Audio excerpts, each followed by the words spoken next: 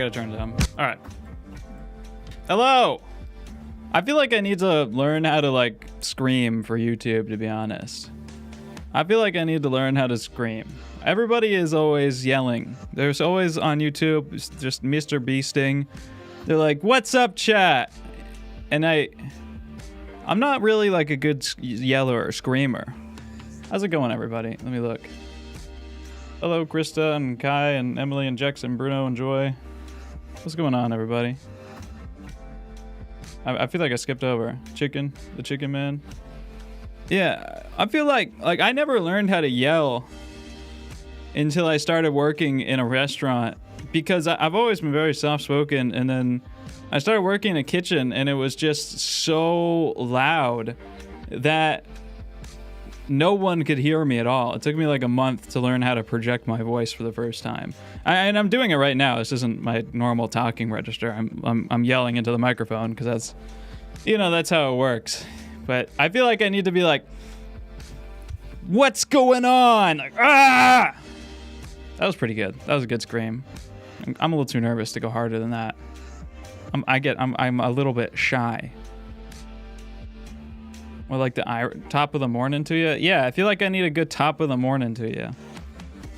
I've never been on time for a stream, but I was only like 3 minutes late right now, which is pretty good. I actually was kind of chilling like 10 minutes ago, like I'm actually ready for my stream.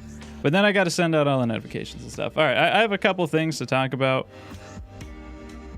We're going to do some drawing today. Top of the show ideas, right? Let's talk top of the show, guys. We're going to do some drawing over here. I want to work on this. That's going to be the meat. There's a couple things that I want to talk about regarding like art history and some drama stuff. Just because I don't get anywhere else to talk about this stuff. And apparently somebody wants to hear it for some godforsaken reason. So don't become a yeller. Please don't yell. Okay, we're not going to yell. We're going to keep it chill here. I want to start making YouTube short quality videos. This artist is learning the French academic technique, but then it's just I need a narrator that explains everything that I'm doing while I'm like very obviously showing it on screen. And I need big titles. I need subtitles right here in the middle of the screen that are popping up with every single word that I say. We're getting there. The technology is almost there. All right, what do I want to talk about here? Oh, okay. Top of the show.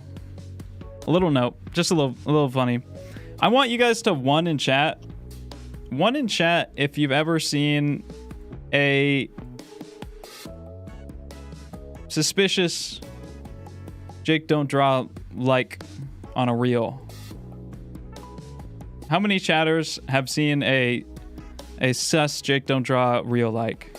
This is what I'm curious about. What's my stream latency? Oh, we need to turn that latency down.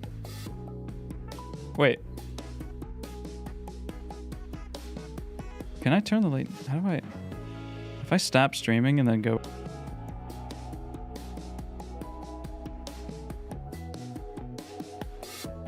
All right, we're back. I think we're back. We're almost back. Okay. We're just wait. Let me see. Make sure. Okay, we're back. Sorry. All right. I wanted to see if I could get the lower latency. That way we could have a little bit more casual conversation. But that's all right. I'd have to like restart the whole stream. I don't want to do that. But it's still like a 10-second delay. How many ones? We didn't get any ones. You guys aren't on reels. That's a good thing, actually. But so sometimes I just like I have my own sense of humor. And I like what I like. I'm going to like a reel if I like it. And I want to keep my For You page. Its own cultivated strain. And sometimes it goes through rough patches. And sometimes it goes through, golden ages, golden arcs, like an anime. And I try to keep it just this pure stream of something that is uniquely myself. And people will see the ones that I like, and they will it pops up with my little bubble. and they can hit that bubble and like message me, even if like I don't follow them. So there's like 300,000 people out there that just see the most unhinged likes for me on Reels. And I got one the other day that was, it made me giggle. I want to show it to you guys. I saw you liking a German Reel. Do you know German by any chance? No, it's all about keeping that strange. You know, it's all about keeping that strange. Let me turn down my music a little bit here. All right, wait, there we go. I got this message the other day and I want you guys to guess what possibly could this have been a response to. What are you, retarded? He didn't even spell it right. Damn dyslexic donkey. What does this mean? And what could have possibly provoked this message on a real response to me? Gotta be careful liking Reels out there. I won't be careful. You know, you gotta take the wheat with the chaff and the brawn? The wheat from the chaff? Well, the wheat and the chaff, that's the analogy. You gotta separate the wheat and the chaff and the brawn and the yeah, that type of stuff. This is the real that this was in response to. Wait, I need audio.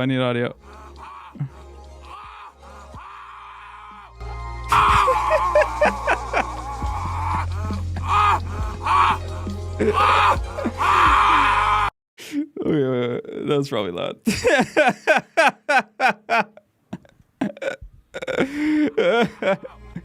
Oh my god. Damn dyslexic donkey. What? What is that? Why am I dyslexic? How is that a response?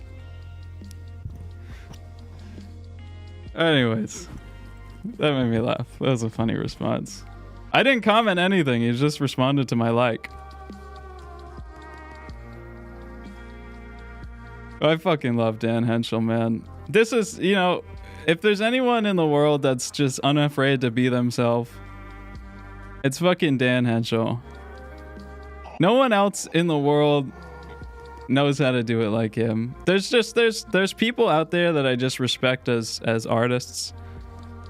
Like, I'm not, in my own mind, I'm not like an artist, you know? I'm just like a guy who's doing my best. But there are some people out there that just have a voice that cannot be stopped, you know? It cannot be triumphed. He's like the Vrubel, the El Greco of Instagram Reels, I would say.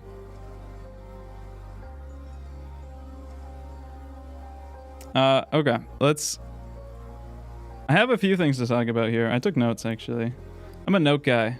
We're note guys. We write things down. I want a little pocket one so I can like pull it out and write things down. I think that's called a phone. Yeah, where do I want to go? Okay. I think there's a few areas that I want to go here. I think first I'm going to go to some stuff that's been a current event. There's some drama that I want to talk about art and AI and stuff. Just because we've all seen like GPT 4.0 and like the new Ghibli images and stuff. And we don't need to. There's one thing I hate, and it's just circle jerking. So I don't want to circle jerk it. Like, we all know that shit sucks, and Miyazaki doesn't like it or whatever. Like, everyone knows that. But we are seeing like a really interesting time here, and I don't know what to think about it. I don't know at all to think about it, but I do know what to think about a few things. I never wanted to be like the anti-AI warrior guy. Like, I'm not like these, like, there are people that are way more anti-AI than me. I'm not that guy, really, but there are some things that do annoy me, and it's just like, I used to not care that much because I'm a traditional artist and it's like whatever, but I started to see more and more laziness. And then I made the Arc AI video, and that was really that really kind of changed the way that I look at a lot of this stuff. And then it's getting a lot worse too. Someone just said like AI is not gonna be able to put paint on a canvas. Well, that's literally what I'm about to talk to. I'm seeing this stuff kind of creep into traditional spaces, and it really it makes me pretty sad. I think there needs to be, we need a rhetoric update. We need like I'm gonna give you guys some patch notes on new rhetoric, because I think that it's bad. Like the AI people will never listen, and they just get off on the fact that like, oh, you're gonna have to get a new job. I feel so bad for you. This shit's just too good. Like they love that conversation. They love to tell people that. I think what we as artists need to hit on more is like developing art for like the process of learning itself, and just like having fun drawing and enjoying the process of like getting better at things. I think that's what we really need to focus on. I think that's like kind of the counter argument there, rather than to like hit them with some sort of like emotional appeal, because it's just never going to work. But I have seen which one of these guys do I want to start off on? So I've been taking some notes on this stuff and doing a little bit of writing in my Figma, and like I don't know, like this stuff isn't like some of my video scripts and notes. Like this stuff isn't fully cooked, but I've just been saving stuff that I see for a while, and I don't know if I'm going to turn this into a video here. I don't really want to do another call out video or anything, so I'm gonna have to think about how I organize that. But I want to walk you guys through some of these interesting things.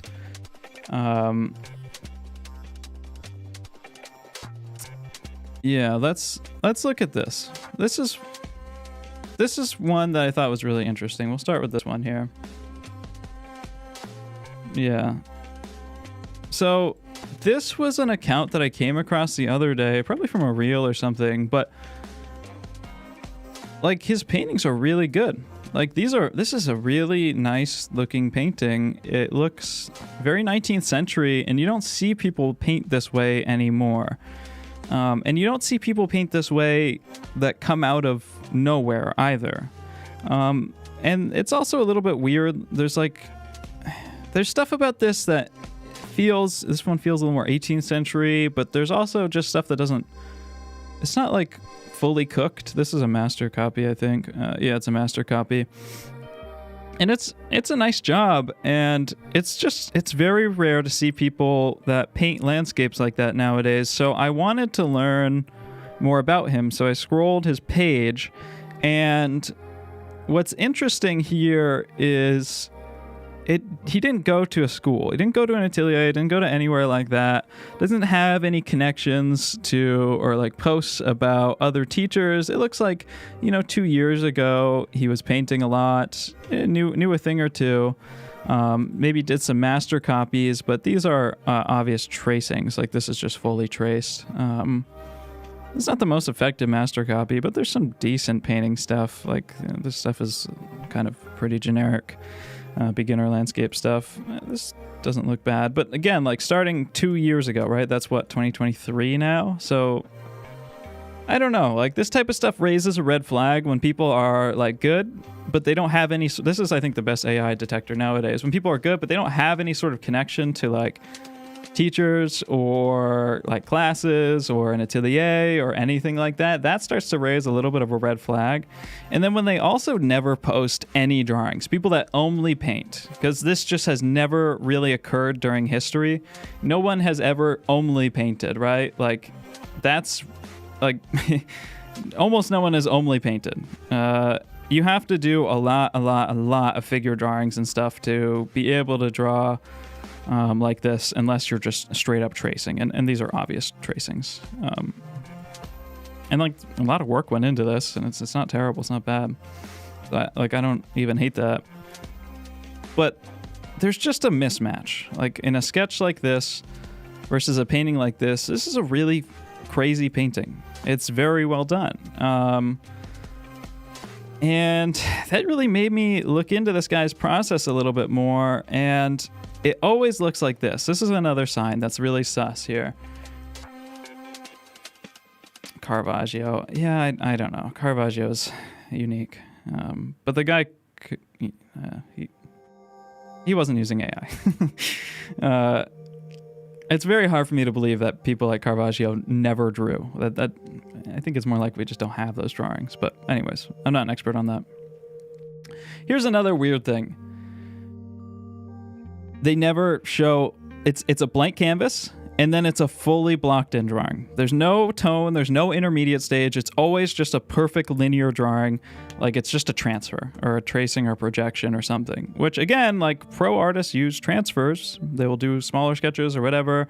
And then even if you do sketches and then you project it onto a bigger canvas, there's nothing wrong with that. But it's always a perfect linear drawing. You have process shots in here? Where's the other process shots? I saved everything in my Figma, so. But it always jumps from like, here's the blank canvas, and then like, here's 3/4 of the way done, or like, here's the full drawing process, and it's like, whoa, like, drawing is like 80% of it. So you're like a huge jump on this stuff, right? So this started to raise some red flags with me. I started to look through, and like, obviously this painting is the one that I think is very good. So I looked at the process shots for this. This is weird, right? We can go back to the Figma here. Zoom in a little bit more. Did I say about all those individual ones? I think I did.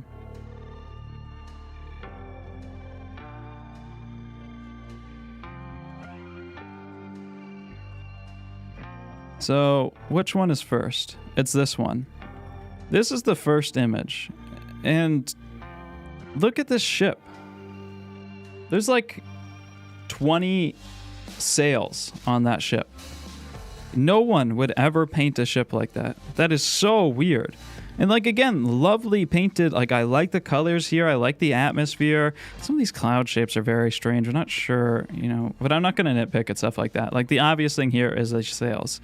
And then no one ever paints like this. He gets this far with it, right? And then he gets that far with it. And then he totally repaints the whole thing, takes the whole ship out, puts this in, repaints the whole thing. Look, he took all the waves and he painted them. Wait, they were going this way first. Then he repainted all the waves going to the right. Then he repainted all the waves going to the left. And then he put the ship back in. Like, what the fuck are you doing? No one paint, like, it's not a human way to paint. Like, just trust me. And this is actually, I think, this or this one where this is probably my favorite of the compositions. And then again, totally repaints that out and paints this in, probably because there was some figure stuff or some sail stuff that he doesn't understand.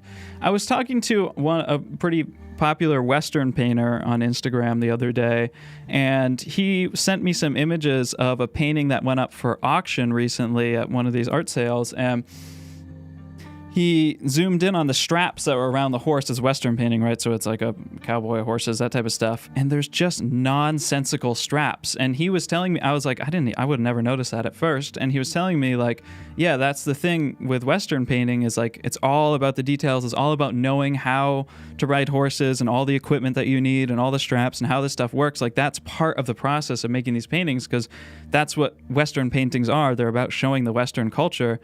And like, it's really easy to tell when people like this come into the scene and they don't know what they're doing, or like this guy's using AI, because all these straps are like leading nowhere into nonsense.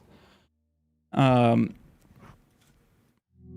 then he lands on this, right? So that is AI. And I asked him to, I said, do you use AI for references? And he said, I started using it for characters or to generate references for clothes or how they look in certain positions. Other than that, I don't find it useful.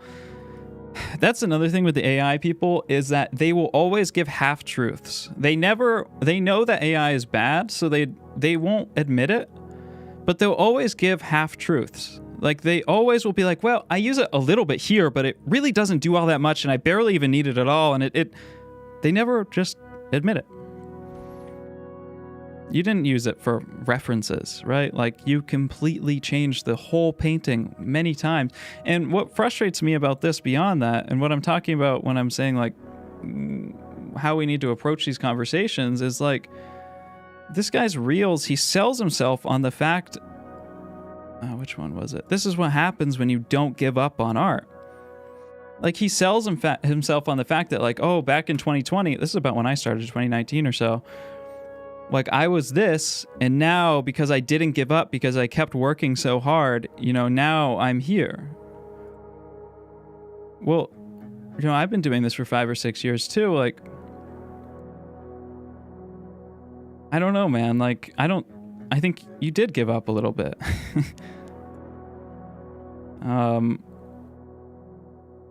There's another thing too. There's another one that had a comment on here. It took him 2 months to make this. Where was this? Oh, and during those 5 years, I stopped for 2 years and focused on different things. So you did give up. And then you came back 2023 when you started posting with AI and started repainting and recopying those. There's one of these. It was this one. The difference between the first layer and the last layer. The first painting layer is always an unpleasant work in its ugly phase. It feels like you're doing it wrong, but you just have to push it to its glow up. This is the type of shit that I don't like, because if these guys want to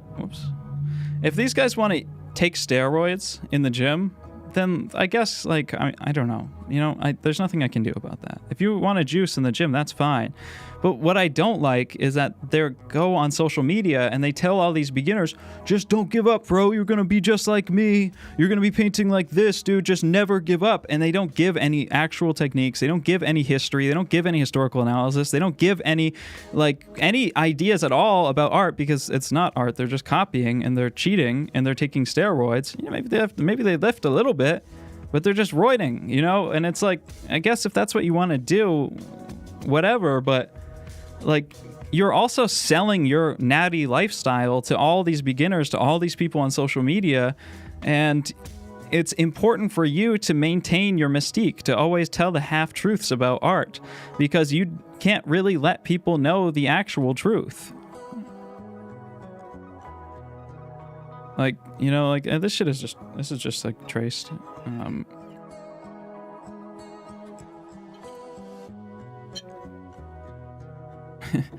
Do me a favor, delete Instagram. As contrived as maybe posting here, art and social media has been uniquely reduced to the glorification of the artist. Yeah, that's exactly what's happening here, ironically.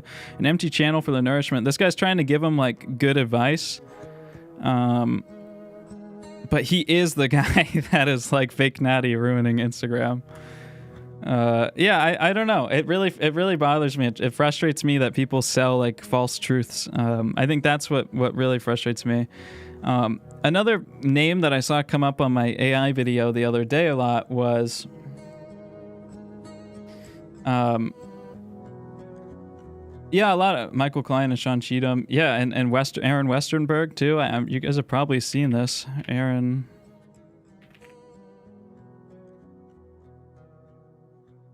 You guys have probably seen Aaron's account before.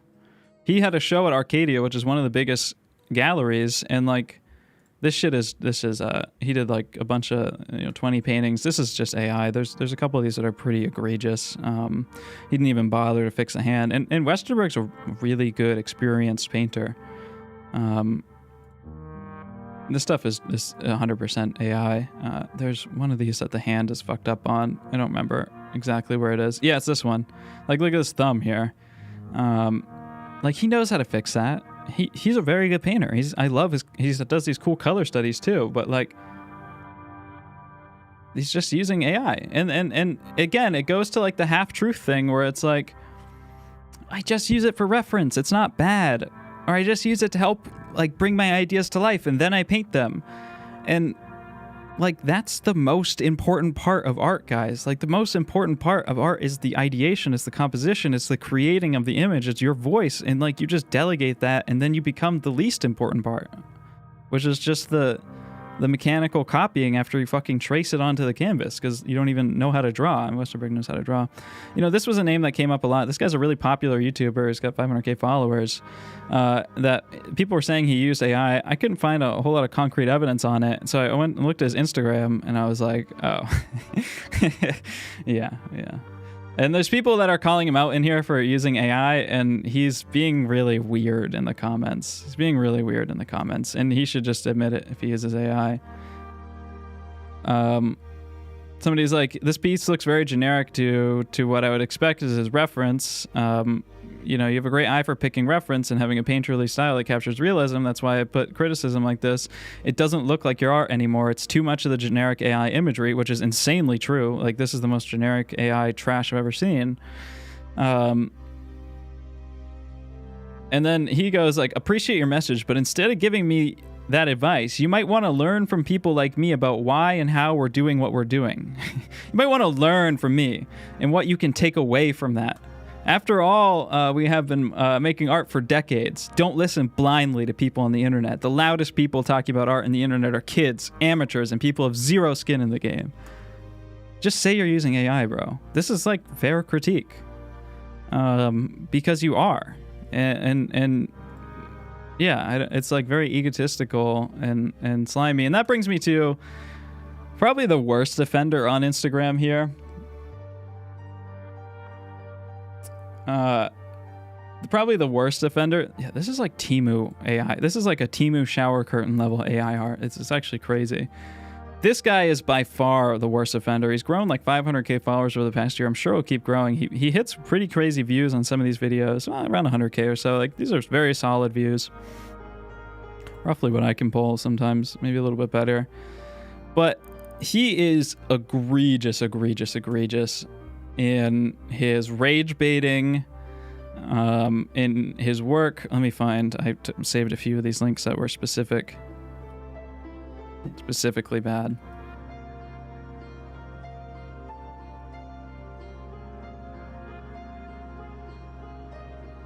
Where he'll be like, it's my first time painting this. And it's like, oh yeah, he does this shit too. Okay, here, let me pull this on. I'm sure you guys have seen this guy before. Wait, where's that sound coming from? Okay, there we go.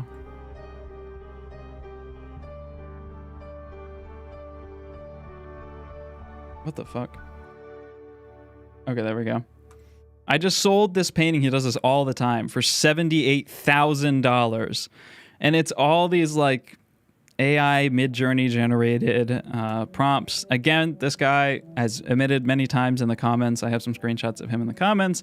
There's like really weird positioned hands here that make it look like there's two thumbs on God. Like, it's very poorly designed. It's very obviously AI generated. And I have comments too of him saying that that he uses AI, but he does the same thing again where he'll be like, it's a very small part of my process. I hardly even use it. I do a small little sketch and then I use AI to create what I dream and then I put it on the canvas. And it's like, it's not a small part. It's the entire fucking thing. And this is like the most obvious slop ever. And he does shit like this. You think I'd give Da Vinci a run for his money back in the day? Brother, like, there is not a soul before 1930 that would look at you and not, like, break down in tears laughing. This is the most, like, childlike rage bait, like, intention-grabbing art that there are, like, you couldn't program these horrors into the mind of a 19th century person. They are not equipped to deal with this level of hell on earth that you brought here. Like, this is the most slop, rage bait, dog shit content I've ever seen. Your website is full of fucking errors and spelling errors. Your fucking terms of condition that you have on here, terms of service, is full of generic things that you copy and pasted off ChatGPT and forgot to switch out. I already read through it. You claim to have sold your originals for $65,000 a piece. That would put you, if you were regularly selling things, out of stock. Yeah, my fucking balls. if you were regularly selling art at this price, you would be in the top grossing artists for the realist art world in the world, pretty much. If you were making hundreds of thousands from gallery sales a year, that just doesn't fucking happen. You're just, everything about you is surface level manufactured lies so that you can rage bait people on Instagram, including the religious imagery too. And it's like blasphemous. I don't even care about religion. It's also like blasphemous religious imagery too, and messes up like core themes of the religious ideas. Like he has an Adam and Eve where Eve has like classical drapery on for some reason, and also he has a Mother Mary Magdalene, who birthed Jesus, where they're like inside, this one, inside a barn, to the most moving Christmas painting you've ever done.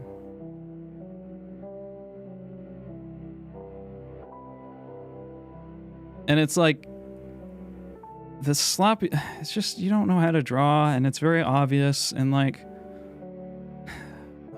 I think the thing that frustrates me too is that like, and I wrote a little bit about this. Like, I think back in the day when I first started, I had this idea, like, I want to become a professional artist. I'm going to do whatever it takes to become a professional artist. But at that time for me, back in 2019, 2020, it was like, I'm going to grind really hard and take a lot of classes and work really hard. And I'm going to learn whatever techniques it takes. And I'm going to keep challenging myself and trying hard. If I had that same mindset of do whatever it takes to become a professional artist in 2024, just starting out, man, maybe doing whatever it took would just be, running shit through Midjourney and tracing it onto a canvas. Like, luckily, like I got lucky, and I actually love art, and I worked hard for it. But like, these guys sell like falsehoods. They sell like an image of what art might be, but they're in love with the image and not like what it actually represents, which is, again, another religious theme. Yeah, I don't know. It frustrates me. And like, I see why they're using it. And it's working for them too. I don't expect them to have long careers in this type of stuff. Maybe some of them will just be able to grift forever, but I don't know. It's a little bit sad. And if you're an experienced good painter and you're using it, I think that's a damn shame. Yeah. And I think people are like, well, what's the difference between like a photo reference and that? You can't delegate these tasks that are the most crucial and important part of art to a robot. It's just, you're taking away the things that matter the most in art, and you're like, well, I'm just doing this or that. It's gross.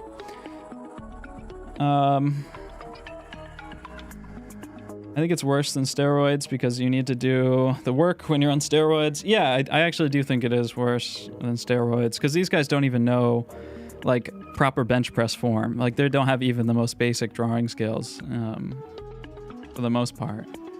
The first guy that I showed has some reasonable painting skills, but again, he doesn't have, like, you're gonna master copy Bouguereau, but you're gonna trace the fucking painting onto a canvas and then just paint the light. Like, how could you be further away from a single thought that Bouguereau had in his mind? Like, again, it's these people, they see the art of the past and they don't actually care about it. They just care about the symbol. It's like these weird right-wing arc salon guys that only care about art to push their weird traditional values.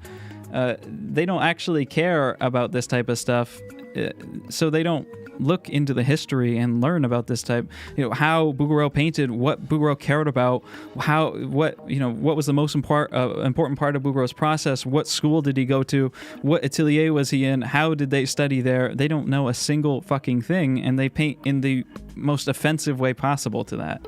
It's like they're not working out any muscles. They're like, I'm doing this tracing so that I trace so I can understand value better. And it's like, value comes from form. It comes from how things interact with objects, and you don't understand objects at their most basic level. So like, why are you like plugging a bunch of like calculus equations into fucking like Wolfram Alpha, and then I don't even know what the analogy is here.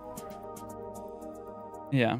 Yeah, even with steroids, you do have to work really hard, and there is like the people who do steroids at like the top level, like they're just in like another league. But I don't really know what the analogy is. I don't know anything about Cheetah using AI, but yeah, it doesn't surprise me. It's funny too when people say like, oh, like I just do this type of stuff for the algorithm. Like people people make up the stupidest shit and then like, oh, like like boomers will post like a video that is a TikTok template of one image of their drawing, and it'll like zoom in and flash on the screen and then like turn a cube and show that same image again and like do all these crazy effects, and they'll be like, oh, I hate having to do this for the algorithm. The algorithm sucks so bad. And they have like 300 followers. People have no fucking idea what the algorithm is or how any of this shit works at all. And they just say that they do shit for the algorithm. But really, you're just like rage baiting online as a dog shit AI artist. Like, I don't know, man. I took the rage bait, man. I took the rage bait. So anyways, that's why I want to approach this stuff from like a level of I make art too because I like the process of making art and I like learning about it and I like getting better at a skill. And these people don't even understand even the most elementary aspects of this. Okay. So I've been working on this drawing, which we're gonna work on here a little bit. I kind of already in my mind somewhat failed at this drawing. Well, it's a nice drawing and it's not a failure, but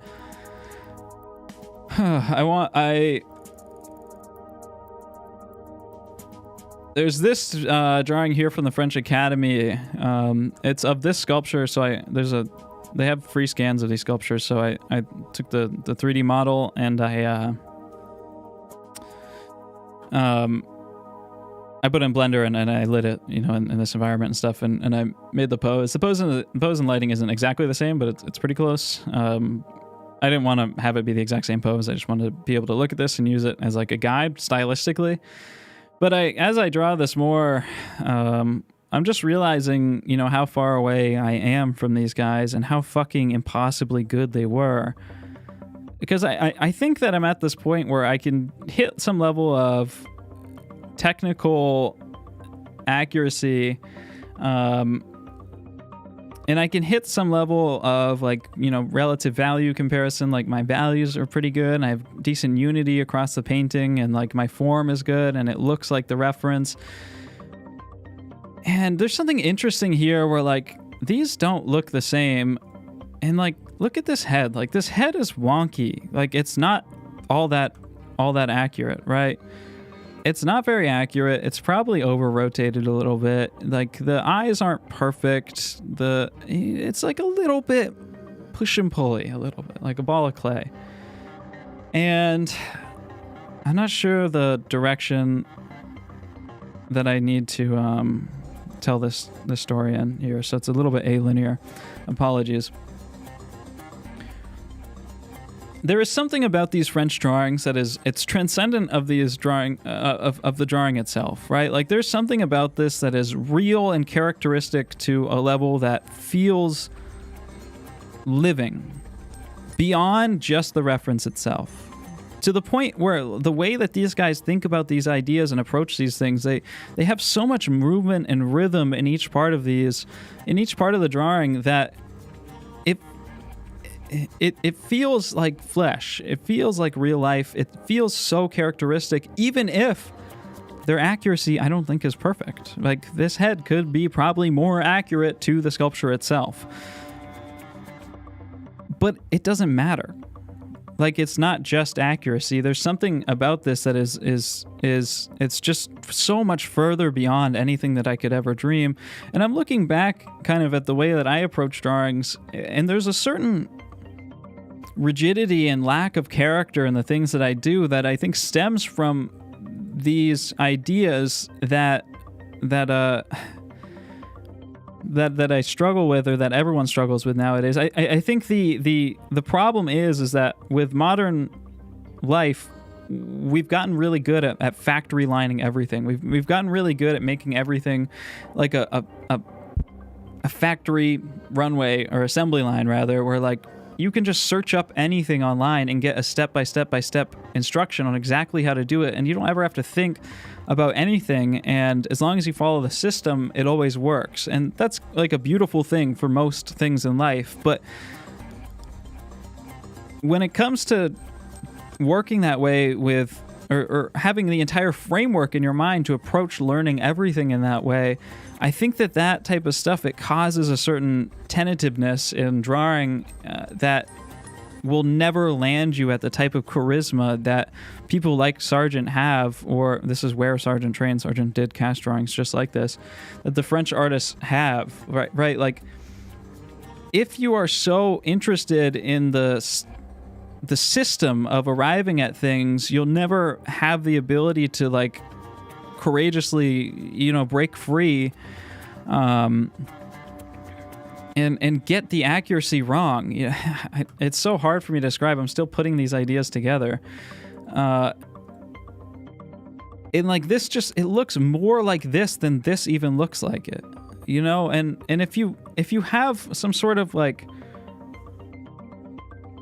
conceptual idea of like light occurs like this, like at the edge of the shadow. I trained, like I did 1 year or so of lessons from Watts Atelier online. I took classes with like Jeff Watts and got critiques from all those guys, Jeff Watts, Brian Knox and stuff, when I was very early on in drawing, probably like year 2 in drawing. And it was like, at the edge of the shadow, that's called the terminator, where the light's terminate and falls into shadow. At the terminator, you take the broad edge of your Conte pencil and you work along that, and you put a really dark tone, because the terminator is the darkest part of the shadow, which kind of technically is in theory. And then you put in a flat shadow value across all the rest of the shadows, and then like you use edges, and your edges can either be soft, or they can be hard, or they can be firm and in the middle. And you need to apply like accenting Conte edges at these parts here. And that was all I ever knew about drawing, and I felt like I was progressing a lot within that system and learning the Riley rhythms and stuff. And then I went to Rome, and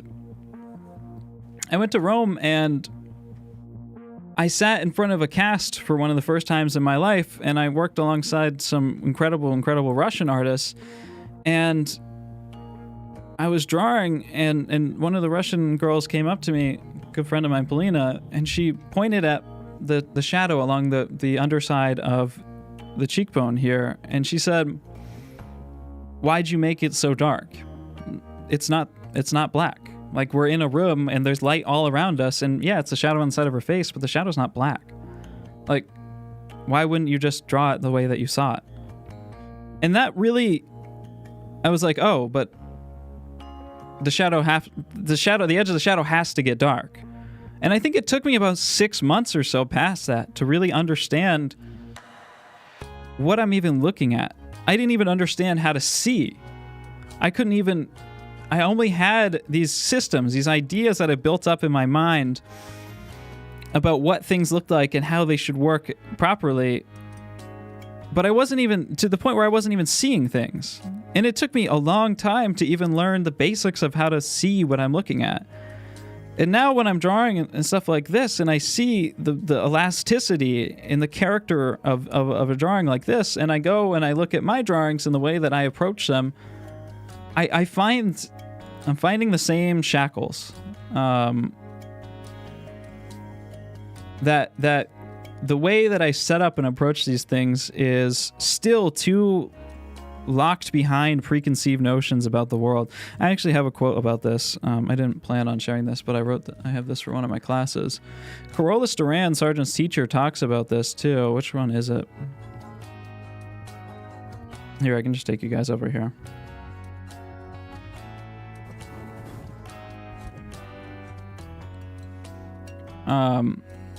By the way, like Sargent, these are sketchbooks from Sargent when he was like, I don't know, 13, 14 or something. Like, he was just, by the way, he wasn't always great.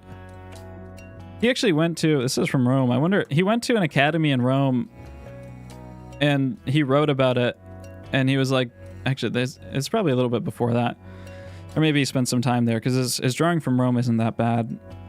But he wrote about it and he was like, this is the most dog shit school ever. I think the whole school is like reforming and like the teachers like quit and shit. Like it was like a complete disaster.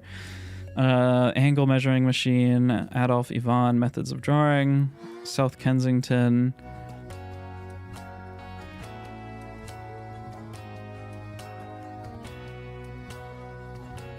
Yeah, it's this. So this is by Sargent's teacher, Carolus Duran, who paints like this. Fucking incredible painter. He could do what Sargent could do with stuff like this, but the thing about Duran is that he could do this too, and Sargent couldn't do this. Oh man, I need to see higher resolution images of these. I need to see these. I don't even know where they are. Like, you know, he could do that Sargent stuff, but then he could do this too. And actually Sargent helped him with this painting. This is Sargent right here. I think he painted himself into it. I believe it's this one. And then here's Carolus Duran himself here. Or maybe, no, I think this is Sargent here actually. And then this is Beckwith, who's another artist who studied with them. And this is like a 30-minute sketch by Duran. Anyways, let me get to the writing here. Okay. So, very far back in history, there was a sort of... I'll get my red pen so I can pay attention while I'm reading. Very far back in history, there was a sort of folk drawing, as there was folk music, consisting of conventions for expressing individual objects to be learnt by rote, as we learn the shapes of the countries from an atlas. Then came the stage of canons of proportion, as we find them still discussed by Dürer and Leonardo in their attempts to formalize the vague traditions of the past. From this, we pass in the books of that same Leonardo to the third stage, based on the sciences of perspective and anatomy. Relics of the first two stages are still to be found amongst schoolboys who hand down tips for drawing men and objects, and never dream of going to look at the object for themselves. Show me how to draw a man, or I haven't learned how one does a pig yet, are phrases commonly heard amongst that kind of practitioner.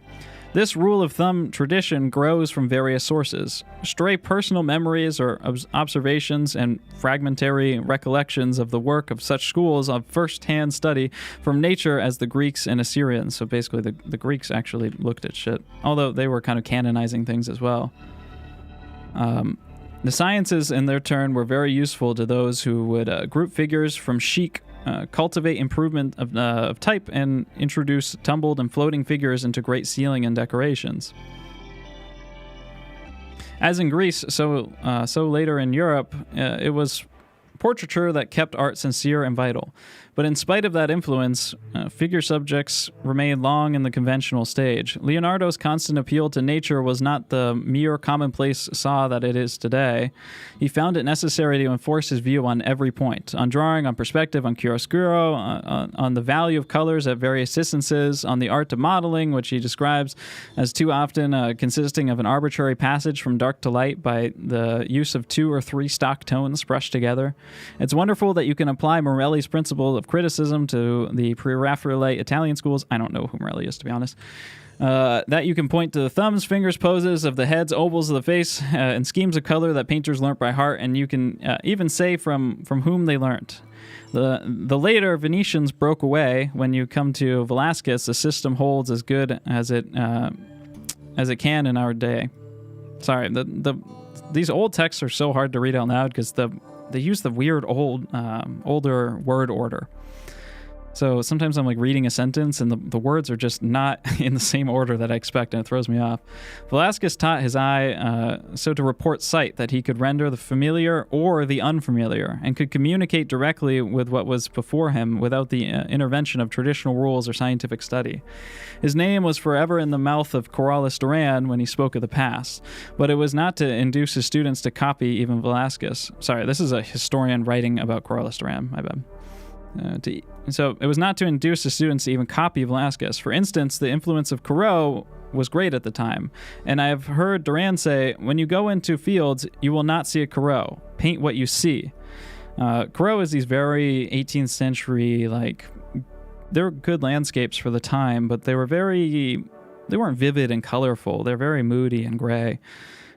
He wished to direct their education so that his pupils might attack nature from whatever side they pleased. The prerogative of grasping what is before you does not preclude you from afterwards learning what to do without the model and to paint what you imagine instead of what you see. But it provides you with a perceptual stronghold in case of defeat and a base of operations for future excursions into the unknown.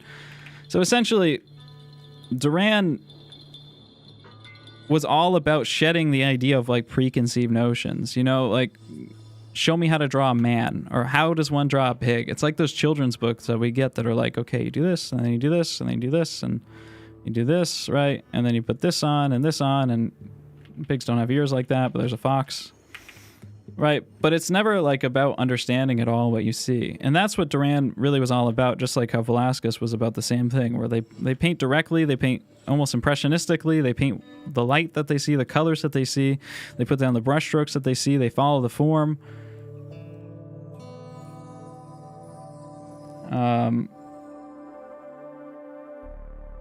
You think you know what someone looks like until you draw it. It's an app called Figma. You can do quite a bit for free on it. You can have a handful of boards.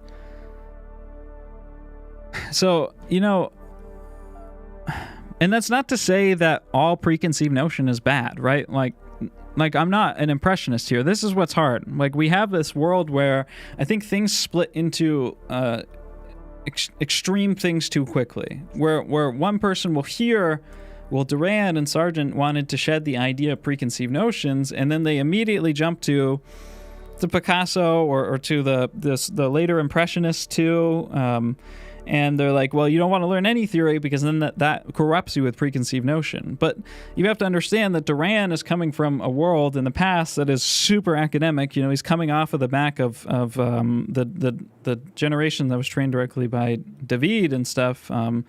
You know, these types of guys who had everything canonized, and these guys didn't really look at, I mean, they looked at nature, but they had preconceived notions. They had specific processes. Flesh tones get this palette of color. Light falls off in this way. Just because Duran says you want to shed preconceived notion doesn't mean you need to jump to the extremity that you need to, you know, paint entirely impressionistically.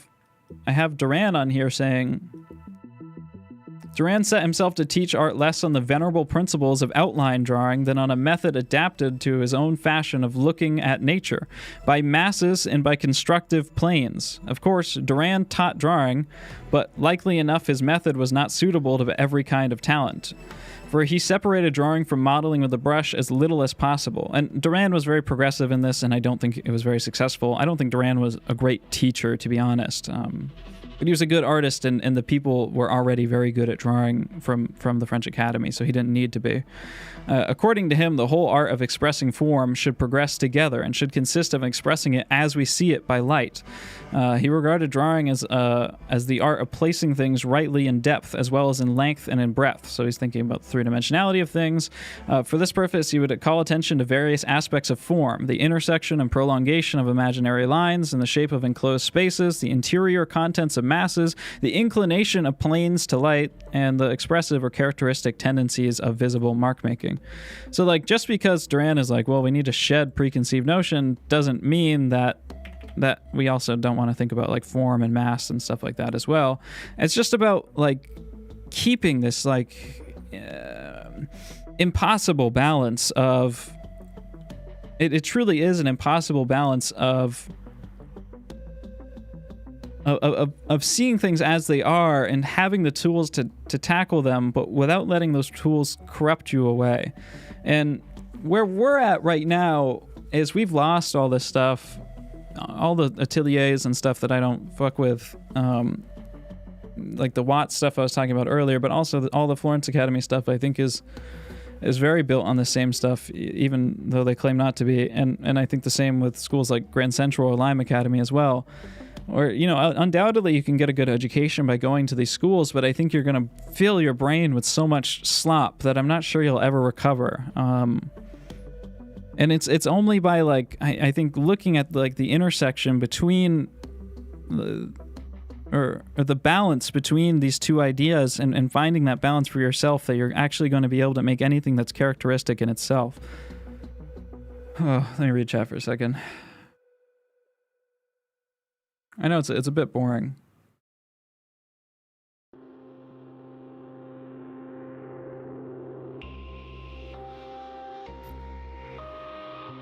Um,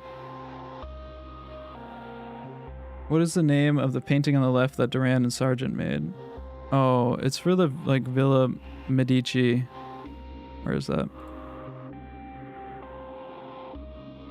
I think it's for Villa Medici. I can look it in my files. I'll have a file name. References, collection, Carolus Duran.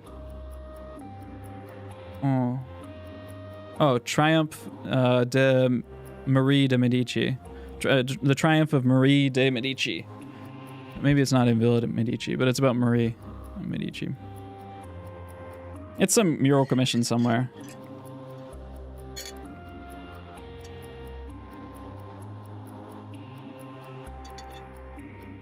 Arts and music are the only ones where teachers say strange stuff like they do.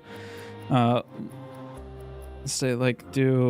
that it could influence you. Like teachers in this day and age were very scared of influencing their students too much, and they did, undoubtedly. It's just impossible not to. And Pointer writes about that a little bit too, which is one other thing I wanted to talk about. But it was very common for teachers to almost never do draw-overs on top of their students' drawings back then. They would only give verbal critique or paint-overs. It was very rare that you saw a teacher. They would do it sometimes, but it was pretty rare. Some teachers did it more than others. Some teachers never did it at all. They didn't want to rub off on their students at all. So they wouldn't demonstrate for them too much or paint on top of them. Why the Schedule 1 soundtrack? Because it's based. It's a good-ass soundtrack. I love doing drugs. They're very scared of that, of influencing their students too much. But the reason why they could be that scared is because the knowledge was so commonplace and so easy to get. And we're back to the Stone Ages right now, and we're rewriting all this shit. That's why it's really difficult here, because Ramon rediscovered this stuff, and now there's a first generation of teachers from Ramon, me and a handful of other guys that are putting it in practice and spreading that teaching, and we haven't fully figured it out yet. We're still working on this shit, and we're still heavily shackled by these ideas that have affected us, and it's going to take us a long time, and we're really never going to be the best students of this stuff. It's a lot like let me pull something up here, one second.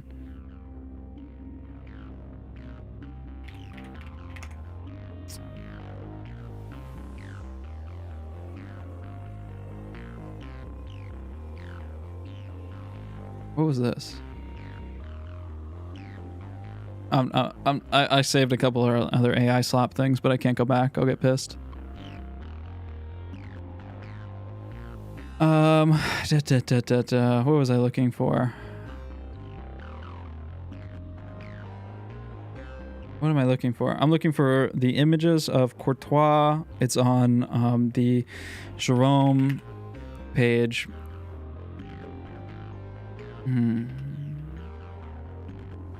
I fucking hate Instagram, dude. I hate Instagram. It is a ass fucking website. They must have shadow banned there's an account by a historian, an art historian, who specifically tracks Jerome. And I know you guys can't see this, one second. Her account must be shadow banned or something, because you cannot search her name unless you search it exactly right. The official Jerome, there it is.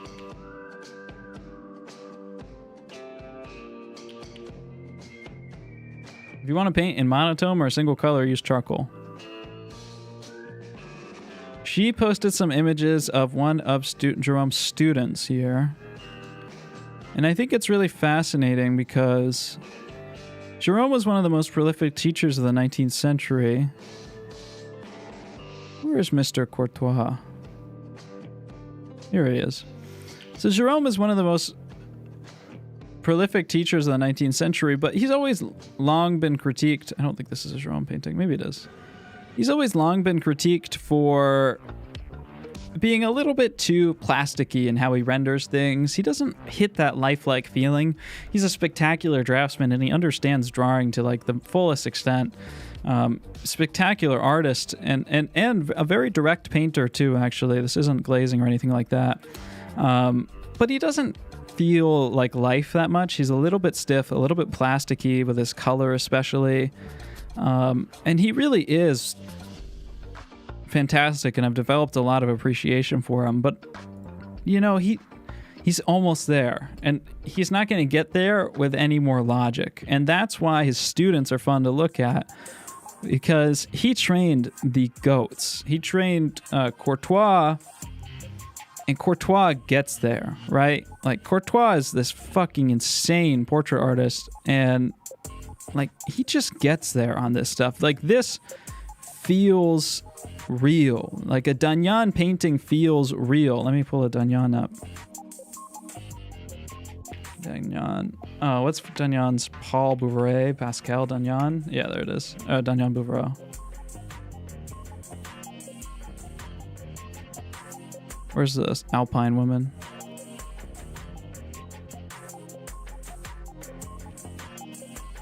Actually, I know a better place to find it. So we're at the very early stages of this here, and I think it's gonna be a generation or two before we're like really hitting that crazy shit. Here it is. I was just clicking around aimlessly there. Yeah. Here's a Dagnan.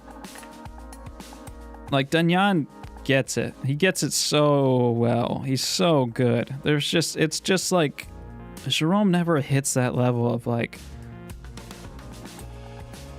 realism where it's just popping through the page. And that's kind of the same thing with like a lot of the teachers and their students. They were too, I think, Jerome came from Hills, maybe? No. Jean-Léon Jerome, Wikipedia. Where did Jerome train? Maybe with David. No, I don't think he's that old though. No, because he lived to like 1900-something. So it would have been with like the Picot or Pills generation, I think. Let's see. Early life. Oh, he studied with Glare. He's way younger than I thought. My bad. Glare was the student of Delaroche. So Jerome, they're still pretty shackled by a lot more preconceived notions than like the Saravs of the world. Who come about like 30 years later. It was like just this like perfect mix that allowed these guys to do so much more.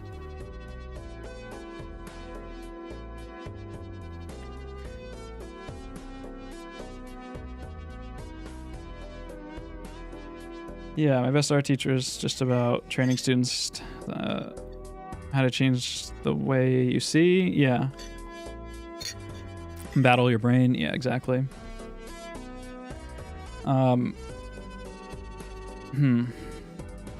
Is there any... Do you need money? Sure, I'll take some.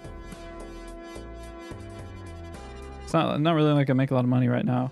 Website's coming a long way. Let me wrap this shit up here. Let me just show you guys something cool. Website's getting closer. I need to be in Chrome.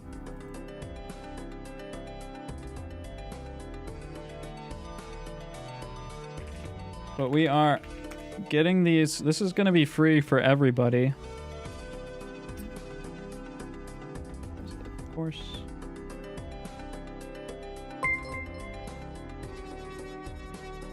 Do you think you could do some more Roblox videos? Could I do more Roblox videos? Sorry for you're wasting your $10. I don't know, man. Like, I do want to do more fun stuff. There's a lot of kind of just bigger ideas that I have right now, and I think it's hard because it's hard. I just don't want to upload it on this channel. I really think it's too much of like a jump back and forth of demographic and viewer experience. So I'm not sure exactly where to land that stuff right now. What am I looking for? Files.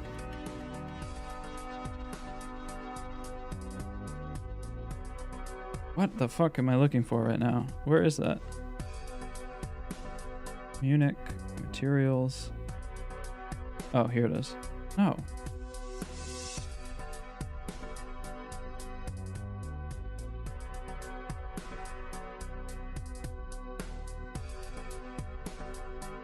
Oh, I was in the wrong file. Okay. These are gonna be free. Let me bring them over here. Can I just drag that over? No, okay. Sorry guys, I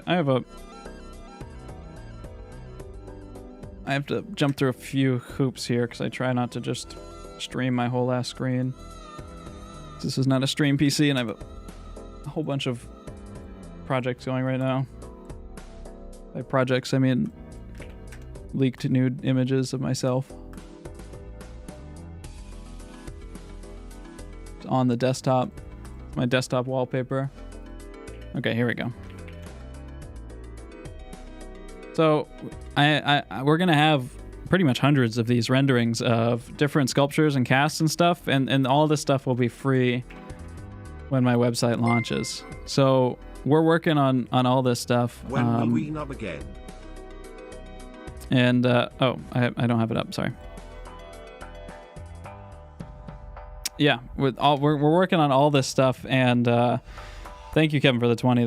That's actually a lot of money, dude. Thank you. I really appreciate that. We can nub. Maybe we'll send one game after the stream, or it might turn into 10 depending on how quickly I die. I've been working on the challenges, man. That shit's fucked. It's fucked up.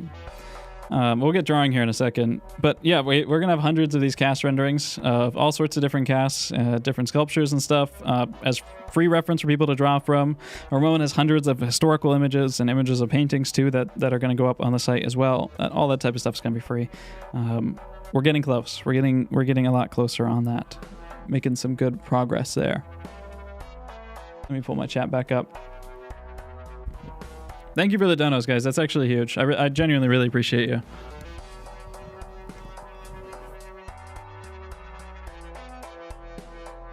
Let me respond to a few things and we'll get drawing here. What brand of oil paint? Any brand of oil paint that is an artist grade, reputable brand is fine. I don't really recommend the student paints. You can get away with some of them, but I'd say just get the artist grade. Oil painting is expensive, but you can't be afraid to waste the paint. If you only have $50 to your name and you're gonna need to buy the cheapest paints and really conserve every drop of paint that you use, it's just not the right time to start oil painting. If you have a little bit of money you don't mind spending and practicing and wasting a bunch of paint, then it's the right time to start. So Winsor & Newton's great, Gamblin's great, Rembrandt's great, and any of those like name brand normal ones are fine. If you want to try it out, the Marie stuff that I used in that Temu video really isn't that bad, to be honest.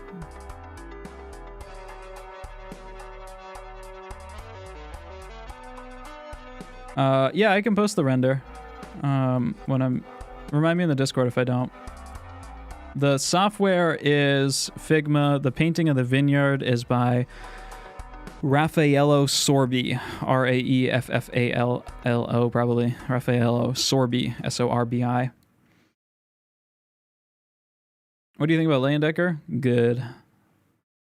Artist catalogs, go to museum websites. I want to compile a list of all the museums that have good high-res photos on there, because you can't just take their photos and just put it on your own website, obviously, but you can link to their website. So I'd love to just compile like a master list and people can look through that type of stuff.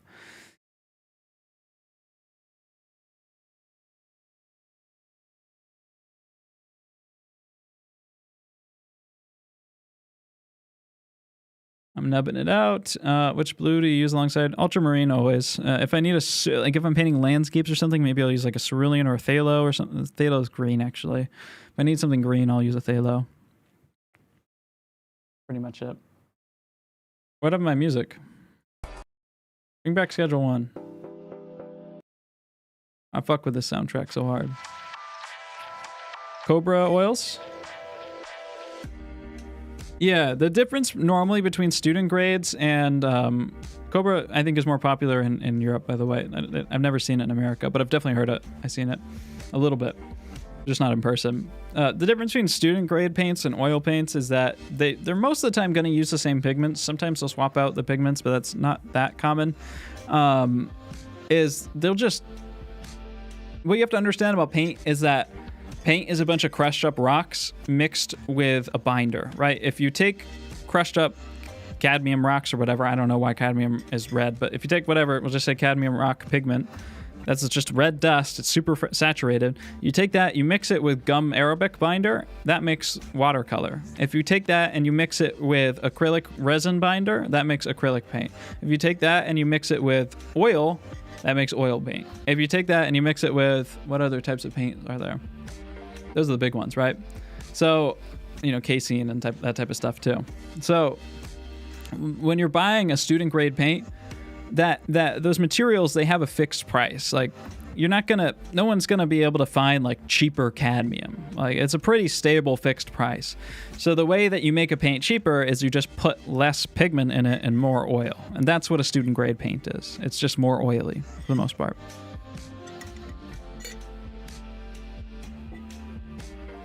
And that's also why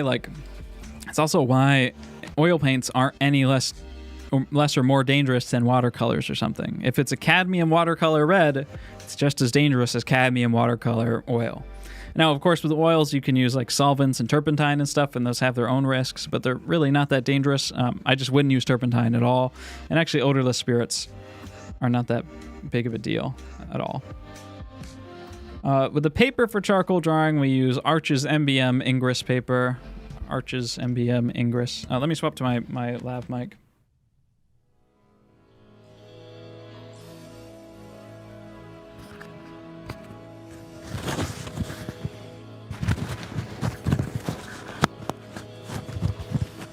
How are we doing, chat? Okay. Looks like you guys hear me. Swap that there so the cord doesn't drag. Oh, okay. Let's get going here. Let me try to get the angle right on this. It's always super awkward and annoying to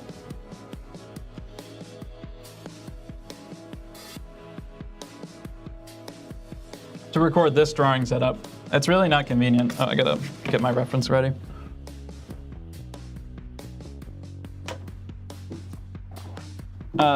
We use Ingress paper is a type of paper, also called like laid paper, same thing. And what it is back in the day when they made paper, they would, you pull the pulp out of a thing of pulp, and it's like a bunch of paper pulp. You have a tub of that paper pulp and chemicals or whatever, and you have a screen, and you pull with the screen up, and all the pulp gets caught on top of the screen, and it sits flat, and you let it dry out, and it dries together. That's kind of how paper is made, from my very primitive understanding. Back in the day, laid paper was a specific technique where that screen had a bunch of horizontal bars to it that ran in one direction, and so the laid paper it has a grain that runs. It's very small, but it runs down, and then there's a couple bigger crossing lines as well. And that sort of grain is really nice for charcoal drawing because it's a groove, but it's also soft, and the charcoal, it sits into that grain and it smudges around, and it's really, really nice and lovely. Unfortunately, it's just not that popular anymore. It's the only type of paper they really used to use back in the day. I think smooth paper might have came after, actually. It's not that popular anymore, so you only have a few options. You can go with the Strathmore charcoal laid finish paper, which is the cheapest of the bunch. You can get that Strathmore 300 or Strathmore 500. And then your other option would be the best paper, which is a little bit more expensive. It's this one. It's the Arches MBM. And it's probably the best for the paper. It's very nice, but it is expensive. With shipping, it costs about $6 or $7 a sheet, but the sheet is double-sided, so you can get on talus paper if you're in America. It's a little bit more common in Europe. Sorry, the sheet's not double-sided, it's double size. So it's actually twice the size of this, so I cut it in half. So it works out to be about like $3 or $4 with shipping a sheet, which is not cheap. But you do what you can, right? And it feels nice. And if you're doing 12 hours, if I'm just doing sketches or whatever, I'm gonna just work in my sketchbook. But if I'm doing 12-hour thorough studies like this, then it's by far worth it. Okay. Let's think here. A whole bunch of rambling. My brain is scrambled. The approach with this type of drawing is we do, proportional blocking. We get our proportions looking good, and then we work from top to bottom pretty much, just trying to, not exactly window shading. Somebody called it window shading the other day. Window shading is where you like start with an eye and you like creep your way outwards. It's not window shading because we take a piece and we work the whole mass first, right? So we treat the whole mass like it's one big egg, put that general shading down, and then we work the details into it like we're sculpting something. How is this? It's not resting on my legs. It's just floating. What is that? Oh, it's the clamp. Wait, that's sick. That's nice. Okay. So it's piece by piece, but it's not window shading exactly. It's more like we're just taking one mass at a time and working on them. And I work back and forth a little bit. It's not super strict. So I was working on this hand last night, or this arm. I'm really scared of the hand here. It's my weakness. I will admit. Probably need to do a hand challenge next in the Discord. So let's see if there's any way that I can avoid that for a few minutes until I get a little bit more warmed up. There's still, quite a bit of detail that needs to get carved out in the chest. We have like the big masses. So kind of want to put the secondary masses into things now. Any book or something on art history. The one that I always recommend is you can just Google this and you'll find it for free online. It's illustrated. It's fun to read. The stories are fun. It's called the Bohemian Paris of Today. Bohemian Paris of Today. It's the story of a couple French Academy students and their crazy antics. It's illustrated by them. It's very good. Why not warm up another piece of paper? Well, if I don't think that warm-ups like that are really all that necessary. But it does take me, a half hour or so, but I can just do bigger tasks first. There's not like a whole lot of... I don't think drawing really requires all that much dexterity, to be honest. You capture the proportions correctly by counting out the head heights, right? So I look and you do the comparative measurement thing with your thumb and your pencil. You can look that up. Proco has a good video on that, actually.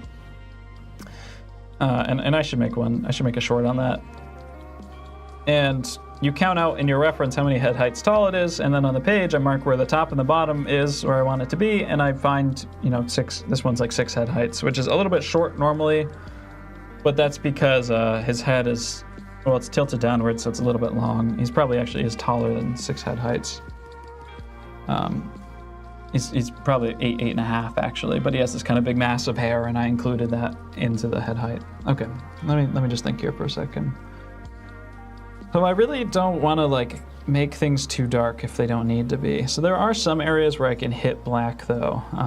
Just thinking about the darkest areas. So we do have really dark shadows on the hip bone here, and I do want to open up that other drawing that I was looking at with you guys, just for myself. Whoa! Oh, my chat crashed.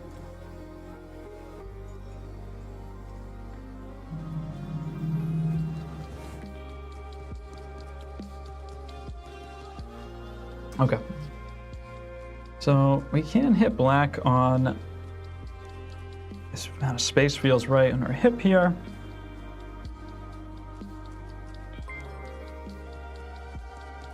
Oh, thanks for becoming a member, Elias.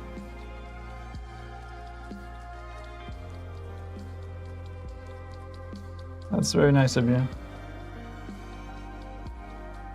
So I'm going to push this down in a little bit. I am using this is a Conte crayon charcoal Pure Noir. Fuck, I dropped my stump. I always drop my stump when I'm doing this shit. Wait, it balances, right? Yeah. That's actually very nice. Let's think here. I exhausted myself talking too much about art, to be honest. That's enough for me for the day, but I'll keep going for you guys. So this hits the darkest darks, and then the lay-in of big masses of charcoal is done with just willow charcoal stick. When I need to hit black, or when I need to model stuff a little bit more, I dip into, this is just Conte, it's just ground up powder. Whenever I shave the Conte, I put the shavings in here. Thoughts on the new DMC anime chat? I don't know what that is. Oh, Devil May Cry, maybe? I don't know what that is, but I'm not really a big anime person. I've seen like a season of one random thing here and there, but I've been watching Frieren a little bit, and I like that. That's actually, I've been really enjoying that. It's very like Tolkien. It's very, yeah, I think Tolkien's like a really nice way. It's like very meandering. It's just like a stop and smell the flowers type of anime, and I really like stuff like that. It's hard to get into, and it can be a bit boring at times, but when you have those types of stories, like, I think it's just really nice to just stop and appreciate like an artist's vision on that type of work. It's really cool and fun to see, and I think it's a really beautiful show because it doesn't compromise on that factor. Hello, I'm a fan, bro. What's up, Emery?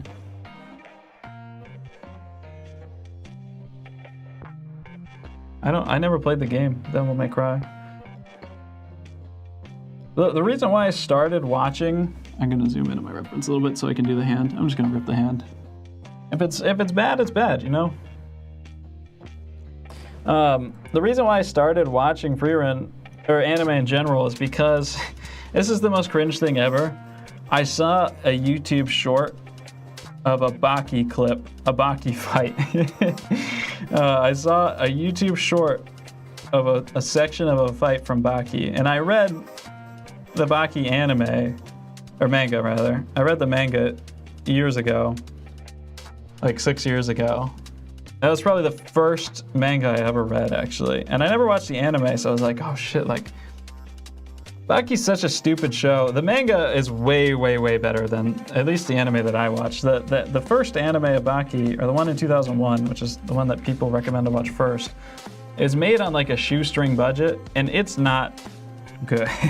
Like it's fine as a show, but the drawing is so bad. Like you can tell that the animators only had like 2 minutes with each frame, and it's hilarious how bad some of those frames are. They just don't make any sense.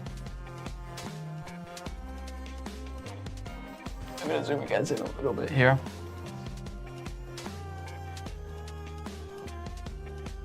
Oh, that's better.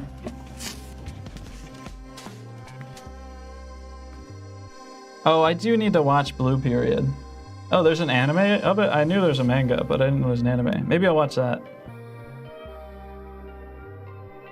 But yeah, I was thinking I'm gonna keep watching anime. All right, let me get like a general gesture in. This is where the thumb is like a little bit into the silhouette of the side of the back here, and we have the 3 fingers here, the bottom 3 fingers here. I probably should sketch this with just normal charcoal so it's more erasable instead of the Conte.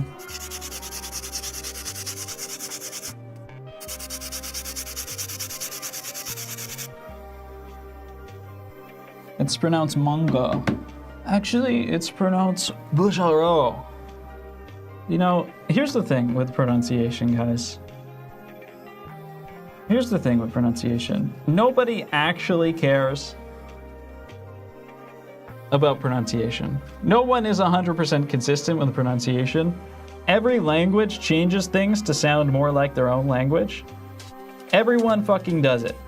And I know this because I can say Jerome, Atelier Jerome, and everyone is fine with that. No one will ever correct me and say, actually, his name isn't John Leon Jerome, is Jean Leon Jerome, or something like that, right? No one will ever correct me on that. But I say Bouguereau, and a million people in the fucking comments are like, actually, it's not Bouguereau, it's Bouguereau. It's not Bouguereau. Someone commented and was like, Bouguereau is supposed to rhyme with kangaroo. And I was like, how are you going to correct me if you're that wrong? You think it's Bouguereau? If the actual French pronunciation of Bouguereau is like Bouguereau, it's the French throat sound. So unless you're putting your whole throat, you're putting your whole pussy into it, I don't want to hear your pronunciations. Okay, we all do it. I'm just the only one who's not a hypocrite. All right, and you know I'm right and based. Sometimes I might say pho, but most of the time I'm saying pho, all right? And people know what I mean. And you go look at any other language, and every language does that.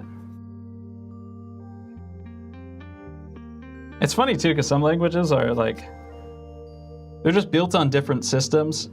Well, actually, even languages that are Latin-based do this too. But like with Chinese, like, I don't remember what any of them are. But like New York City, they'll just take like 3 words that sound like new, you, and like, and they'll just mash them together. Like the literal translation of it will be something completely random, like, you know, pig doctor or something, or, you know, penguin tuxedo.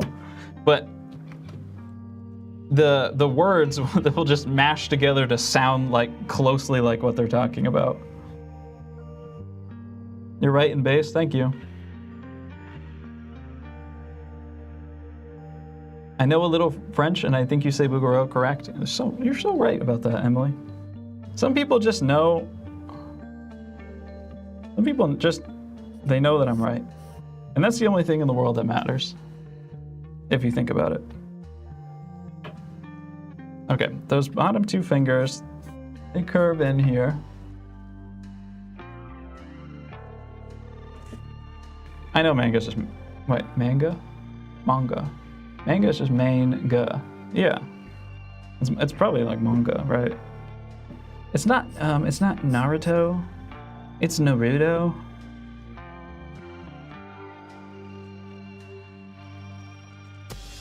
I worked in a Japanese restaurant with Japanese people, and they still never once tried to hold me to the standard that, or even thought about it, that people on the internet try to hold you to.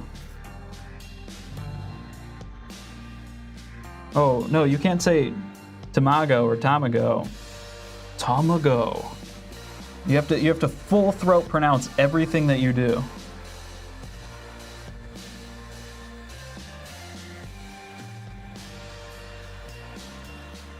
I don't, the Bouguereau sound's not even in my language.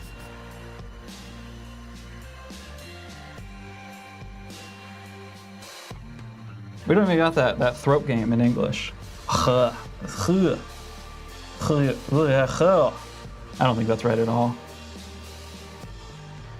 All right, this middle, so this finger comes out, it has this weird shape on it, which I'm not happy about. Comes down and out. Fingers are about seeing where the segments are, because they, you know, at each knuckle, they square off and they change plane. So that's where we want to look to square things off. I'm gonna go till I chi.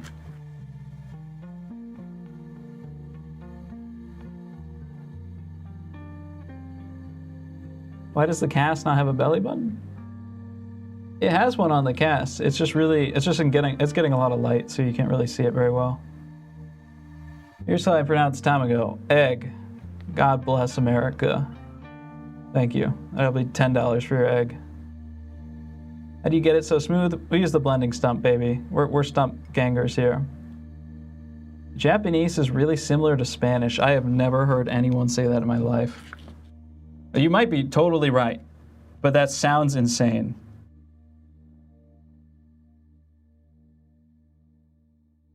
Okay. This box, it comes out, so like here, and then we have another knuckle. We have like a plane change here.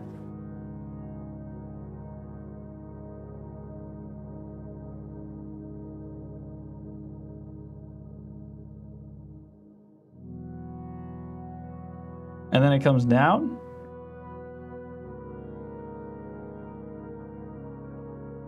And then it squares off here for the fingertip. Hardcore. It like actually squares off like a box.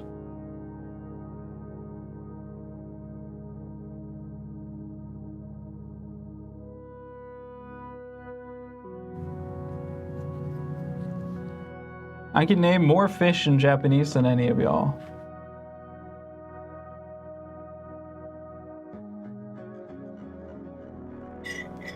Western people are so obsessed with pronouncing things right. In Turkey, we think foreign people became fluent as soon as they pronounced Taxim, right? Toxim? Taxim? What is that?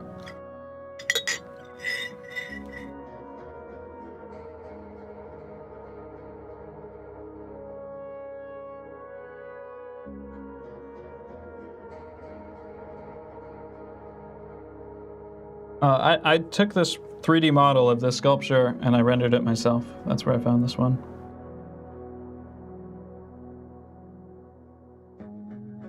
In Blender. It's pretty easy to do, but I'm gonna have a full website full of free 3D references very soon. May 1st, we're launching. So you won't even have to do that yourself if you just wait a month.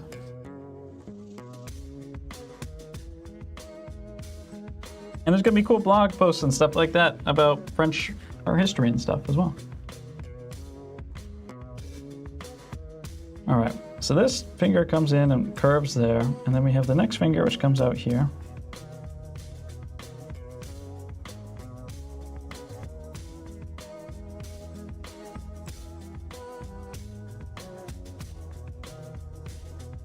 Okay, this one splits off quickly. So the first knuckle comes very short. It's foreshortened. And then it flows down to here, the edge of the silhouette, and rounds off at the edge of the silhouette. That's where the second knuckle is.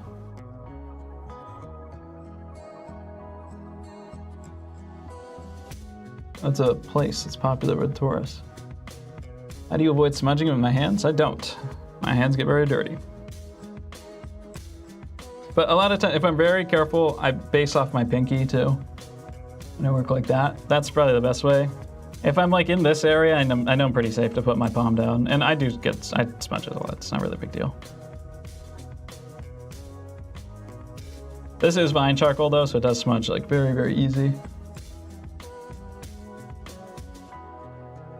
Yeah, honestly, I need to do like a 2-week hands course of studies. I think maybe that should be the next Discord challenge. I've been kind of avoiding it, but I think I'm kind of through a lot of the work that I needed for my website and course, and I'm going to have another push probably like the last week of April to finish everything off, but we're very close with everything. I'm just going to block in this mass.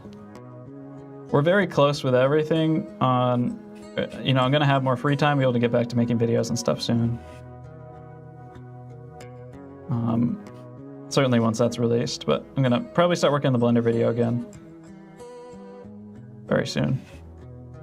I could probably start working on it again this week. I need to like make like concrete ideas for myself, or else I'll just, I don't know. It's also hard too, because it's not just like, oh, make a video. It's like I make videos about things that I learn and things that I am like studying and researching and trying to get better at. And so if I don't take the time to study and research, then like I don't have shit to make videos about. So it's like it's not just the idea of just make a video, just make more videos. It's like I need to actually do the research to make the video, and I don't know what each video is going to be about until I start researching and start finding and exploring things. That's how you actually get good research. You have to like look with an open mind and chase down things that you find. Like that's what real, genuine, good research is.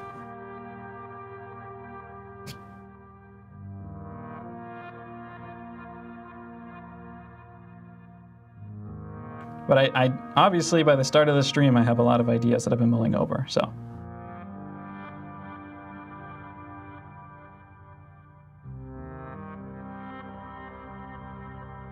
We are obviously getting there.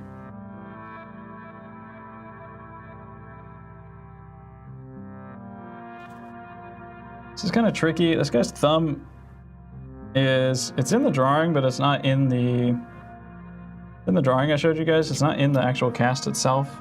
So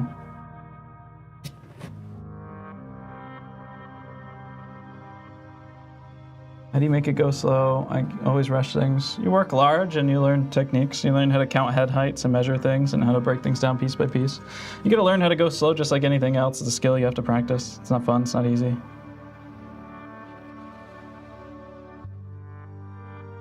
Learning proper techniques helps with that.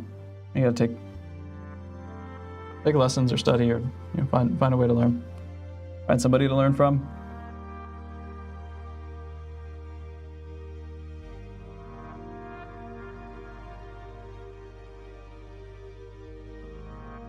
Oh, thank you, Mohammed. Do you paint with watercolors? I haven't. I painted with the watercolors a couple times, but just like for fun.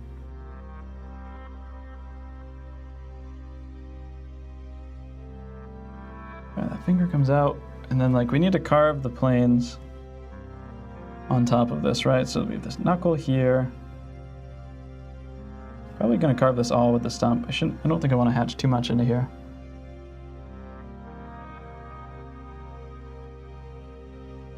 This one, you can see that it's actually so crazy close how close this 3D model is to the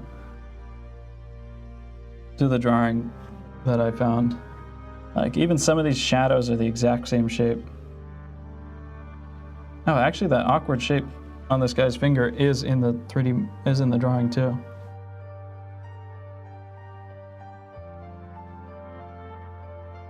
Where are you from, Jake?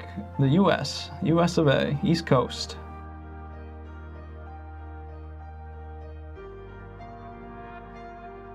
Have I seen Soroya's watercolors? Yeah, Soroya in many ways is just like a more capable painter than Sargent, to be honest. Like, he does a lot of what Sargent does, but he did it on a bigger scale and more ambitious in a lot of works. And also, that guy can tighten up like crazy too. Like he has a few portraits that are insane.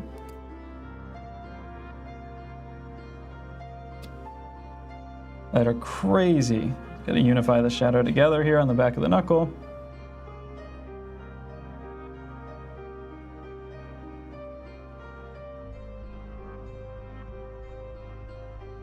Soroya was for sure the real deal. Use the slightly cleaner end of my stump for some lighter tones.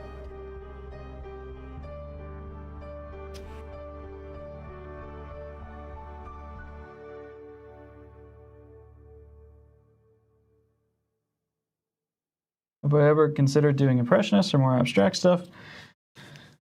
Abstract, no. I have way more, still have way more shit to discover with what I'm doing now. And then just the word impressionist, I take issue with. You'll get the most annoying Jake answer possible. You know, people only know the impressionists as the Monets or the Van Goghs or whatever.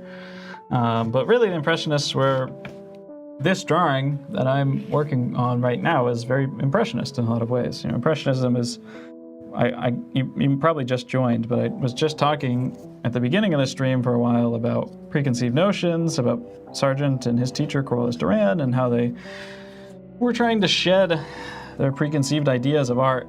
So instead of, you know, how do I draw a pig? How do I draw a person? How do I draw a tree? They could just look at things and actually draw them. And that sort of impressionism goes all the way back to Velázquez. And I do paint what I see, you know, that is impressionism at its core. See, like, I'm just too back and forth on this shit.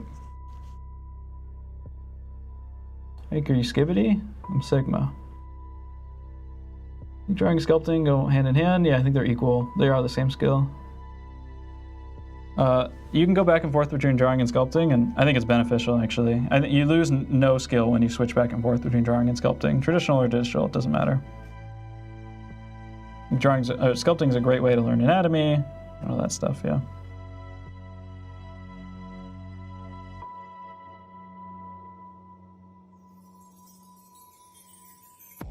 Let me give this a mid-tone.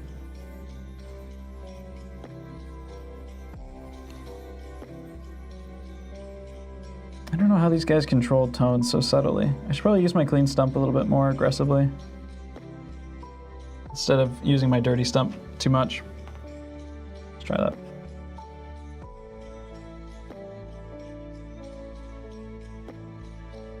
They just are able to eke out so much clarity on every single form in the smallest spaces. And I don't get how they're able to do that. I really don't. I haven't figured it out. But the thing is too, and like the magic of that is like, as I was talking about earlier, I never even got to the pointer stuff. I had a little bit more I wanted to talk about, but it's fine. Save it for another day. The French system of education, like the whole thing was they did one of these 12-hour long large-scale figure drawings every single week. And if they didn't finish within that time limit, you just move on. You don't finish it. And that's 12 hours is crazy aggressive for the amount of realism, the amount of, the scale that these drawings are at. They're big too. That's really crazy. And because of that super aggressive pace, they developed techniques that were insanely efficient.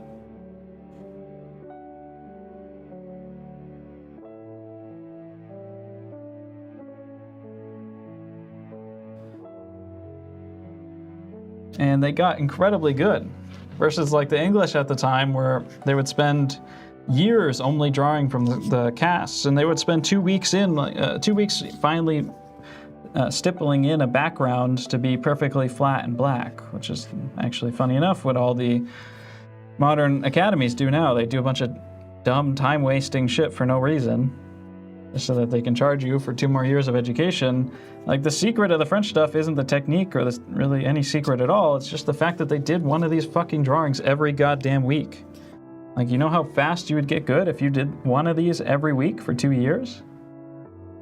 You would be godlike. Especially if you're in an environment too, and that's what I was talking about earlier too with the teachers then and their students. Like, if you're in an environment where everyone around you is insanely good and you're all competing to win a prize, that's a recipe for just, incredible explosive growth. One thing I did learn too from copying some Bargs a few weeks back. This is my Conte powder. Is that if you have a really dark shadow, and it is black, you have to compare it to other points to make sure it is actual black in the darkest value of the drawing. If you have a dark shadow that is black, make it dark. Paint the values that you see. So take your time and paint it in as you see it.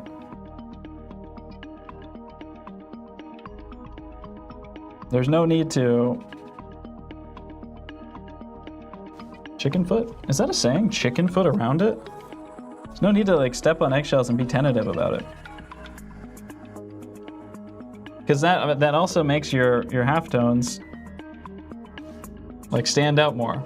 Your really subtle lights end up becoming stronger, and you can create more form. And that's what Bark does in those Bark plates. He makes those shadows really, really dark. Does only simplifying the base sketch help with capturing perspective, or you just learn about it after years? I don't know what the question is.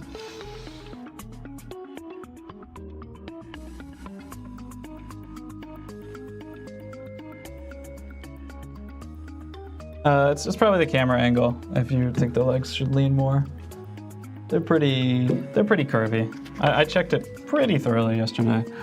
It's hard with the camera angle. If anyone here is a camera person or into film and stuff, and they have I think it's just a easily $500 investment, maybe even a little bit more. So I don't really want to do it. I should get a proper rolling stand with a small footprint, and then an arm that attaches to the top,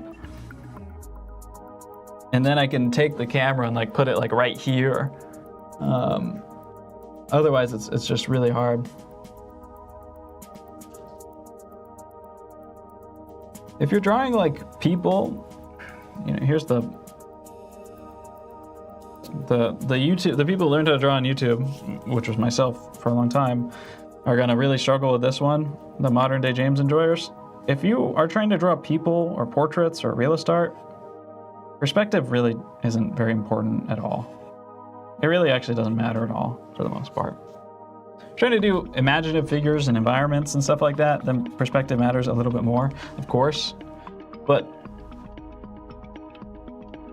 a lot of people say my perspective sucks in my portraits. It's just basic proportion stuff.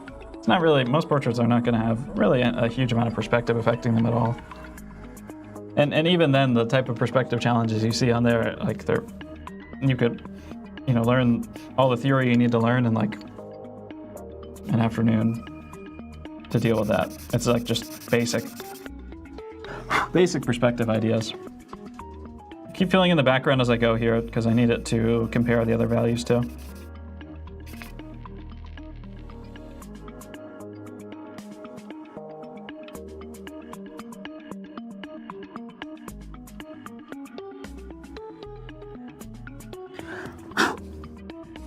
Let me stump that in a little bit, smooth it out.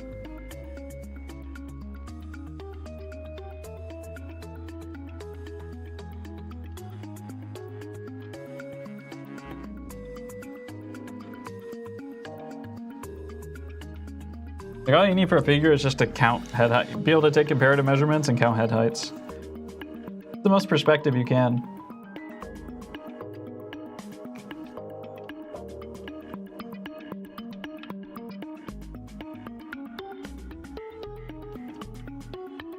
Yeah, learning proportions is equal parts learning measurement tools, right? So learning how to use like a plumb line is great. I have a video on that. Learning comparative measurement where you stick your thumb and your pencil out. And then the other part of that is, well, like triangulation and being able to look at angles. You know, if I know where this is and I know where this is, you know, I can look at the angle that connects from here to here or here to here and use it to locate and triangulate where points are. Those are the proportional things you need, and then a very simple canon proportion in your minds. Like you need to memorize the like thirds of the face and like some general ideas. You know, the width of the face is generally like the width from cheekbone to cheekbone is generally from chin to brow. That height. There's one eye, and then there's an equal space a space in between the eyes that's equal to the width of one eye. Just some basic like head proportion stuff, you know. And it really takes a couple years to understand this stuff at the very basic level. I don't know if I should lie to people more and not tell them that, but you can make a huge amount of growth and progress and impress all of your friends and family in like a couple months, maybe 6 months or so. But in order to actually make some decent stuff and to learn this stuff properly, fuck, I keep dropping everything. 2 years to even grasp the basics. 2 years before you realize, like, even the most basic, fuck you. 2 years before you even realize the most basic ideas, I think. And then another 2 years to realize that you didn't even know anything 2 years ago. And then another 2 years to realize that you maybe know a few things, but you don't know how to execute them. But that's the reason why we do it, right? That's the whole AI thing from the beginning of this stream. The reason why we do it isn't to like show off things, it's to actually go on the journey.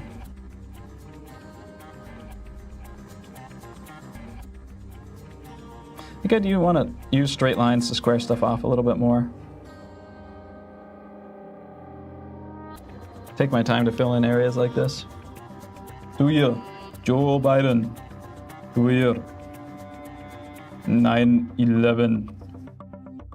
Joe Biden. 2 year.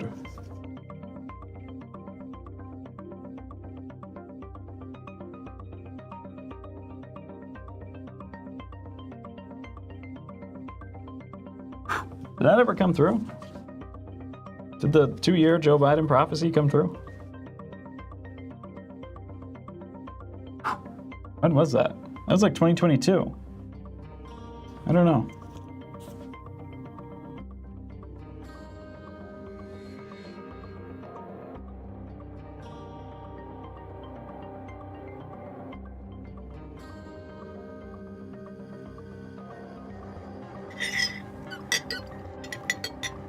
I've been learning for about 6 years. I was 19 when I started. Learning for about 6 years. I was 19 when I started. I had no experience and I sucked. My drawings were really bad back then. I've showed them off a few times. They were really bad. Just take my word on it, okay? I was really bad. I didn't have any natural talent. And for all intents and purposes, there is no such thing as natural talent. I will accept that some people have incredible artist voices, but also those people, once you actually look into them and read about them, you'll learn that it's a little bit more complicated than you thought. Yeah, was Michelangelo the most gifted and incredible person ever? Yes, but he also had probably the most privileged education in the entirety of human history, right? Like, studied with incredible top sculptors, did show incredible talent, but then moved into like the Medici Palace at like 13 and studied among all of the top sculptors and writers and humanist, people of the time. So a lot of people are, they're talking about, people get mad whenever I say that talent's not real.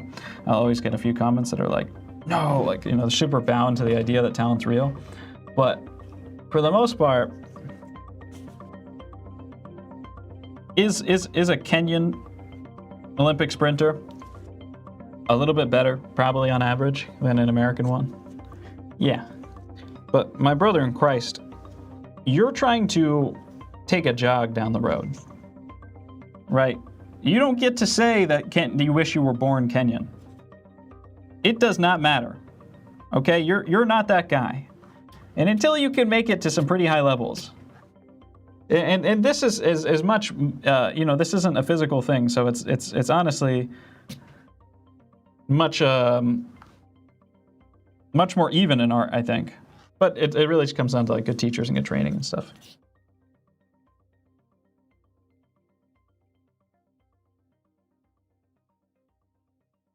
For all intents and purposes, it does not matter.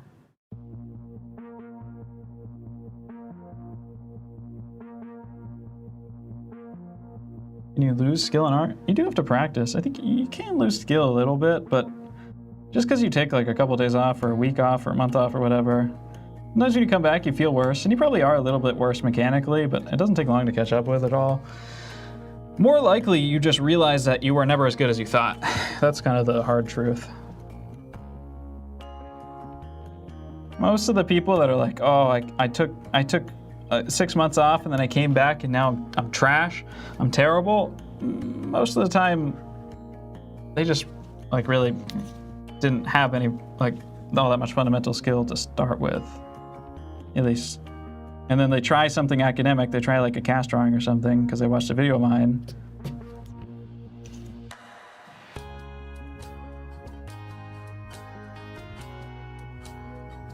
And it doesn't turn out well. It's like, yeah, of course.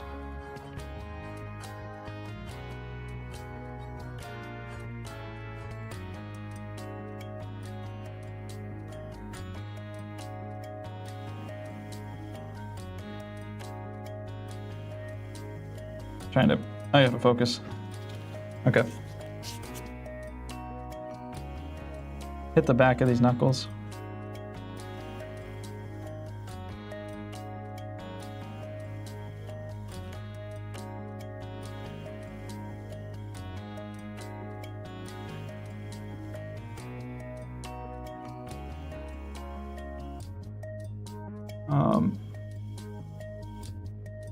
If it's in North America, you always have that guy that brings in like a cup of piss to the critique and have to complain to them, listen to them yammer for a half hour about why the cup of piss is good. Oh, you're talking about modern art school, yeah. I did a year of university and it was a waste of time, yeah. It was a waste of time. So a lot of people are like, well, I can go and I can, use the time for good and I'll study on my own and stuff. And yeah, I don't know. It sucks because a lot of people that, their parents need them to get a degree, and I don't blame their parents either. What sort of horrible traumas did you instill your child with that they want to become an artist? But you're at least trying to, get them a job that will be well paid, and they're like, no, I want to become an artist. I don't blame them. But also, an art degree is literally worthless. Unless you're in like the contemporary, art spaces or whatever, and you need, the master's degree, that's what people say. I don't even know if that's true. Obviously, that's not what you want to do because you're here right now. It is worthless. It does not get you any jobs in any game studios, doesn't get you jobs anywhere or at anything. Because why would it? The only thing that gets you a job is portfolio, connections. You can do that on your own. Or you can just take good classes, right? Like I did a class on Underpaint Academy. Most of the classes on Underpaint Academy are, like entertainment focused. They're more towards like industry, that type of stuff. Not quite as much traditional. And yeah, like you get to study for a quarter of the price of one university class. You get to study with a Riot Games artist and get critique from him. Like no university, no matter what, will ever be as good as that one class, right? But you don't get the degree and you don't get a little label, that sucks. But that label doesn't mean anything other, to anyone other than your parents. So what are you gonna do?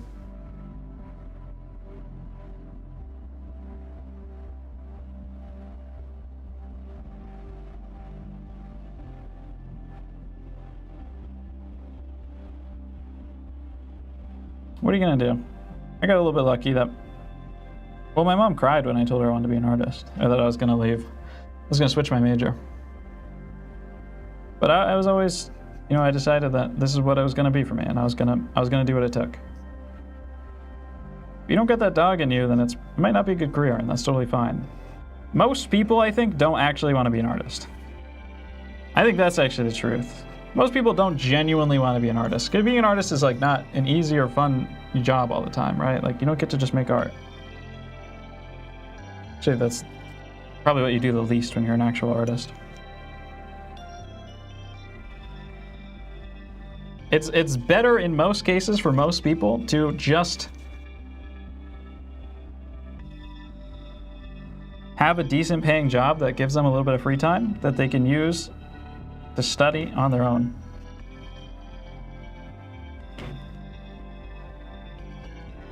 I know that might sound shitty to hear, but yeah.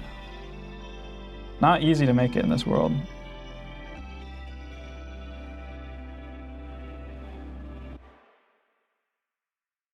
And you can still get really good doing that. I've seen people quit too. I've seen people like pros quit to become like pet portrait artists. And then they do like pet portraits full time. And they're like, shit, this is way worse than working. It's like, yeah, I would fucking end it all if I had to do pet portraits full time. That sounds like a a new layer of hell, a new circle of hell. Maybe I should use, I kind of stubbornly never use the small stumps, but I think I might need to use them for areas like this.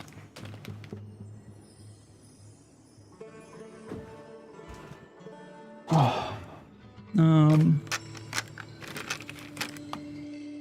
I have these little tortillons. I'll try these.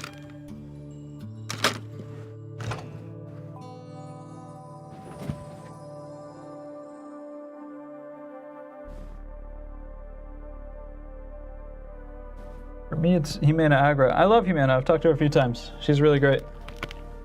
I think Humana's just one of those artists that's just, she has her own like vision and her, creative voice that's super strong. And yeah, I don't know. I'm so jealous of people that are just good at making art. I'll always be jealous of those people. I'm too bound by technique and research and stuff like that. But it's one of those grass is always greener things. I know that she really wants to study at like an academy, but she has nothing to gain from that. Nothing at all.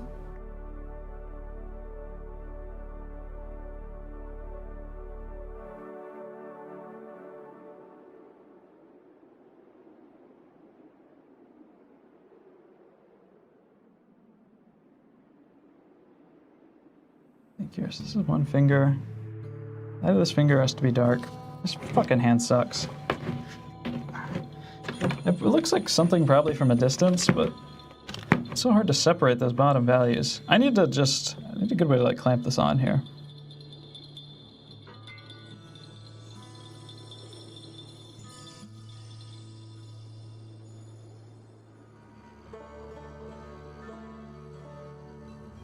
What do you think is important in portraits? Characteristics or measurements? Well, it has to look like the person, first of all. So there's like a baseline level of skill.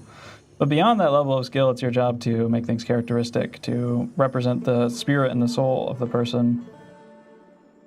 It's just that when you say that type of stuff, most people just don't really have a thorough enough understanding or like fundamental basis, and they think that like if I just slap a bunch of random colors down, or if I like exaggerate the proportions to like insane levels, then I'm adding character to it.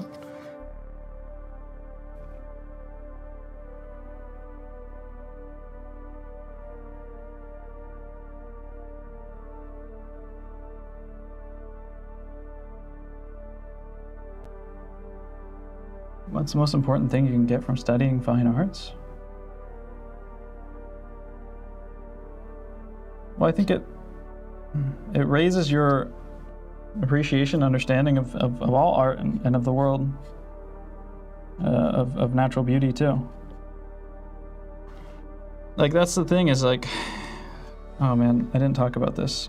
Now it's screwing me over. From Pointer's essays, so Pointer's this English guy who went to the French academies in the 19th century, and then he came back to the academies in the Royal Academy in England, and he took it over and he redesigned the education because the English artists were like horrifically bad. They were really, really, really bad at art.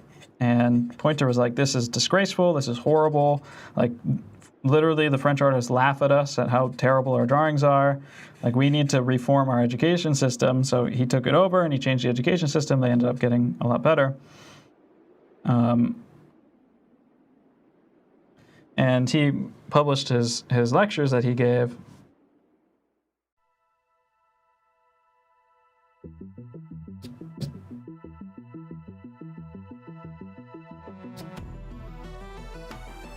I should have been using this tortillon long ago. This hand's like fucked beyond all recognition. And in those lectures, he talks about what somebody asked me about. Oh, the most important thing is that even though a lot of the students entering the Royal Academy, they were trying to become decorative artists or whatever, everyone was to go through at least some level of the life drawing course, even if they weren't going to become a professional artist, but just so that they could develop an appreciation and understanding of art. And that's really what a big part of it is. And we don't have that base level anymore. Well, so people don't even understand the base qualities that they're looking for in art, and it's what leads to a lot of stupid, ignorant misinformation and bad opinions on this type of stuff. Which is something that I'm always combating. I'm gonna move on from this hand and come back to it later.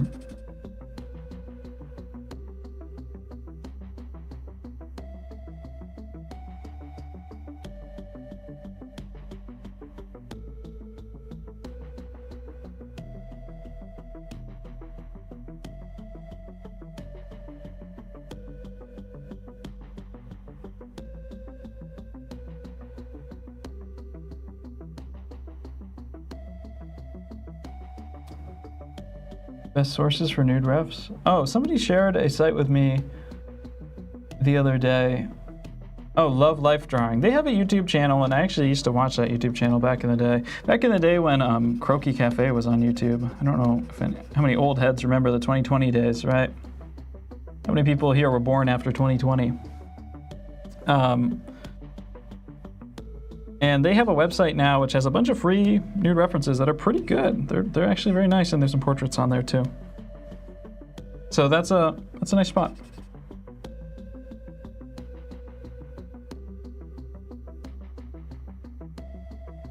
Otherwise, I do like a lot of just like copying random portraits and figures, like master copying as just my own sort of life drawing reference. Because I've drawn from life maybe, I don't know, 30 times in my life. To be honest, like, I have done almost no figure drawing from life. Maybe once a month there's a 3-hour portrait pose in my city.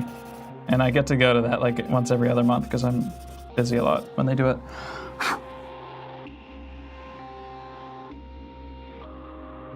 Who made the sculpture I'm drawing right now? Polykleitos. It's a classical sculpture from ancient Greece. Polykleitos, one of the best sculptors of all time. Big fan of Polykleitos.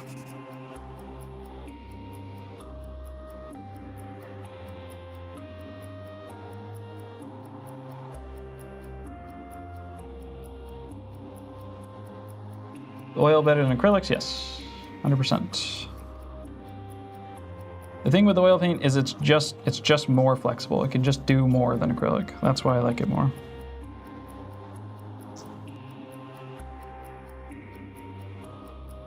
Just don't fall into the stupid everything needs to be glazing and grisaille and shit online. Like, that's just not historical and it's not true, and people didn't use that technique, really. Painting wet into wet is not scary, and it's not bad, and it's not... I don't even like calling it alla prima because that's just like another made-up word that people use all the time nowadays, but that's just before, you know, people on the internet, before the kind of new wave of realist painters, we just called alla prima painting. That's just what it is. You just paint. Like, of course you paint wet into wet. It takes forever to dry. You don't have to wait for shit to dry between layers. I think it's like it sets up the whole conception of oil painting wrong before you even start to use words like that. Because it implies that there's like an equal amount of indirect painters. There are indirect techniques, but it's never a black and white grisaille painting has never been a common technique, or really a used technique almost at all throughout the entirety of art history. There's just almost no proof. There's a couple black and white grisailles. I know of a portrait from the French salon in the 19th century. It's very abnormal, actually. I know of a handful in the 19th century, but they are smaller, and a full color painting that wasn't done with grisaille exists. And the reason why those grisailles exist is because they were made to give to printmakers to help them print, make the print of the painting easier. Like basically giving them a value study for it. There's a couple, gray and brown, like Van Dyke grisailles, but the way that they approached that stuff was much different. And even the Van Dyke grisailles, those are also like smaller studies that are not the final paintings. Glaze up, glaze the fuck up. No, we're glazing down. We're not Glaze Clan. Glazing is a thing. Glazing is a thing. It's just that. It's just like, it's not how you paint. It's not a painting technique. That's the problem. It's like, even people like Bouguereau didn't really glaze in the skin. Didn't glaze in the flesh tones. He would glaze to fix areas like the background. You have like a big background and the tone is slightly too red or whatever, then you can glaze the background to adjust the tone because you missed on the first shot. Or you could glaze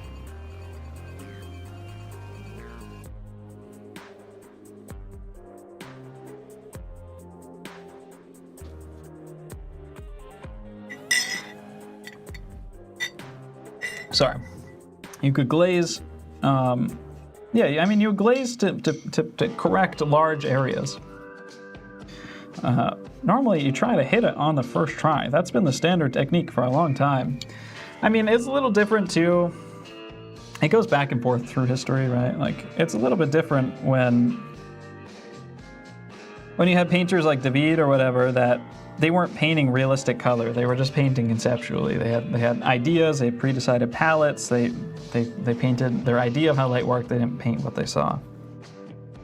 But even then, like the vast majority, 95% of the work is done through just direct painting. And then you may use some glazes and fix some edges and type of stuff at the end. But it doesn't do the legwork. It doesn't really make your colors all that much more saturated, especially if you're working from black and white. You got to paint directly first and then glaze to bring up the saturation, or glaze to adjust after. It's totally misprescribed on reels. There's that one girl who does the glaze. She glazes fucking everything and grisailles everything. She's like, this is Vittorio Reggianini's technique, or I'm doing a Sargent here or whatever in grisaille. And they're fine. I mean, she traces, but they turn out fine. Her Reggianini turned out fine, but it's way more desaturated. They'll be like, oh, people do this all the time. It drives me fucking crazy. Glazing is the only way to get true deep colors that are actually more rich and saturated. And there's no other way to get voluminous color. And then they'll glaze and do their copy, and it's like way more gray and desaturated than the original. And they'll be like, see guys? And everyone blind as a bat because they don't know anything about art and just see and listen to things online because there's no real education goes, oh, so true, glazing and grisaille is what is the secret to painting. And it carries on. It's like a bunch of blind leading the blind, I guess. I wonder if anyone's ever thought of that analogy before. Like, yeah, duh.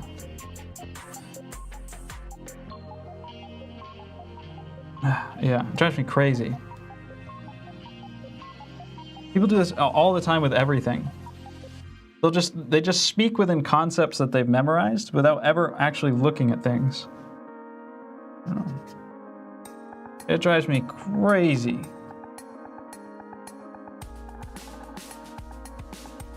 I'm just finicking. I'm being too finicky while I talk.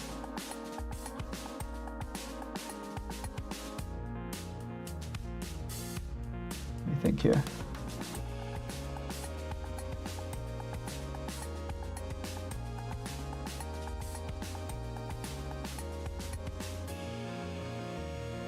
Who's dropping sermons in my chat?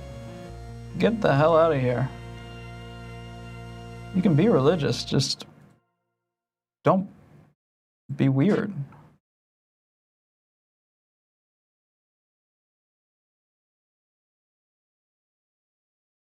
Yeah, I mean, you can... Oh, God, I'm gonna lose my mind. I'm gonna lose my mind. It's the same thing, too, with, like, starting from, like, a gray or a brown canvas or an orange canvas or whatever. It doesn't matter, guys. The typical French academic technique in the 19th century was to start from the white canvas, just pure white. They did not put down an initial tone. If you want to do that, that's fine. But that is not the way that people have always started, and it doesn't fucking matter or change anything. And the whole like idea of like, oh, you're trying to get these translucent things that let the underpainting shine through, and like, again, like these are just like made up ideas that people have imposed. Like they're not, none of it is truth or rooted within anything. And if you want to do it, it's fine. I like, you know, a nice glowy burnt umber shadow sometimes. But also like, you just, I don't know. If you want to, if you're good and you want to, you know, add that effect, then be my guest.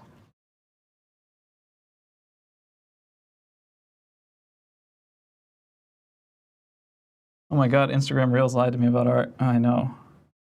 I get all of my news off Instagram Reels. You're telling me it's been 2 years since Joe Biden?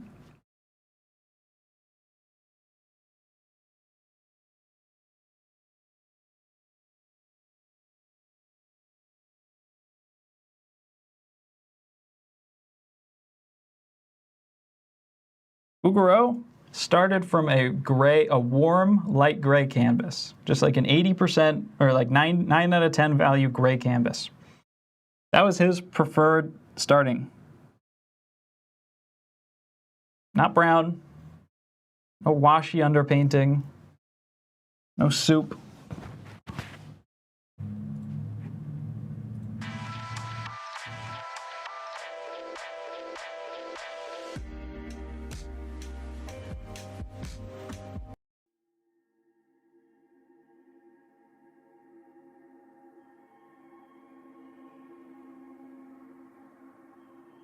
I'm reading chat.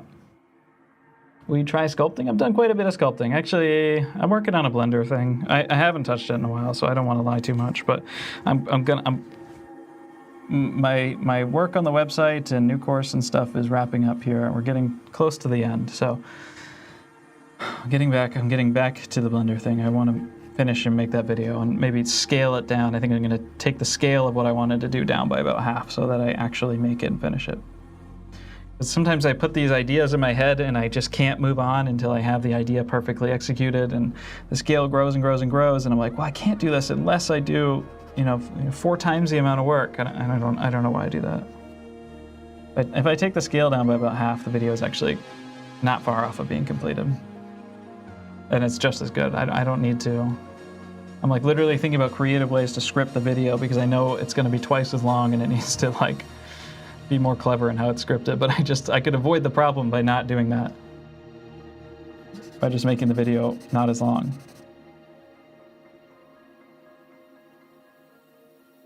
Linen's better.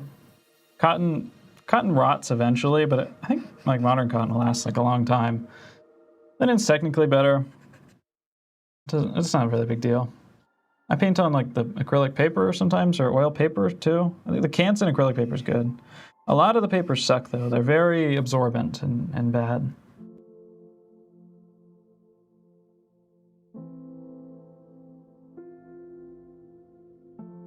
Let me think about the big masses here.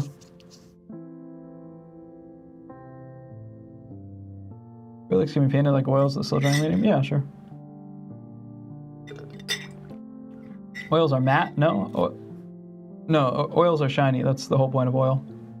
And that allows you to see clearer values. The shinier something is, the less viewing angle it has, the more pure it is in its proper viewing angle.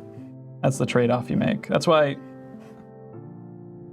when you buy like a varnish for a painting, you can buy a matte one or you can buy a shiny one. You don't really want to buy the shiny one because it makes everything look a lot more dull. Or sorry, you don't want to buy the matte one because it makes everything look more dull. Even though you get reduced viewing angle with a shiny one, when you are in the right angle, it's much more pure in color.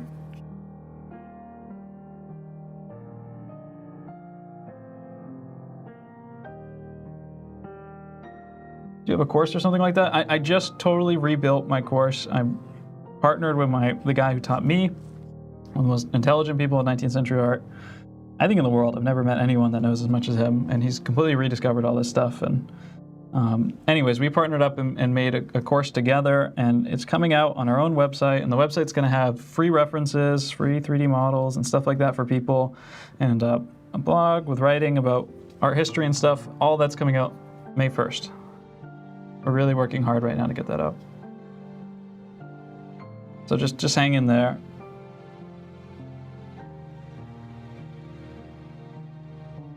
I'm really excited to get that up.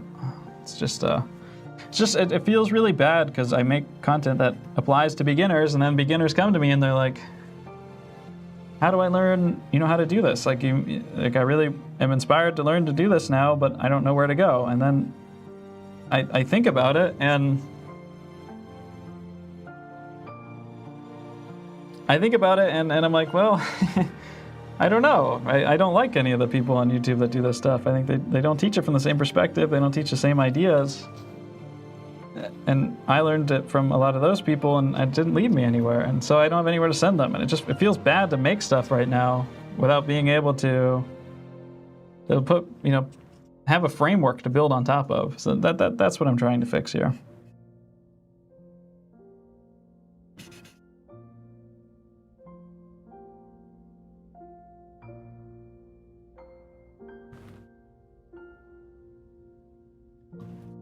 Is it hard to learn to draw faces? I'm currently struggling. I'm just learning. Yeah, it is hard, and it takes a long time. But you can find satisfaction in the momentary, the day-to-day progress. You just have to stay consistent and keep researching, keep learning things. There's a bunch of free books and stuff in my Discord and references. I think drawing casts and simple, clear lighting figures is a good way to start and learn. I don't have a one-liner that's going to change your life. It just takes practice. If anyone does try to sell you the one-liner, then you can know to stay away from them. There are techniques and stuff. You do got to learn, basic comparative measurement, how to hold up your thumb and pencil. You got to learn basic proportions of the face, that type of stuff.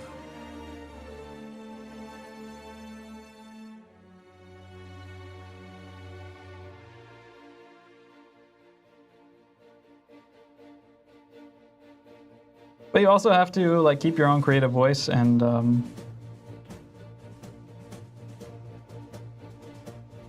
you have to keep your own creative voice and learn for yourself, and think about the ideas critically and how you can use them.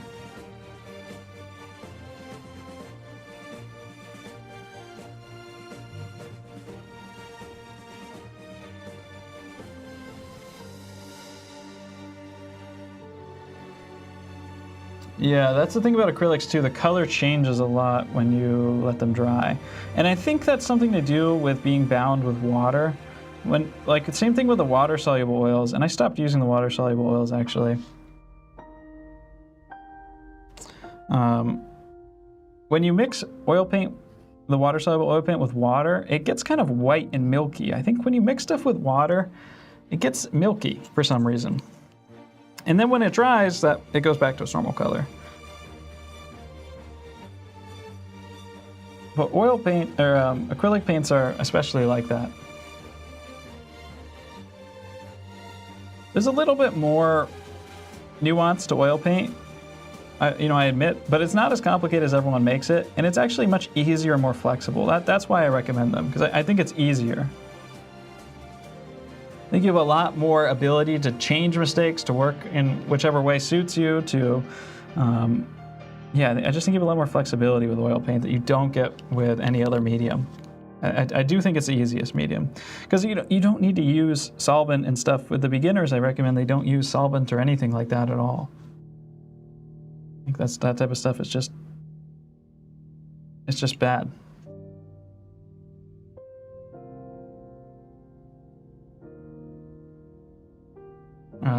Most of the beginners that I see that come with questions about oil painting to me, normally like, oh, everything that I mix is so muddy and it all blends together and it won't lay on top of each other. And 9.5, pretty much 100% of the time, 100% of the time, the issue is that they are piling a bunch of oil into their paint, mixing it in, and that causes everything to get really soupy and runny and mixed together. But if you just paint and mix right out of the tube, the colors will lay on top of each other opaquely, completely fine.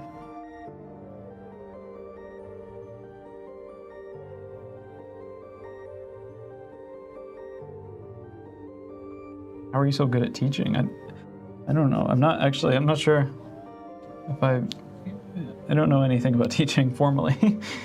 But I'm still learning, so I think that helps.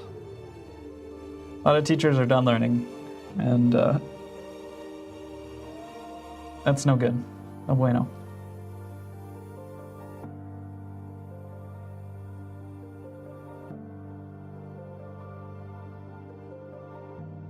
I do remember what it was like to be a beginner, and I think that makes a difference. That helps a lot. Because it wasn't that long ago for me either. There's like a lot of artists on YouTube that are way better than me.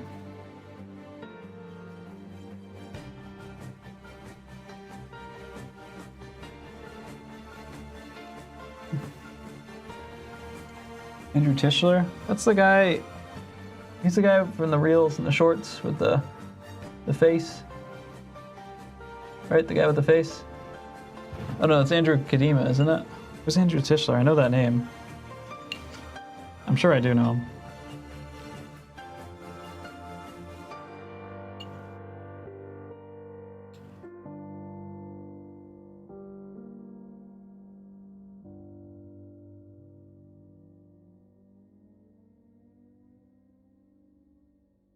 Let me just bring this whole area into the correct tone. Who the hell is Andrew Tischler? I know that name.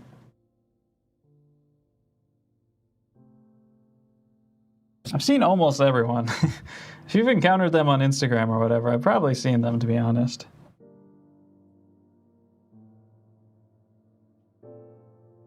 Archimbolo style? I have no idea what that is.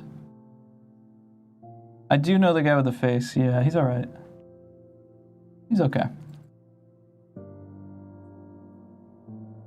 Just moving my reference. How do I get rid of it? This smudges. I just try. That's not too bad. But most of the time I'm basing on my pinky. So if I'm doing something really delicate that I don't want to smudge, like this type of stuff doesn't smudge because it's stumped into the paper pretty well and it's Conte charcoal, which doesn't smudge as much. If I'm trying to do something sensitive, I base with my pinky. And then I just try not to touch this. But I do smudge a lot. It's just that's how it goes. I'm not scared of. I'm not the cleanest artist at all. I'm actually really bad at staying clean. I get paint all over me every time I paint. All my clothes are brown. All of my fucking pants have paint stains on them and stuff. Like, it's bad.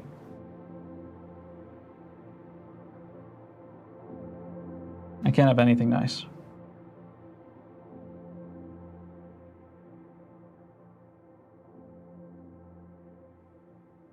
Where did my... Oh, it's still going. What did you use to make the notes earlier? It's called Figma. It's great. You can use it for free. It's just a Fig Jam board. You can use the normal Figma board too. Either both are free.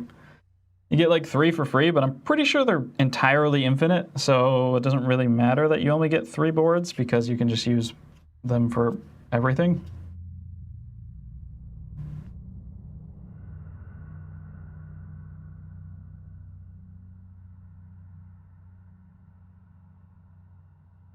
Where's my music? Figma balls.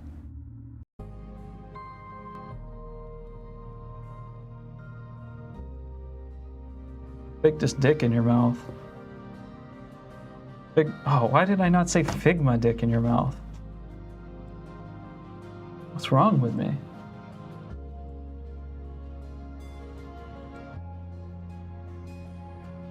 How did I blow that? Blow this Figma in your mouth. Sucks, man. That sucks. I'm so disappointed in myself.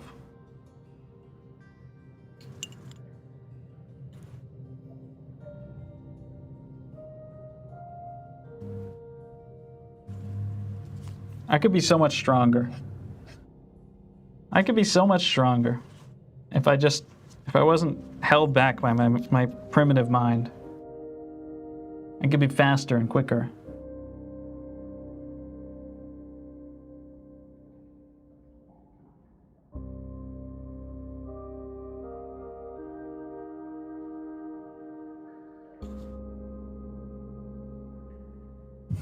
Archeum Boldo is the guy... I'm definitely reading that wrong, by the way. Is the guy who paints portraits as veggies and fruit. That's VeggieTales, sir. I used to watch VeggieTales when I was in church as a kid. But I'm not trying to paint like him. Reinventing VeggieTales in a classical style.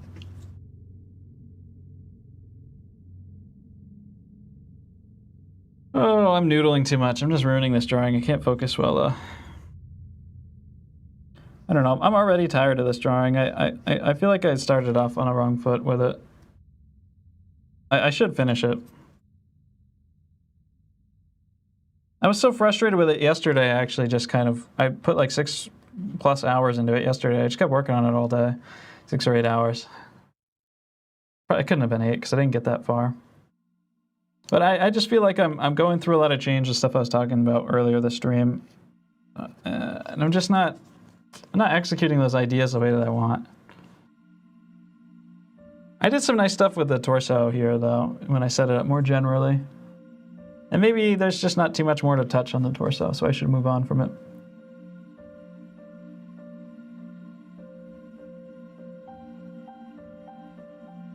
Just not sure how those guys control their tones so well. It just doesn't make any sense to me.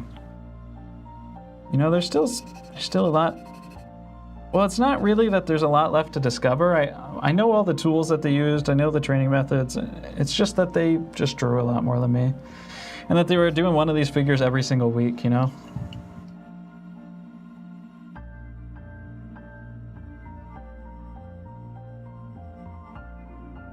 So I think the only way for me to get there isn't to, like, discover anything. It's just to get there. Ugh.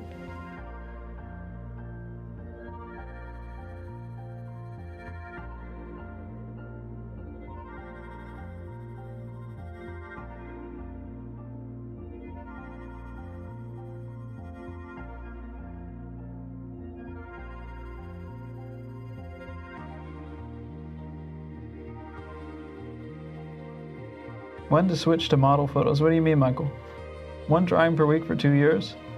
I mean, that's about what the French guys were doing, right? It was 12 hours per week, full size. And obviously you got to get critique and stuff too. You got to remember these guys were, their teachers really hardly ever came in. You know, the teacher comes in once or twice a week, max. Probably more like once a week in the Cole. They walk around, they give a handful of people, you know, a couple minutes of critique. Verbal critique, they're not even drawing on top of it most of the time. And there's logs of their critiques too, or writings about their critiques too, and they were brutal. They were like, you draw like an idiot. Bouguereau walked up to someone who was like, son, you draw like an idiot, but you have potential. And that was his critique. So, you know, it's not, they did a lot of learning from each other. And I think a lot of it was verbal and helping each other, but also, you know, they were just competitive. And when you're sitting next to a bunch of guys who are working with all the same tools, who are working, you know, in the same formats, you're going to pick stuff up just from watching them pretty quickly, especially if you're critical and you challenge yourself, you know, that's pretty easy.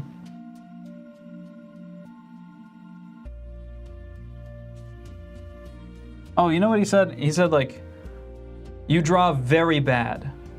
You draw very bad, my son, but you don't draw like an idiot. You have potential. That's what he said. That's what it was. I'm sorry, Bouguereau, for misquoting you.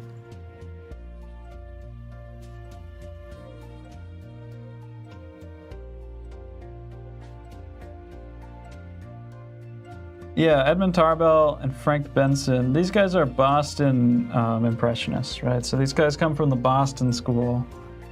And they did some good things. Tarbell's a great artist. I like some of that stuff. But they just weren't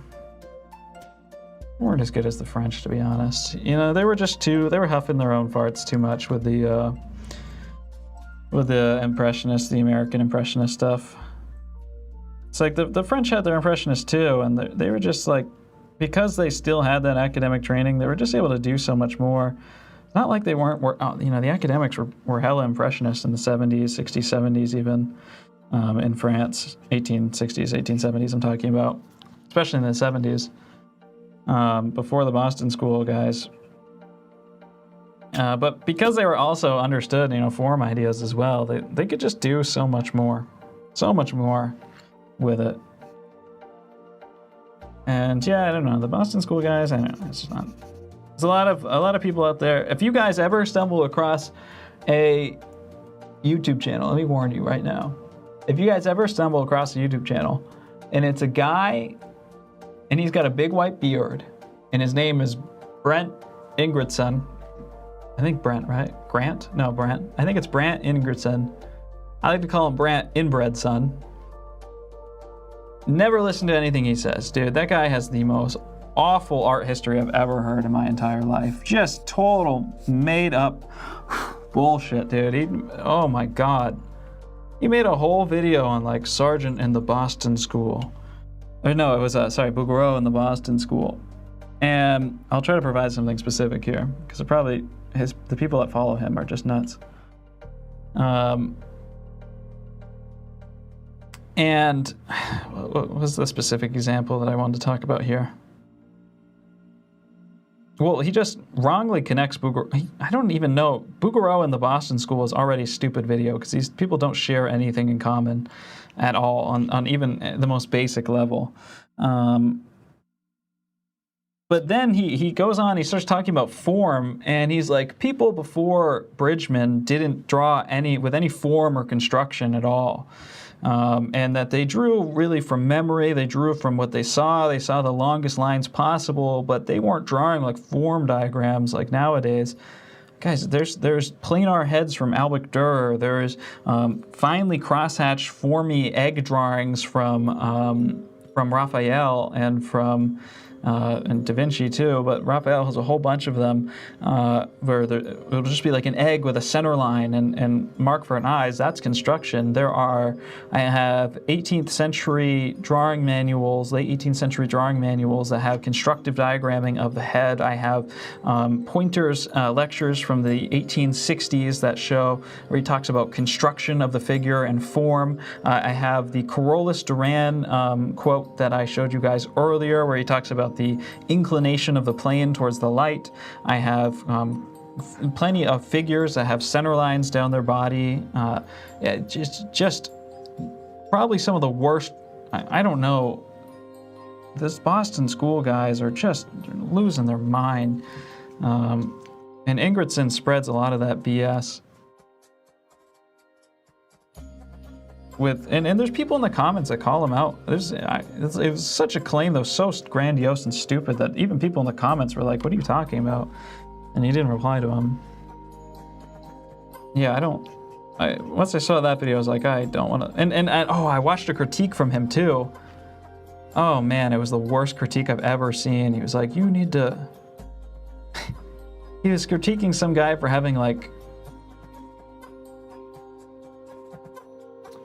not filled in the background enough. Like he had this ridiculous drawing that he had spent so much time like filling in the background, and he was like recommending to the person that he needs to make the background more dark and more fine, and like it was critique that didn't have anything to do with the figure. It didn't have anything to do with learning. It was just purely like weirdo,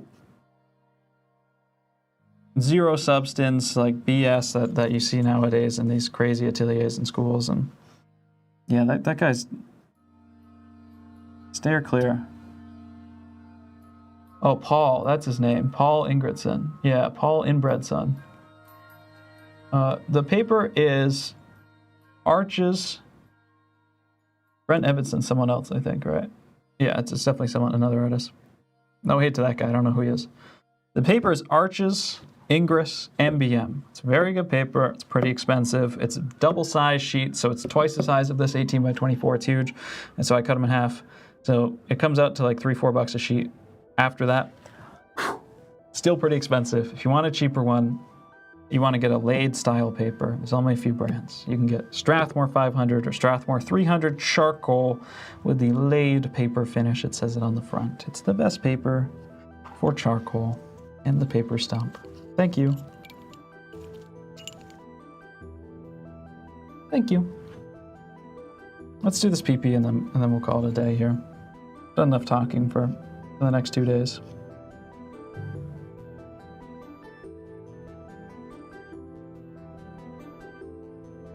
Figma. I said Figma again. I said fig disc in your mouth again. I tried to redeem myself and I fucked it. Some people out there are like, there are people out there that are they're just good artists. They have their own creative voice, and yeah, some of their technique's not great, but they make up for it in like incredible voice to art. And there are people out there that are funny, and they're quick. I don't like where I'm going with this because I'm just going to wind up saying that I'm none of those things. I don't want to say like I'm self-pitying.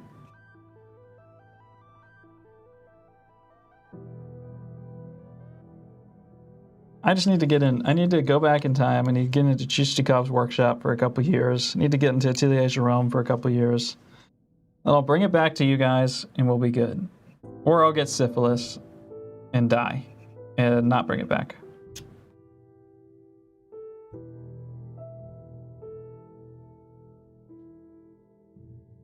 The type of paper, I mean, like, you can practice on copy paper. If I'm just sketching, I'll use my Strathmore 400 sketchbook. It's just, generic drawing, smooth drawing paper. It's fine.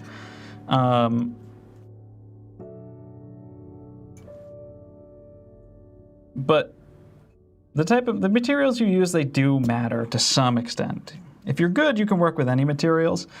But I think giving beginners, like, a good set of materials is very helpful for them because it just eliminates the things that they have to deal with, because they don't know whether something is like a limitation of the material or not. I think that's probably it.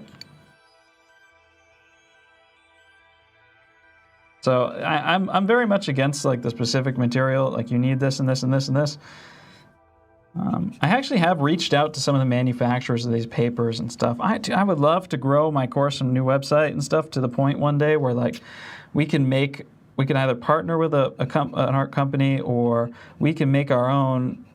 If I had to make my own, I could start with like paper stumps, because that must be easy. Because the paper stumps suck in America too.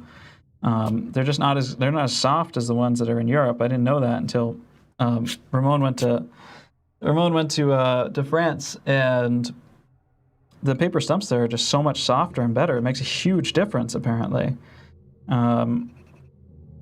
And I'd love to grow to the point where I could make my own starter kit or something that people could buy for a reasonable cost. And they could just get the paper and the charcoal and the stumps and everything they need just like right off the bat without having to think about anything. And that would be fucking awesome. Whether that means I like partner with an existing art brand, which is probably the only option if it's like paper, because I think just nobody has the paper factories anymore except like 2 brands in Europe. Or maybe one day I could design my own stump. Like it's not that hard to get. Like those clothing guys do it all the time, where you work with like a Chinese factory and like R&D something, try out a few different materials and stuff, and then you have to probably order a couple thousand of them minimum. Like, but it's not that hard to get a product made from a factory. Like I could totally do that one day. I think that'd be really cool and fun. And not really as like a way to generate money. I doubt I could make money on it unless it was like absolutely massive numbers, but just as a way to make these supplies like more easy and available. And I could, obviously just make it better too.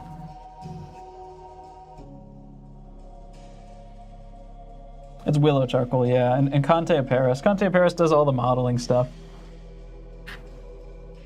I'm gonna make art lunchly. There's mold in the paper stumps. Have you seen the last painting of artist video? No, I'm not sure.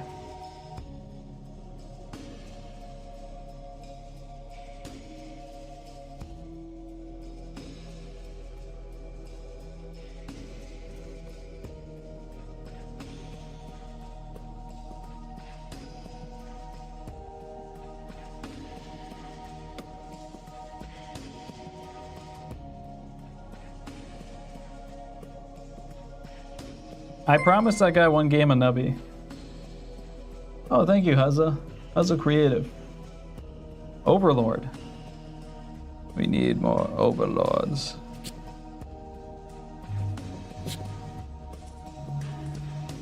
Thank you. That's very, very kind. I promised the guy who donated earlier that I play one game of Nubby. So we're gonna get Nubby real quick here. I've used up all my brain power on talking today.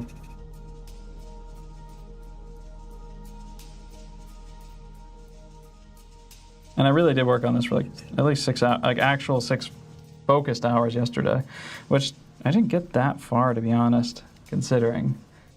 But also, like, they did do these in 12 hours. It's important to note too that they didn't, like, people would oftentimes go to the small ateliers, the studios around the French Academy before they got into the French Academy, because they had to kind of test into the Academy. And at those smaller ateliers, they would often do 24-hour figure drawings. And really, like, it was, like, the pose was 24 hours. The painters were only really kind of, or the drawers they only had to show up for 12 of them or whatever. I mean, nobody was telling them what to do at all. They could show up for whatever they wanted. A lot of them, they would get at least 12 hours, but some of them showed up late pretty frequently or skipped sessions. It's like, they're French people. They're Europeans, dude. That was the one thing about Italy that drove me crazy.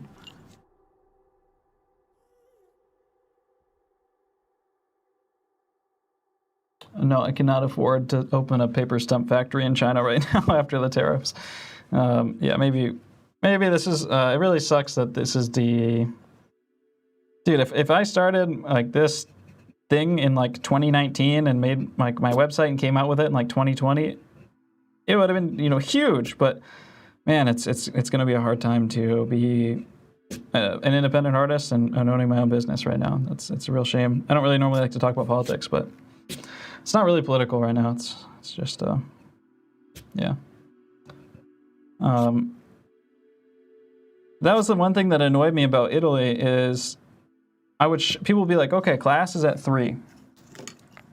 So I'd go to the classroom at like 2:58, 2:55, maybe 3, if I got a little crazy.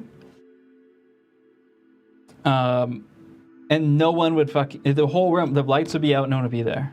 And no one would even walk into the room until like 3:05, 3:10. And then the teacher like wouldn't get there. People wouldn't get there, and the class wouldn't start until like 3:20. It drove me crazy. Everywhere you go, it's like, oh, dinner's at 9:30. But then like show up at 9:30 and like no one's there. People don't start like rolling in until 9:15.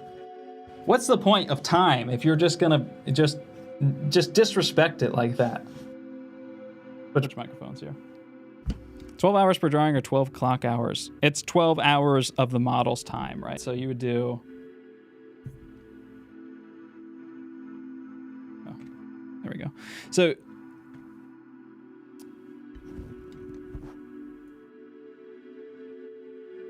You would do an hour on, and then I think the model would get 15 minutes off, maybe 20 minutes off, and then an hour on, and then the model would get another, and then it'd be done, I guess. Nowadays, people normally do 20 minutes on, 5 minutes off. It's the same amount of time.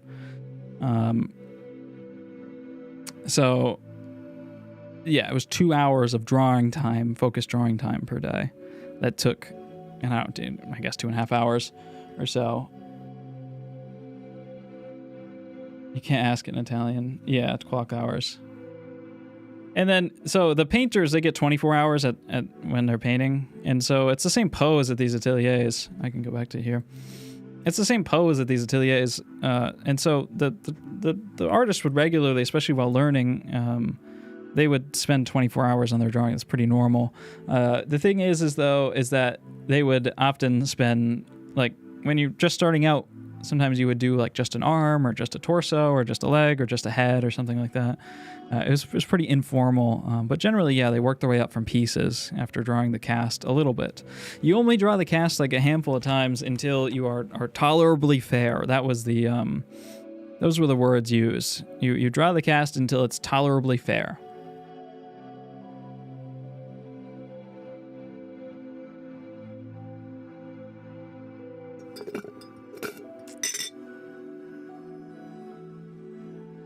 I love Humana Agra. You are so far behind in the stream, buddy, but I agree. He's a great painter. Your videos are so artistic too. It's like, how do you live with that much aesthetic? I look like fucking shit. I have charcoal all over my fucking hands. How do you have that much aesthetic in your life? There's really a pot of flowers in front of your painting? How do you even manage that? All my pants have like paint dabs on them. I'm like embarrassed to go out in public, like in almost all of my clothes now. I'm like rooting through the 8th pair of sweatpants to find one that doesn't have enough obvious paint dabs so that I can go outside. I can go to the grocery store. Do I want to wear my sneakers, or if I completely lost all self-respect and I can just put the Crocs on today?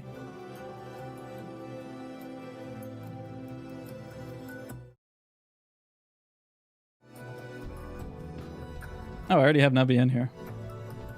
I gotta go pee, guys. Let me get some water. I'll be right back.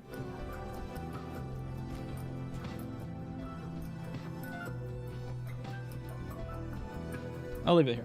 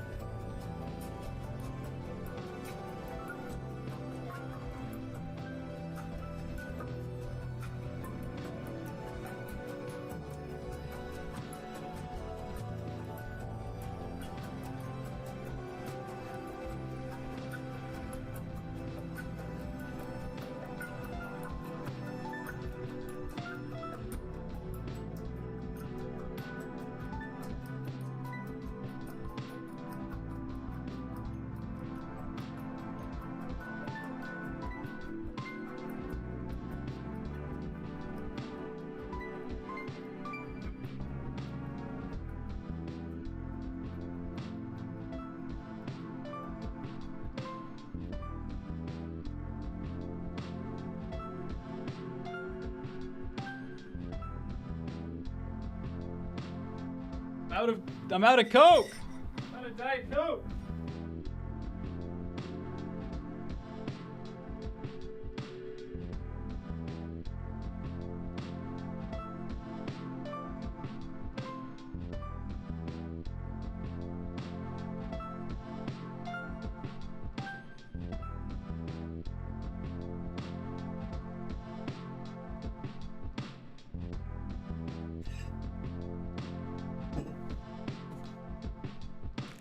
On a Coke Zero.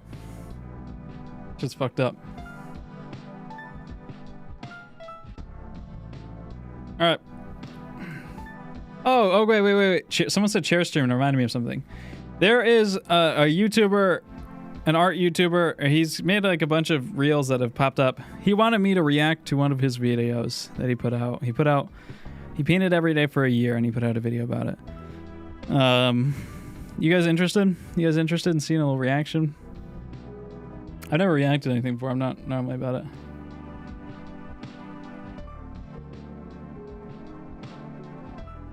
Let me find where that link is.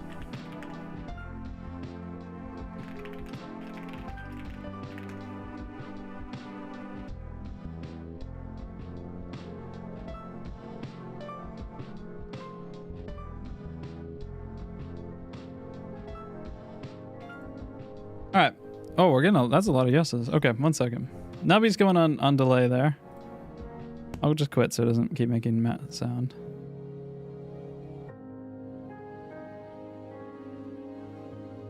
Let me... Okay. I gotta remember where everything is. All began. A true... John, yay.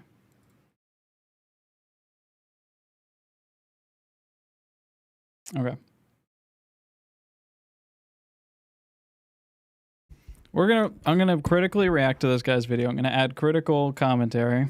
He asked me for this, by the way, so we'll see. I'm gonna give my honest thoughts on it. You know, I'll probably talk about training stuff, art stuff. I'll probably talk... Wait, I gotta take the audio filter off 1 sec. Hi, my name's John, and last year I challenged myself to paint every single day for an entire year just to see how much I could improve. And this video is a summary of all the interesting and notable things that happened throughout the year. But this isn't any So I did see this guy's reels pop up on my feed. I wanted to learn as much as I could this a handful year. of So times. You won't see me putting some abstract shapes and colors on a piece of paper and calling it a day. Not that there's anything wrong with that. You know, I saw that he painted some like the old Da Vinci, that type of stuff. I mean, sorry, Girl with the Pearl Earring and stuff. I've seen a handful of his paintings learning throughout the challenge. So without the structure of school or the feedback loop of an in-person teacher, I was kind of interested in seeing this. Resources online or in books that would help me grow my skills faster. I also judged my work based on how close I got to the reference, because without access to constant feedback, he's overlaying the photos to check his accuracy. It's okay. It's not a bad idea. So with all that being said, let's get into some I used to do that a lot. Number one, I have to paint every day, obviously. I like this editing. I'm allowed to paint with any medium I want, but I ended up painting with oil all but one of the days, so this is essentially a challenge about oil painting. Number three, I must film a short video and post it the next day to prove that I actually painted that day. And finally, the last rule, I have to paint for at least 1 hour every day. Oh, and by the way, there's no need to finish any given painting on one day. I'm not making 365 paintings, I'm just painting every single day, which means I can work on the same painting over multiple days. And that's really it. Let's start the challenge. In order to set myself up for I'm sorry, guys. He's too loud. So it's just you can't hear either of us. I wanted to use as few materials as possible. So to start, I'm only using burnt umber, Gamsol. I gotta become a better reactor. Which means I need to pause every 5 seconds and go off on a tangent for about 20 or 30 minutes. Paper and... Okay, so we're gonna just keep going off on tangents, and you'll get increasingly frustrated at the amount that I'm pausing, but curious to see where this goes. Stiff bristle brushes. I think starting with the least amount of materials... I don't paint every day. It's too much work. It's too hard, okay? It's my first reaction stream, okay? Possible, simplifies the process, and gives you a chance to learn what each component does. He's laying out his thesis here. So he's painting every day. He's painting as simply as possible. He's overlaying to check on accuracy and stuff. I think drawing every day would be a much better challenge if you want to learn how to paint, to be honest. But it's also exactly what you need to make the first layer of any classical masterpiece, the underpainting. So I squished out some burnt umber, poured some Gamsol into a cup, and started this challenge. On day one, I attempted... If you want to paint any classical underpainting, it's all about the underpainting, the first layer. So I talked earlier about the Instagram reel myths approach to painting, and I think we are about to see a lot of Instagram reel myths about classical painting. So probably people we know people like Da Vinci or Vermeer probably use underpainting, although Vermeer's paintings are very thick and direct. So what we're about to see probably is a very washy, thin burnt umber underpainting on a toned burnt umber canvas. I'm not convinced these is... I mean, it is kind of how they worked, but it's probably not the best way to approach this stuff. Attempted my first underpainting. Girl with a Pearl Earring by Johannes Vermeer. Like, what a one. This is the... every art student freshman year copies this painting. Every single person, every AP art student in high school paints this and thinks they're God. To start with. So what's an underpainting? It's essentially a value and proportional map of whatever you're painting. Value meaning how light or dark something is, and proportion meaning is my subject in the right position on the page and does it look like my subject? Typically using just one color, in this case burnt umber, but you could use any color, and sometimes white. And it went about as well as you would expect. On the plus side, I think this proves that I was a genuine beginner. You can actually see the paint dripping down the surface in the time lapse as I use both too much Gamsol. Yes, this is what I was talking about earlier. The number one problem that people come to me with is they're like, all the paint is mushing together on my canvas and everything's really muddy. It's because beginners, for some reason, just slap a ton of solvent and a ton of oil into their paint for no reason. Beginners should not touch the solvents or the oils at all. At all. You should paint straight. It's paint and mix straight out of the tube. And too much paint. I don't know how that's possible. That type of stuff is for people who know how to modify things. It's tweaking the knobs, but you don't know what the knobs do yet, so there's no reason to tweak. But this is only day one, and we have a long, long way to go. On day two, I tried to paint Girl with a Pearl Earring once again. And this time I actually remembered to paint. Did he talk about what surface he's painting on? I was probably yapping over him. I need to see this, sorry. And stiff. Oh, Arches oil painting. I haven't tried. So I did try one Arches oil paint. The oil paper is very troubling because for some reason every paint or paper company seems to think that they should make an oil painting paper, and it's just the most shit product ever. They just take their paper, and I don't know how they make something so bad. The whole point of a painting surface is that it's shouldn't be super absorbent, right? Like there's differences in absorbency of acrylic versus acrylic gesso versus oil gesso and blah, blah, blah, blah, blah. These papers are always, they suck the life out of everything they touch. And what happens when you put oil paint on these really absorbent surfaces is it sucks all the oil out and your painting, it sinks in. It's called sinking in. It loses all the oils, and when oil paint doesn't have oil, it can't shine, and how shiny something is how actually clear you can see it. So all your blacks turn into, instead of rich, dark, creamy 0 out of 10 black, they turn into this grayish, misty 4 out of 10. It makes it really hard to judge all of your values. So I'm not sure 100% sure. I'm not 100% sure about that painting specifically. Chose raw sienna because, well, Ken told me to. But also better with the brush and paint itself. Because up until now, I really had only was a genuine paint Girl with a Pearl the same way. Building a better understanding of what an underpainting is. Nicholas, we're on a first name basis. Just kidding. I've never talked to him. Nick does some really cool stuff, and he does it on bad papers. I wouldn't recommend it to beginners, though. I don't know how Nicholas Uraib does that. He's very good, and he knows what he's doing, and he likes to experiment around with materials. But I'd highly recommend you just use a surface that's normal. Importantly, the Canson acrylic paper is actually pretty good.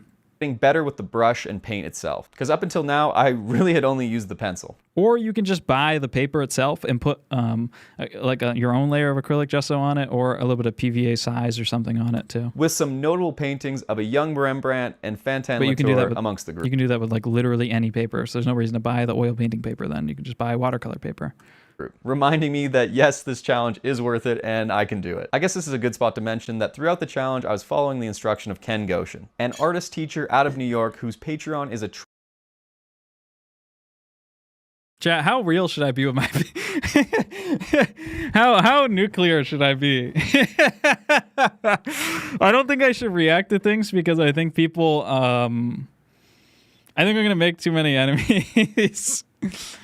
I think that the stuff that this guy says is just not, the way this guy paints is like not super historical at all. It's very weird. It's not, he uses like just the underpainting stuff that this guy talks about. It's not how people paint. It just really frustrates me when people do copies of 19th century painters and then they don't use anything like the techniques at all. And they're always talking and yapping about all this shit, but they don't know like the first thing about this. And this guy's techniques are treasure trove. They're very washy. They're very soft. They're very, does all these underpaintings and grisailles, and he could just not paint any less than like most of the painters that he paints like. Videos on classical techniques. And it's only like $10 a month. In particular, his underpainting workshop, which I watched and rewatched multiple times over the first few weeks, and is where most of what I'm going to talk about and the references derive from. Now, this is obviously not sponsored, and he didn't ask me to do this, but if you want to learn painting the classical way, this is a great place to start. Anyway, after 15 paintings, I was getting a little comfortable, and so that means I have to switch something up. So I added titanium white, ivory black, and raw sienna to the supply list, and this is where the struggling really began. So I think if you want to, basically when you're doing like the brown underpainting thing and you're only using brown or brown and white or brown and black, you're just drawing. And not only are you drawing, you're drawing with like a really shitty brush, right? Instead of like charcoal on a stump, or you're drawing with like a pencil, which has like a nice point and you can, use lines. Like I think pretty much everything up to and including this type of stuff, it's just draw. It's faster, it's cheaper, it's more iterative, you have more control, you have a better value range, you don't have to deal with all the materials. It just makes you better at painting, and you don't, that's the way they practice in the French academies, right? They use the charcoal and paper stump, right? Like that's why. And then that like perfectly graduates into full painting. If you want to use a limited palette like the Zorn palette or something like that to start, because you are comfortable with drawing, then I think that's great. But like just monochrome, to me, I don't really see a point. Raw sienna because, well, Ken told me to. But also, when mixed with black and white, it creates a nice range of skin tones perfect for my first steps into color. On day 16, I took those colors and made a sort of matrix of swatches on my palette, and started working on my copy of The Needle Woman by Velázquez. But I didn't like mixing color because I wasn't any good at it and it takes too long, so I quickly slipped back into making underpaintings. But I guess it's better than not painting at all and just skipping the day. Eventually, by day 26, I had stalled long enough and I was back to working with color more consistently, taking one day to work on the underpainting and then the next to add a layer of color over top. See, like, this is the thing that bugs me. John, I love you. It's like, this is a Sargent painting. Sargent studied with Corrales Duran. We already talked about him earlier in the stream a couple times. Sargent studied at the French Academy, the French École des Beaux-Arts, and he studied with Léon Bonnat. None of those people used underpaintings like that. Corrales Duran specifically hated painting like this, and it formed his entire personality, same with after Velázquez too, which was the other guy that you were painting from, into not painting like this. So then you go and you like get advice from someone like Ken, and they tell you to use all these washy materials and weird things, and it's like, where does that even come from? It's just like Instagram reel stuff. Like, I don't even get it. Switching up my palette slightly to accommodate a wider range of subjects. And of course, I picked the Zorn palette, which is white, black, yellow, and red. So let's add yellow ochre and cadmium red light to the supplies. I made a bunch of progress and a few nice paintings. Day 27 is one to remember for later. The Zorn palette is titanium white, ivory black, cadmium red, and yellow ochre, right? 4 colors, 4 pigments. And I think that's the best way to start to learn how to paint. You can paint a vast amount of skin tones with it. You can do about 85-90% of all the painting you need to. And then from there, when you're having trouble hitting certain colors, which wouldn't be anything that you would probably not run into any limitations in a Velázquez painting, you can throw a blue on there, you can put a green on there, and then, as you grow more, you can maybe put a cool and a warm variant of each color on there. And day 28 was a highlight for me so I like the Zorn palette at the time. This continued for another 17 days until day 44, where I decided to reel things back and try a new method. Although I was seeing some success, things weren't looking exactly the way I wanted them, and I think it's because I was doing a lot of mixing on the surface, along with 1,000 other things. So despite the progress I was making, I decided to take away my colors and try grisaille. To be honest, I jumped into color a little. Yeah, all right. John, I love you, man. Brother, I love you. Oh man, I'm gonna explode. I'm going to explode. We already talked about this stream. I talk about this every stream. I talk about this every day. Oh, man.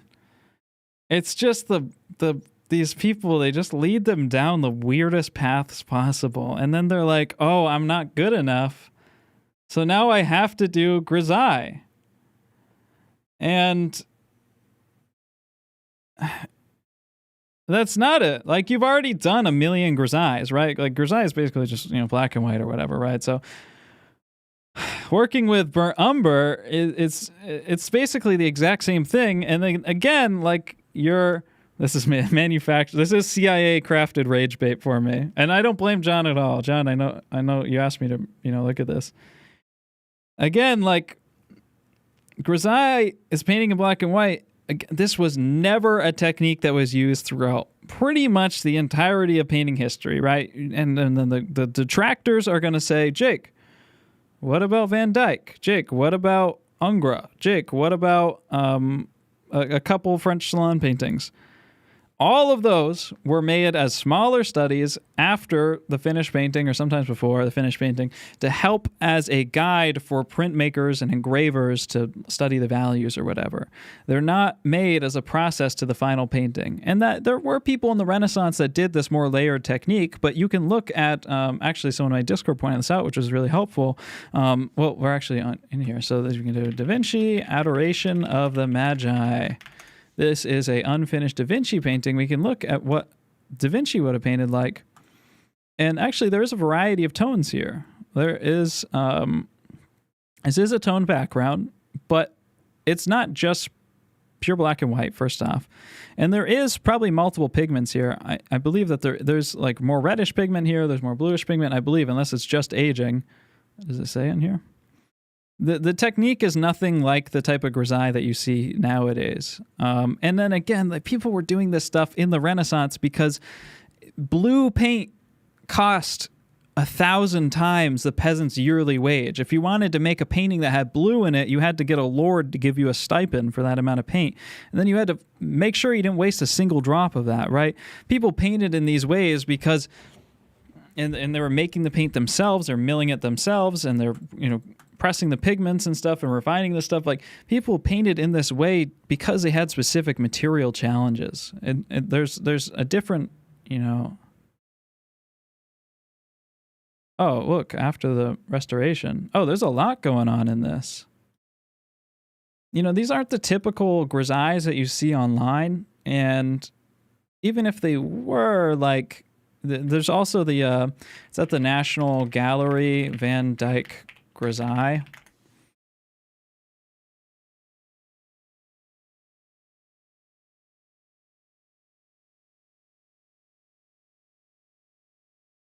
If you want to only focus on the values, that's fine. But, like I said, I just recommend drawing it. You're going to be able to deal with all those problems so much more. Why can't I click on this?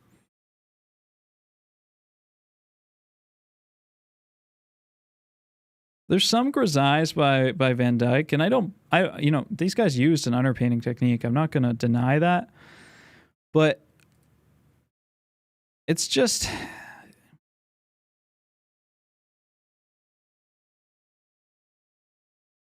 they thought about these things a lot differently, and they use these techniques a lot more casually. And it wasn't, this was just a different world, and it wasn't, canonized in a system of education. And we can study, why can't I click on that? It's so annoying. Anyways, there's a couple grisailles by Van Dyck.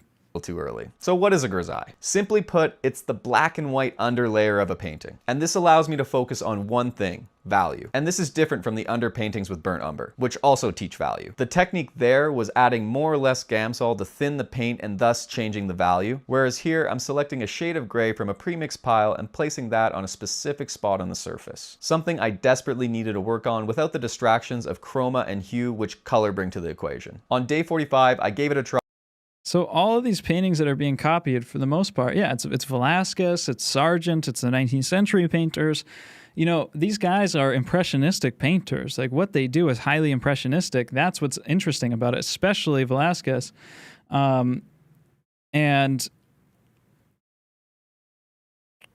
the thing with these guys, the way that they paint is they try to see the color for what it is. They try to not live with a preconceived notion of which color palette they have to use or what colors make skin tones, and instead they try to see the things as they optically appear to them and paint them that way. Of course, they have a really strong understanding of form that shapes the way that they make marks and stuff like that. But you know, this isn't the same ideology that gives way to the philosophy that gives way to the painters like Duran and like Velasquez and like Sargent. It's completely different. Somebody just said Ingres in chat, or Angra if you want me to be.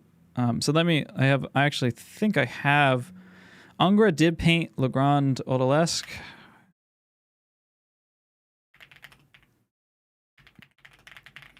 In Grisaille, but this is a notable painting because it's an anomaly. And Ingres actually didn't paint in Grisaille all that often. And also this painting is completely, it's not like an X-ray scan of the actual painting that's in full color. It's a separate extra one that he painted. That's why this work is remarkable, because it's weird to have a Grisaille from this time. That's not how people were painting. And I have an academic paper on this. Let me find it real quick.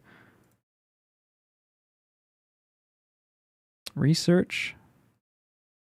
Oh, I forgot I had these files.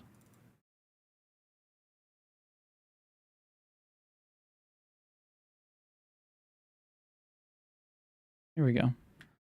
It's unlikely that Ingres prepared the Grisaille with the intention of painting over it with velature, some sort of glazing process, as this traditional method does not seem to have been adopted by Ingres, who in his sketches shows that his method is often to work alla prima, wet into wet, full direct color. That's what we're talking about. That is, preparing various mixtures of pigments in advance and using the different hues from the outset. Right, so just painting in full color right from the start. This is visible, for example, in the painted sketches of the Martyr de Saint Symphorien and in preparatory paintings for bigger works. In conclusion, and we have lots of paintings from all these guys where they're doing little sketches where they're doing just a head or just an arm or just a hand while preparing for a big grand composition. They all do that just straight in paint. In conclusion, the Metz Odalisque could well be a monochrome study for an engraving. This is what I'm talking about, for engravings or for prints. However, it's not unlikely, considering Ingres's ideas on drawing in a color, that he used the Grisaille for a replica of one of his most successful paintings, was conceived as a pedagogical exercise on the importance of chiaroscuro over color in his work. So he might have made this either for an engraving or just as an example for his students, a demonstration for them, or an example to show them how important values are underneath your colors, because Ingres famously said that drawing contains within it 7/8 of painting. Veladura sounds a lot like Veladora, which is glazing. Oh, it's just glazing. Okay. Try and was super happy with the results. Magenta, cyan, yellow. There's no real reason to do like a magenta, cyan, yellow. The normal primaries are totally fine. Yes, they don't have as much range as the true primaries, but also that range that they have extra is like ultra saturated neon cyan. Humans don't have, like, we're not crazy glowing cyan people, so it doesn't matter. Like, they both share the exact same amount of range in the skin tones. You're just going to have to spend more work mixing from the CMY than you would from like a yellow ochre, which is just more naturally like most skin tones. Velasquez. I continued to make Grisaille after Grisaille, taking my old underpaintings and working over top, often taking. But I don't think that, well, I know for a fact at the French academies they did not paint in Grisaille. So it's not, again, this is just a demonstration for Ingres to point out this idea. It's not something that would have been a standard exercise for students to do. And maybe some of them did it for fun. I know there's one Grisaille portrait from the French Salon. But again, it's not like a standard canonized. They actually, in the French academies, were taught to not paint with underpaintings in a lot of them, and to try to mix directly the exact color that they saw, and if they got it wrong, to scrape it and try again. A photo of my work and laying it over the original to see where I went wrong. Then making those changes while applying. That's what makes these painters so good, because they were really struggling in England at the same time to make good paintings. they were really struggling in England at the same time to make good paintings because they used a lot more of these kind of crazy techniques. In the French academies, they made a real big point of not being too technique-y because they didn't want their students to be too reliant on those things. They wanted to give them like a broader set of tools, which is why they didn't teach like that. Applying the grisaille, making underpaintings only when I needed them to continue my black and white practice. Eventually slowing down enough that each grisaille took 2 sessions, then 3 sessions, then 4 sessions. Who knew if you slowed down and spent more time on something, it would... This is good progress, though. This is nice progress, especially from the first one. The drawing's getting better here. The values are getting better here. Yeah. Become more accurate. I just think you should do it in charcoal. It's easier and more better. This is a nice painting, though. It looks, all the thumbs up to John for this one. Accurate. Eventually getting to that comfortable place where I knew I had to start pushing myself again. And just like that, I was ready for my second attempt at color. And this time I was ready. So with a stack of black and white underpaintings, I got to work. Each new day, another opportunity to practice mixing, blending, and paint application. I was constantly adjusting my paint mixes to become more colorful, started working with smaller, softer brushes, so I guess we should add those to the supplies, and started zooming way in on my reference photos to see if I could learn anything from the visible brush strokes. Just generally getting my reps in. And it was a slow process with some really bad paintings. I really can't stress enough how bad I was with color. The infinite possible combinations and the mud you get when you push it too far. But I think this is something you just have to brute force and learn through experience. No amount of theoretical knowledge about the Munsell color system can teach you to physically mix paint, and this just takes time. But I have to say, watching others mix paint... The Munsell color system is some weird Atelier bullshit. I'm just gonna call it like it is. I don't know anything about that shit. Maybe it's useful. I don't know. Color's not that hard. You just gotta learn to mix what you see and keep mixing until it's exactly what you see, you know? Paint does help, and I leaned into that whenever I could. Which, not to disvalue or anything, this is a hard struggle, very hard struggle. None of this is easy at all, and this is impressive to do, to paint for a year. But it's just that, like I've talked about this entire stream, the more thorough systems you use don't necessarily result in closer paintings. They can result in like faster gains, but oftentimes you're going to struggle with the touches that make these things a lot more lifelike and thorough, and what gives them like that real French Academy flavor to them. Which I think improved my practice. Mixing colors one day, taking note of how they could be improved, and trying to fix them the next. Eventually I started to figure things out. On day 82, I made another version of that Fantin Latour self-portrait, and this time I exceeded my expectations once again. I'm still proud of this painting. Followed by... I think in general here, the values are better. I mean, if you paint in black and white, you are going to get better values. I'm talking on a degree of efficiency here. This is the values in the drawing here is good. It's not bad. By this portrait of a man by Velázquez on day 92, which if you think looks familiar, remember day 27? Well, this is the same painting just over 2 months apart. I kept going. That's nice. I made a drawing in a museum on day 104. They wouldn't let me bring my paints in unless I was with a scheduled group. I attempted a Picasso on days 110 to 112, which was different, and made my best painting to date on day 113 of Juan de Pareja by Velázquez, and it took me over 5 days to complete. Can you tell I painted that one just a couple days ago.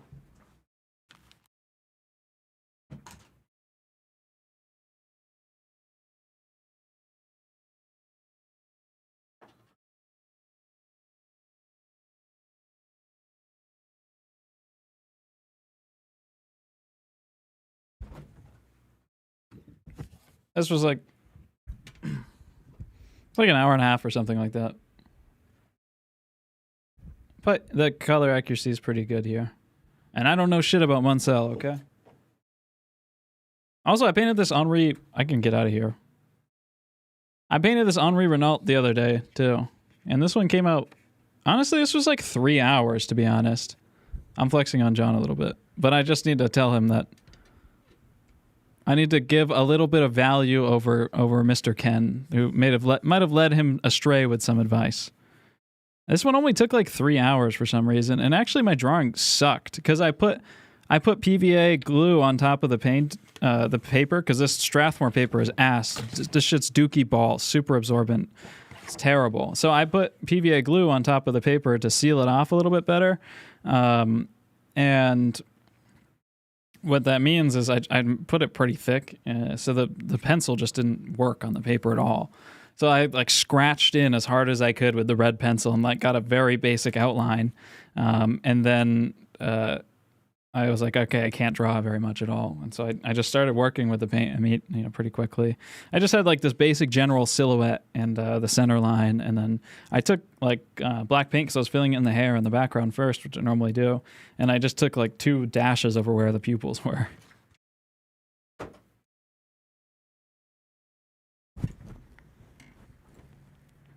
I really like Velasquez. Fun fact, this painting is actually... This is one of the greatest portrait paintings of all time. I actually fully believe that Velasquez is the GOAT, and this painting is like so good. As for like an academic painter, this shit's the GOAT. All right, if you want to learn color, John, and for people asking my chat, why not tone the paper with white acrylic? It's the same thing. It's the same thing as acrylic gesso. PVA size is just, I don't know. It's all the same thing. If you want to learn to mix color, let me grab some. This is how I learn.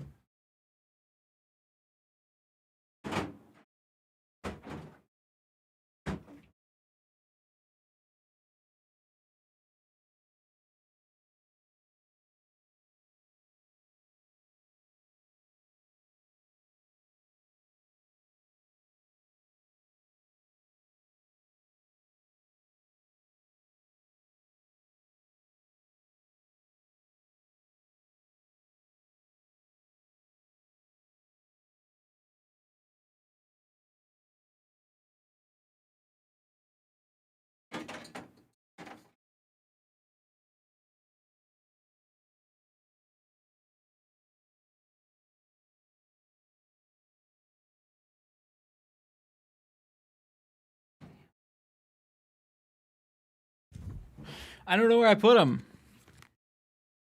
Okay, what you're going to do is you're going to go to Home Depot or whatever.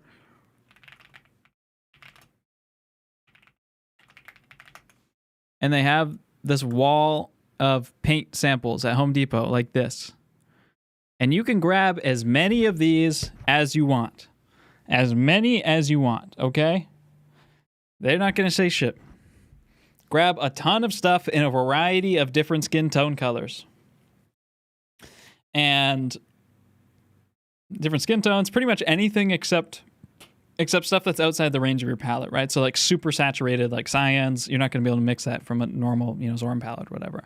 But anything that's just generally you're going to see reds, browns, tan skin tones, some blues, anything. Grab a bunch of them, and you're going to take your paint and you're going to mix. And then when you think you got it right, you're going to take a little bit on a brush or on a palette knife, and you're going to dab it onto the paint sample, and then you're going to ask yourself, I did it in one of my videos too. I did it in my paint testing video, my Temu cheap versus expensive oil painting video. I do the process, so you can watch it there. Put it on the tab, and you're going to say, is it warmer? Is it cool? Or actually, is it lighter or darker? First, you think about the value. Is it darker or lighter? And then you ask yourself, is it more saturated or more desaturated? And then you ask yourself, like, does it need to be more red? Does it need to be more blue? Does it need to be more yellow? So if it's darker or lighter, it doesn't, you can take whatever path you want to get to the color. You should add white or black or a bright pigment or a dark pigment. If it needs to be more saturated and it needs to be lighter, then like you're going to want to add a lighter, more saturated pigment, right? So like a bright yellow or something. If it needs to be darker and it needs to be less saturated, add black, right? And then if it needs to be more blue, you add some fucking blue to it. If it needs to be more red, you add some fucking red to it. That's all it needs to be. You're going to do that, and you're going to keep sampling it, and you're going to put the paint onto the tab. And one time you put the paint on the tab, it's going to disappear. It's going to just disappear into the tab. And that's when you know you have it. And then you're going to move on, and you're going to do it again. And you're going to do a handful of those, and you're going to do those frequently. If you do that, like, a few times a week or whatever, I don't know. I didn't do like a million of them, but I did it for like a few weeks. And I've gone back to it a couple times. Not really a reason to go back to it. And that's how you need to treat everything. When you paint a portrait, you need to just keep painting and matching the color until you get it right. And you can't do the good enough thing. You know, like a lot of the colors I'm seeing here are just like kind of a little bit desaturated and stuff, but that's probably a result of you know, only painting in brown and in black and white instead of just, you know, being a little bit more rigorous with the color matching. It would have been a better skill to practice. Of his assistant, who was an impressive artist in his own right. Which, we keep going. You've said that color is your weakness here, which, yeah, it's most people's struggle. Going. There's more. I then spent 7 days working on Kupka's painting of his brother in a seaman's uniform. Another 6 days working on this cropped portrait of Lucas van Oefel by Anthony van Dyck. God, that's a mouthful. Which is definitely one of my favorites. By the way, this is what the full painting looks like, and it's spectacular. As you can see, I was preserving that trend of spending more and more time on a painting, and it was working out for me. I kept going, but I could feel my excitement waning. I couldn't just keep painting portraits. By this point, I had painted close to 50 different pieces, basically all from a handful of master copies. I was starting to get burnt out. I even dipped into the Impressionists and painted a portrait of Gustave Boyer in a straw hat by Cézanne. And it actually turned out pretty good. It's actually nice. This is one of your better paintings. It's actually accurate, like pretty accurate. Like the shapes there's maybe a little bit too much negative space here, but it's pretty accurate because this is so shapy. And these are the early, they're not early Impressionists, but like this is a pretty academic painting. And Cézanne had some academic training. Like this is one of your most accurate paintings. And it's like easier when you're separated from this like mindset of like, oh, grisaille and everything. It's easier to approach this stuff more free and actually land at the end goal a little bit easier. So you're not like tied down by all these like principles that you have to keep track of in your head. Gustave Boyer in a straw hat by Cézanne. And it actually turned out. The color here is like not bad. And I think maybe you are sinking into the paper a little bit here because like this is all black. There's like a little bit of tone change in here, but this is all black. So, like either you did put it down black and we're seeing a little bit of glare, or it's sunken into the paper, or you made it gray for some reason. In which case, don't be afraid of black. But I knew my portrait painting days were numbered, at least for now. But I wasn't going to give up. I just needed a change in scenery. I wasn't that interested in landscapes or architectural painting, so I decided to try still lifes. Once again, I wanted to start simple. So I found this photo of an apple on Pinterest and just gave it a shot. Pretty quickly, I realized that when it comes to color, portraits are very complicated. Some areas of the face lean more red, others yellow, and others still more green. Not to mention the crazy assortment of planes that make up the human head. But if you're painting an apple, there's a much smaller group of colors you need to worry about. And the shape is a lot more understandable. This freed up my brain just enough to help me start learning more about color. Mainly the edges. Yeah, I think that's pretty much the same thing. When you're not like bound down by all these ideas, which again, he has been bogged down by the people who have given him advice, I think is a bit too wacky. Then you can paint stuff. You can focus on the things that matter more. And part of that is just the natural process of learning, right? Like you are going to be too bogged down on theory, whether the theory you've gotten is the best in the world or not. Gradients, and just blending in general. After the apple, I painted a cup, wine bottle, and orange on day 154. Then an orange by itself on day 160, a tulip in bloom on day 163, and a plum and a pear on and a plum and a and a plum, a pear on a cloth on day 171. These are nice. These are really good. Mixing in a few portraits. And a plum, a pear on a cloth on day 171. I still think a little bit tentative on some of the values. Also probably some subsurface scattering going on here. Like you'd have a little bit more saturation along the edge of the value. Although you're hitting the black here. I do think a better surface might be better for you. This is good though. Yeah, a little bit more. I think just like don't be afraid of hitting those dark values in spots like this. And saturation too. Like look how insanely bright. Like this is like max saturation red here. Don't be afraid of just loading up a ton of red and a ton of black and a ton of mostly red. It's going to be mostly red here. If you do anything else, then it's going to get desaturated. But like black doesn't kill your colors. Don't be afraid of that myth. Like just mix a shit ton of color into it. Don't be afraid of throwing down a lot of paint. This is like good color though. Actually, it's a lot better. Mixing in a few portraits. That's what you should have done from the start, along with just some drawing studies. along the way. But also, it took me like 2 years to learn even the most basic ideas of drawing, and then I, that's when I started painting, and I still really struggled with painting for a while. So it's not like I don't know what your base. Clearly, you had some experience before this. I don't know what your base level was like, but you're not going to learn everything in 150 days, anyways. You're going to waste time no matter what method you do. So it's as I felt I had to. Actually, there's something I didn't really mention. Up until this point, I was operating under a different challenge. Before I decided to paint for a year, I actually challenged myself to paint every day until I was able to make a master copy. And you'll see that if you look back at my shorts. Welcome back to day 112 of painting every day until I'm able to make a master copy. But I painted with that intention for around 150 to 200 days. But that intention started to change once I painted the apple. And frankly, that goal just never made any sense. And that's because a master copy is simply that. A copy of a painting that you admire, and there is no requirement of accuracy. I needed to put an end date on this challenge for my own sanity, and since I was already 200 days in, I thought, why not go for a full year? Once freed from my previous mission, I spent the next 30 plus days working on still lifes, from both life and photo reference. I think still lifes are really good for beginners because it's the same color, like with the paint chip thing. It's nice because you can put it literally on there. It's a good way to learn paint, but like you're getting the similar experience with still lifes. But mostly from photo reference. It's just as far as color matching. Easier. And I learned something. There's a difference between making a master copy and trying to copy from a photo. When making a master copy, the hard work's been done for you and you just have to learn from it. What I mean is that all the shapes that make up a portrait have been decided by the master. If we look closely, this isn't an eye, but a curved line with a blob on the end. Maybe this isn't the best example, but I think you get the point. These abstract shapes at a distance look like an eye. But when you're working from life or a photo, you have to make up these shapes on your own. Unless you're going for hyperrealism, but that's just not what I'm working towards. Anyway, this was huge for me, and it made for some really fun painting sessions just trying to make my own shape. This is the reason why we start drawing from like casts, and the reason why we start drawing from, I like master copies a lot, is because like a cast is of someone's head, or like I'm talking about a sculpture here, classical sculpture. It's somebody's head that has been already taken into a sculptor's eyes. They've simplified the features, they've defined the shapes, they've recognized the form, especially when it goes to Greek sculptures.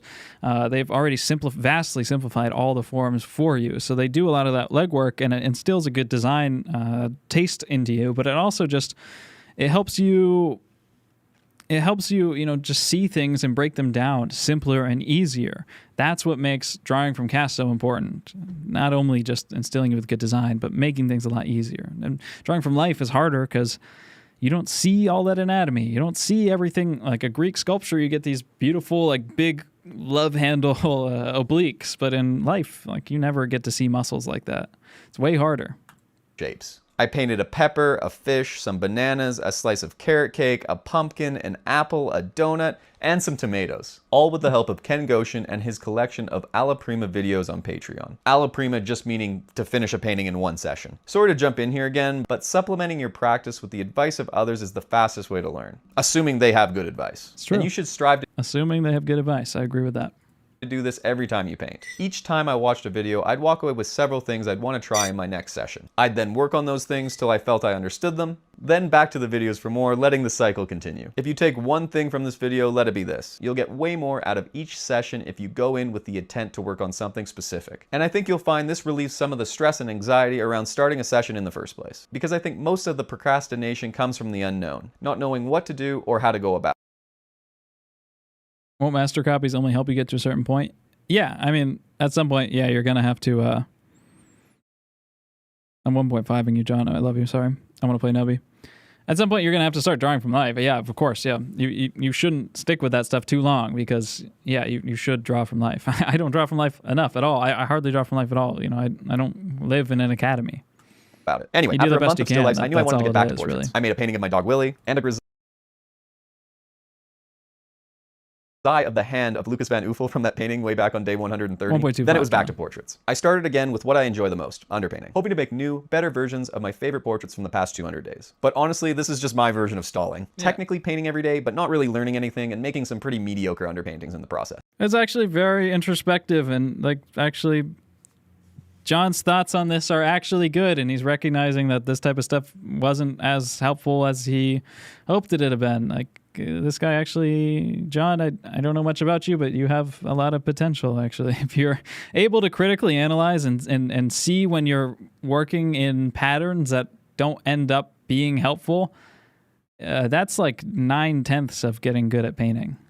A far cry from what I just preached, but we all have these periods in our practice, and it would be dishonest to not share this struggle. I literally never touched these 15 underpaintings again. Then another creator hosted a self-portrait contest, and I thought I'd give it a try. But this time, really push myself to reach for a level of completeness that I had never really achieved before. I started with a practice portrait, then got out a nice canvas, took some reference photos, and started to work on my contest submission for the next 10 days. From days 237 to 246. And I made something I was pretty happy with. Overall, it was meant to represent the balancing act that painting as a hobby requires.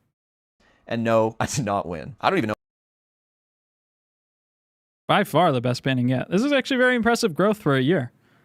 I think, working consistently every day it does help. Consistency is a big part of it. Definitely. That's very impressive. That's very impressive for where he started, actually. Know if he saw it. I painted my dog again, but this time in a much more Baroque way. Then a portrait of my girlfriend, this random guy from the internet, this child dressed like a Renaissance Dutch boy, and this woman with pale skin and short hair, amongst a few. The halftones are getting a lot better in these paintings. This is like a big deal. Like, you see how these edges here are... There's like a certain level of softness and transition into the next tone, and then how this tone is different from this tone. If you go back to these early paintings, that's what they all lacked, right? The skin is just one generic skin tone, just like put everywhere, and there's no transition on any part of this. I'm trying to find... He went to the grisailles too fast. Yeah, there's no transition, right? Like, it's either like very soupy shadows that aren't dark enough, or Day 44. They are dark enough, but there's no transition plane, there's no edge.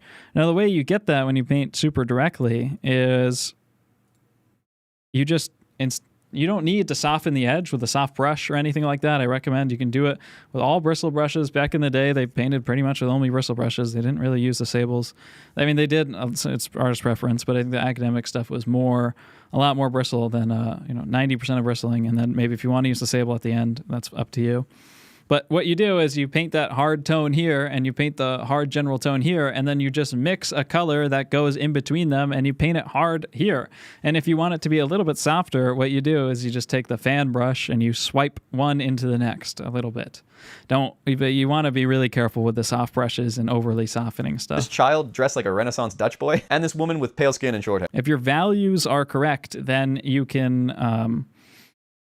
If your values are correct, then it doesn't matter if your edges are all hard and you're doing like paint color, and you're just boom, boom, boom, 3 hard colors. It will still round and still look nice, no matter if you soften it with a super soft airbrush or whatever or not. As long as your values and your color are correct, it will still read correctly. And if you need that little bump, you can take a fan brush and drag the tone a bit. Amongst a few other works. Then I decided to... But I don't think beginners should do that at all. Change up my materials a little, and I started painting on these canvas boards. These new boards held the paint differently, and I really like them. But more importantly, they shifted my mindset. Much better. Now that I wasn't working on cheap paper, I had a stronger desire to bring these paintings to a professional finish. Oh my god, he recognized that the paper sucks too. Oh, he's goated. He's getting good. Like that contest submission of the He's come so far. Portrait that I did on a canvas. If it were just a sheet of paper, I may leave out the final details, as I was just excited to start working and learning from the next painting. But with the canvas boards, I felt like I needed to reach a higher level of completeness. Anyway, I bought 10 of these boards, and that's what I used for the remainder of the challenge. Painting first this woman with a head wrap, then this kind of crappy painting of a woman with an exposed shoulder, some sunflowers in a pot, a still life of a group of objects with a bird, which is one of my favorites to this day, a bowl of strawberries, a pet portrait commissioned for a friend, this wedge of cheese. I especially had fun working on the wax paper wrapper, which brings me to the final leg of my journey. At this point, I had about 20 days left in my challenge, and I wanted to finish things off with a bang. A finale, if you will. So I picked 2 master copies that I painted in the early days of this challenge and set out to recreate them with all the skills I learned over the year, hoping to see some improvement in at least one of them, and maybe even get a good thumbnail. So I started my first one, Portrait of a Man by Velasquez, on day 347, knowing that if I messed this one up, I'd still have some time to have one more attempt before the end of the challenge. But I was nervous, because the last version of this painting that I made on day 92, I was pretty happy with. So making something better would be a challenge, and I really didn't want to make something worse than I had already made. But I had to try. I love this painting. I used all the tricks I'd learned along the way, starting with an underpainting, then grisaille over top, then slow, methodical layers of... John, if you ever use an underpainting and grisaille on a Velasquez painting again, I'm going to come to your house and delete your YouTube channel. Stop doing that. Don't do that to my boy Velasquez, please. He doesn't need that. He doesn't deserve that. And then like, dude, you did so well on the color mixing on the still lives and stuff, but now you're back in your academic mode and like, look at this base skin color that you're putting down. Like, are these anywhere near each other? And you know that. Like, your color's really good on the still lives. You're like, you're shackled to the academic mindset, and I relate to that a lot. You don't need to be, dude. You already solved those problems. Color. For 6 days I worked on this painting, from day 347 to 352, and it couldn't have gone smoother. It looks nice, but there's too much softening. Yeah, there's too much finesse. Like that's the crazy thing. Look at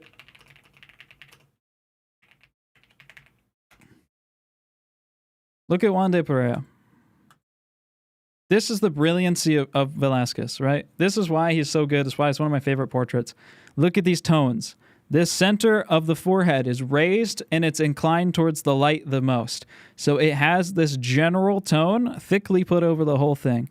Then look, the side of the forehead slants down a little bit on either side. And look, it is a clear-cut general tone on either side that's slightly darker than this one. Squint your eyes. And then along the edge of the hair, right, we have a big black shape. Big black shape for the hair. We need to soften that. What do? Do we take our little brush and tickle its testicles? No, look, there's a middle brown, dark brown tone that's just put directly into transition here. And there's some of this is kind of fan brushed and swiped back. It's this sort of, you don't need to soften this stuff at all. It's all hard transitions in the paintings. It's all hard transitions. And if you need a little bit, you paint thick and you pull with the fan brush, but you don't need to do that too much, or else you're just gonna, you're going to mud here. I mean, look at this painting compared to the one I made on day 27 and the one I made on day 92. But I still had more time left in the challenge. So with 13 days remaining, I started another one. Girl with a Pearl Earring by Vermeer. The first painting I ever copied. I had been thinking a lot about what I wanted my last painting to be, and it seemed only fitting to end where it all began. A true day 1 versus day 365 comparison. But this one didn't quite go as smoothly. I had a lot of issues with proportion and placement of facial features. Mostly with the eyes. There always seemed to be one. How did he get the texture on the lights to look like that? I just think it's just like really thick, goopy paint. Oh, actually, because this is so goopy because it's lead white, and there's actually something called Velázquez medium. So this was back in the time when they're making their own paints, and all these guys were doing weird shit. They were mixing weird stuff into their paints.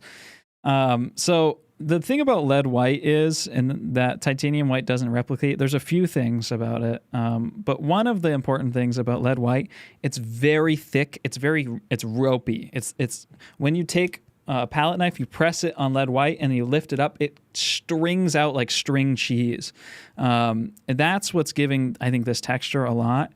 And they were also mixing stuff like calcium carbonate, which is it's white chalk, into their paint too.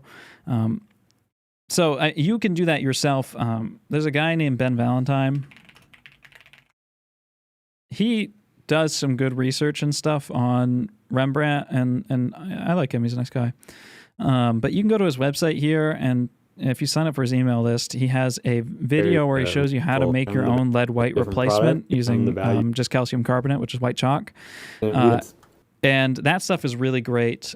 It's very thick and stringy, just like that lead white. So that's how you get the texture there. But it doesn't matter too much. One lazy one as I switched back and forth trying to fix them. But luckily I had the time, so I kept pushing and painting over until I felt like I couldn't make it any better. 12 days later, that just so happened to land on day 365. It's nice. The tones here are much better on this one, right? Like this is a nice like off-green yellowy tone. There's decent, nice soft edges here. We could use one more. You can see, you squint your eyes, there's one more value here that you could pull along. Or what you do is you just grab the fan brush and you pull outwards. And this is why I recommend training with the charcoal and stump, just like the French Academy, is because that's what you do when you work with the charcoal and stump. You lay in those shadows. You need to make that transition tone. You already have the shadow tone. You use your stump and you pull outwards along the edge.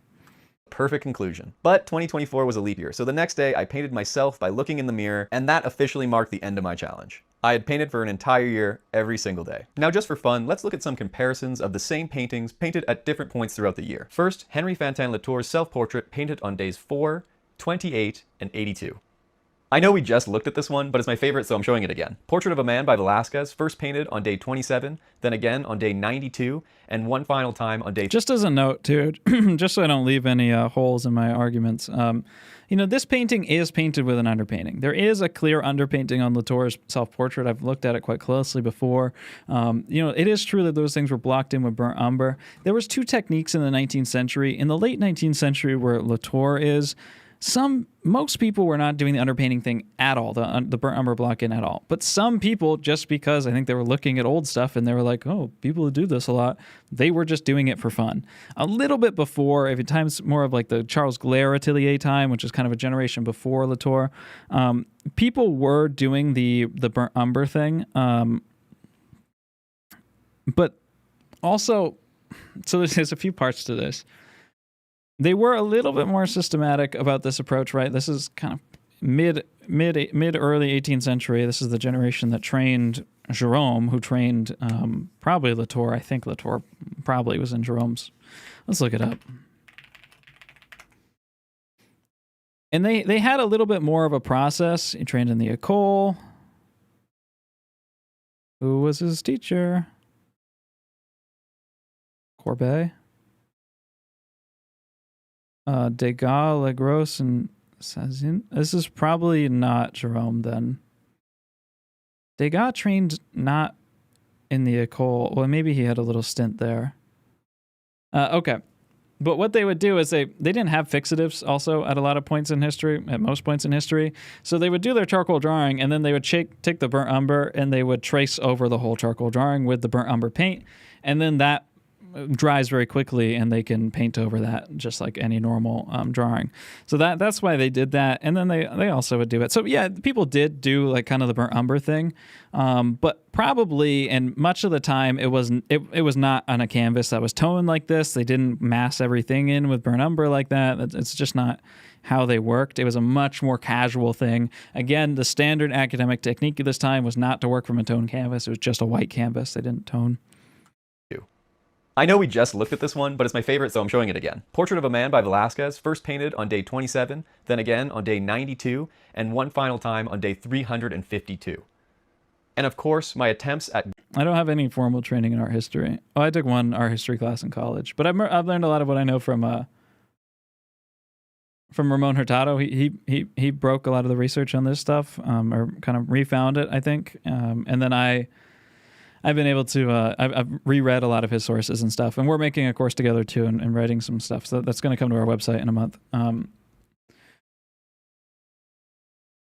The point of a burnt umber underpainting is it's a brown underpainting. You know, it's like you do kind of want to mask in your shadows somehow, sometimes.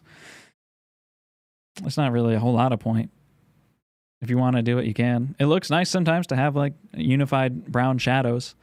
And there were points in history where people like, you always want your shadows to be this brown because like that we don't want to like take away from the power of the light. So there was, you know, again, weird academic stuff at different points of history. The École is the academy.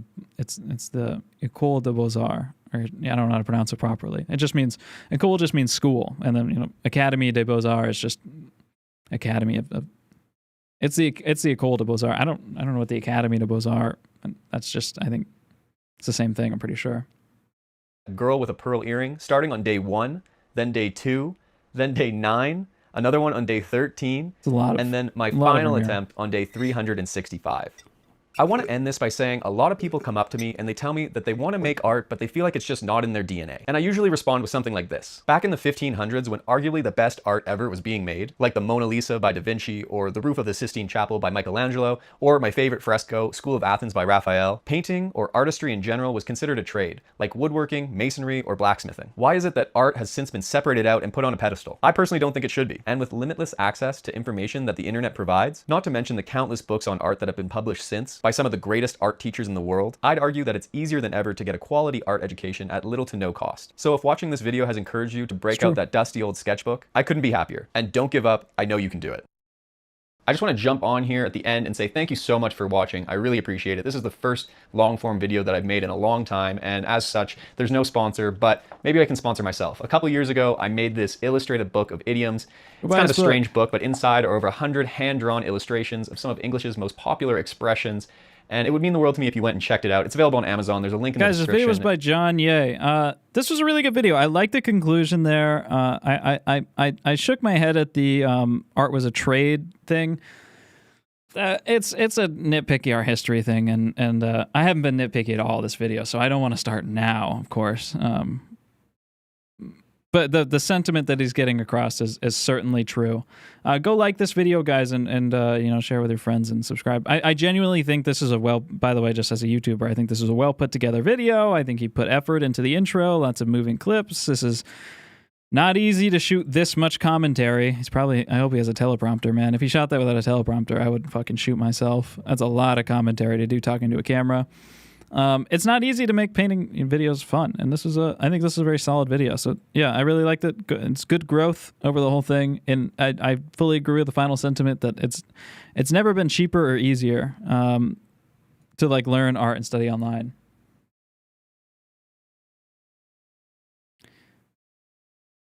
Yeah, I'm gonna like this video. Okay, cool. We're playing Nubby. This is our. Someone donated earlier and they wanted me to play Nubby, so you know I'm legally obligated. Okay.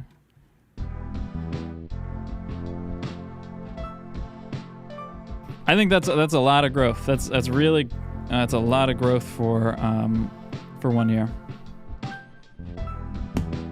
So even though I'm nitpicky about who's teaching him and the history and stuff, it's still very good. All right, I've been running a ton of challenges. I haven't even unlocked. I've been playing a little bit off stream, guys. I'm sorry. I'm sorry to do that to you guys.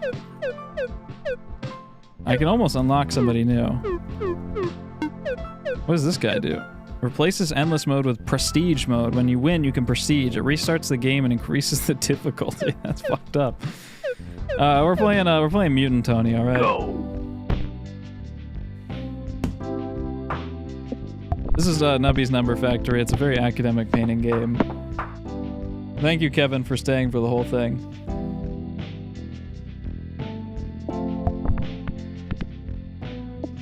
Guys, I've been playing this. This game is kind of fucked up.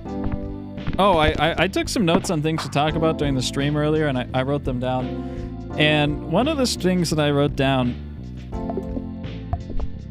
I get nervous about conversation, you know. What the fuck is that bounce, dude? What is this game is horse shit. Oh!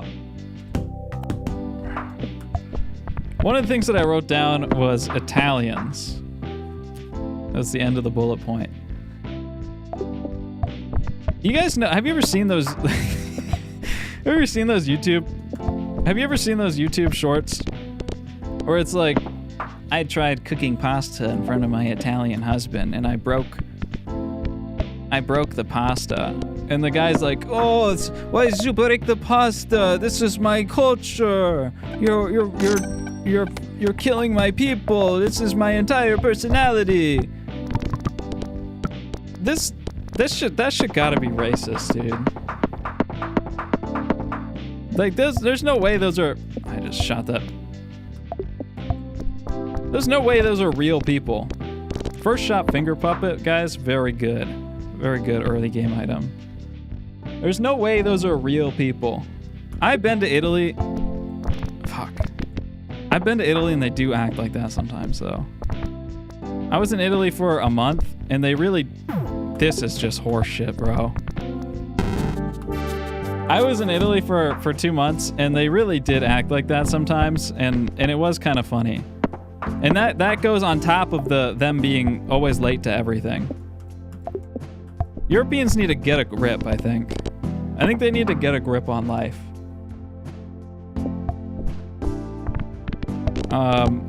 What else do I have to say about? I didn't write down any sub bullet points on my Italian bit. But those videos always have like 30 million views too. That's the thing. Finger puppet, it gives points equal to the number of bounces this round, so it just keeps getting higher and higher each bounce. It's a good early game item, you know, it's just not my best work. I'm playing bad, guys. And it's probably because I'm distracted by the Italian bit.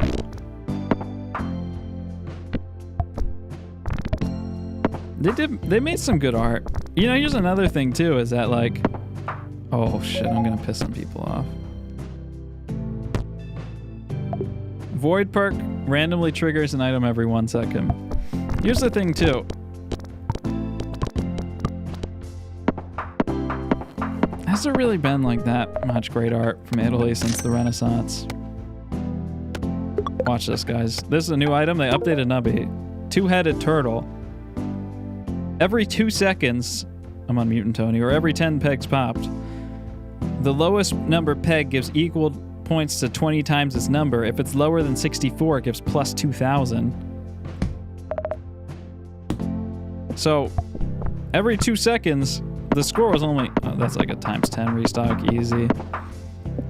It's a very good early game item, guys. I'm kind of like a Nubby pro now, just to be honest. I've done a few of these challenges. That's times 20 early on. This is the easy money farm. Alright, I'm back to making people mad. I don't hold this opinion very strongly, so I'm sure that there's some nerd. But you know, all these art schools are in Florence and stuff. Florence really, it's not like a big deal. You know, they act like they're all high and mighty because they're in Florence, but like... Oh god, I'm probably making people so mad right now. Like, what have you guys been doing since like 1600? You had Vittorio Reggianini in the 19th century. There's actually a lot of really nice... There are some good painters from the 19th century in Florence, but like... And I'm sure in the middle there. But like, you know, shit moved to France. The Medici family moved to France, you know? I probably could have gotten a couple items there. And they moved to France like a long time ago. The Italians will not forget this. I did just like literally fuck my... Oh, I'm already... After that ARC video, I'm never getting a gallery show ever again. Well, not that I ever had one, but I'm never getting a gallery show here.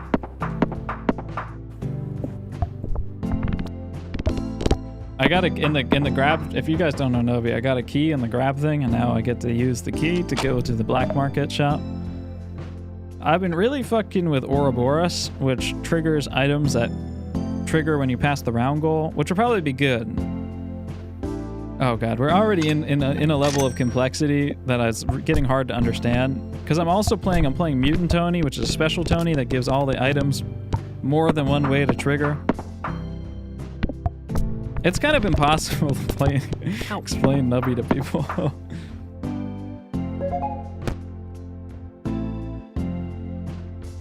10 pegs popped, give a lot of points. Every 15 pegs, pop all X-peg popped items. That's just like a straight upgrade. It's like 0.75 or 0.66 improvement, or 66% improvement. Roberto Ferra, yeah, I mean, but like he's like a, you know, he's like a modern guy, right? Like he's not like a historically relevant. What are these horseshit bounces, bro? He's not like a historically... Ferry's work is great. Where did Ferry train? Roberto Ferry. Let's go to his website. I think he might have gone to like the Florence Academy or something. Biography. He's old too, or he's like he was studying in the 90s. Give me English. Started painting as self-taught, moved to Rome in 99.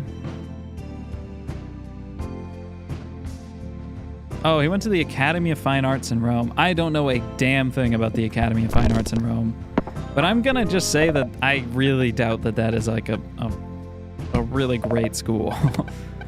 I have $70.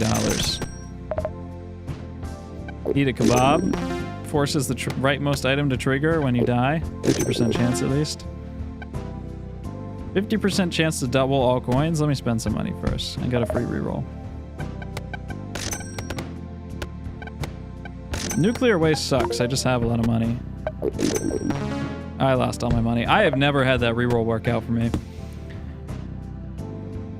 But a lot of the people who are like really, really good nowadays, even the ones that are like associated with academies, like I think like Alex Venetia just had a really good painting show. Let me show you Alex Venetia art.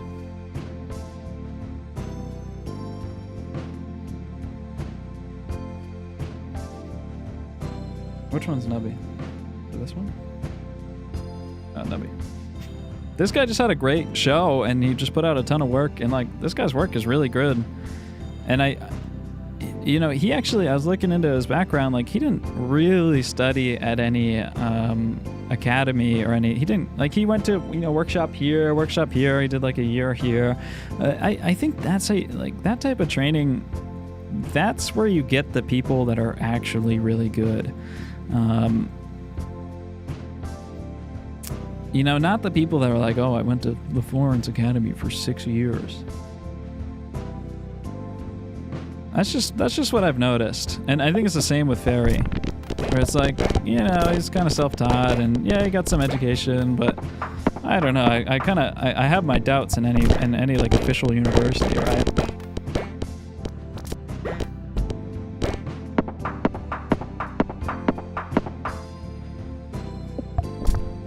What the hell is this game? This is Nubby. You have to pop the pegs, and when you hit the peg, it gives you the amount of points, but it halves it until it goes down to 0. And then your items, they make your popping power better.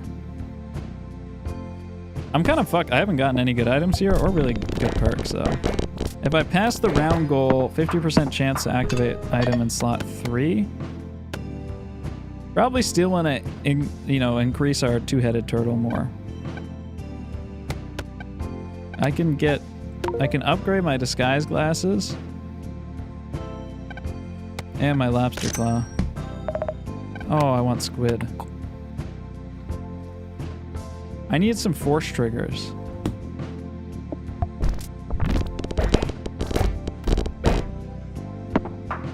Yeah, I'd say pegging is an artistic expression. Like, you just... It's all about being able to hit the right peg, you know? That peg was 500,000. I doubled the shit out of that guy. My kazoo here, he doubles, guys. Maybe I should be doubling more. It's kind of risky, though, because sometimes you just get a bad bounce and you go straight to hell. Oh, we hit... Oh, my God. Oh, my God. Every 2 seconds... We're triggering everything that passes the round goal, and when we pass the round goal, we trigger slot 3, and slot 3 carries the force trigger to the left and has a chance to give an additional force trigger, and then that guy doubles random peg. We're doubling and doubling and doubling and doubling here. Oh! I'm going to the moon. I always do it on stream, man. Wait, what? I don't even know what's happening. I don't know how we got that many. It is because the faster we're passing the round goal, the more we're triggering slot 3, and that's the more doubling we're doing. I'm so goated, man. It's always on stream that I just cook like this. We will be taking our... This guy's... Oh, maybe he is good now because every 2 seconds he gives points equal to times 20 of the lowest peg, but if I only have 1 peg left that's infinitely doubling, then he's like good as fuck. I think Lobster Claw is dookie. I think Uranium Rod is dookie. We're gonna re-trigger...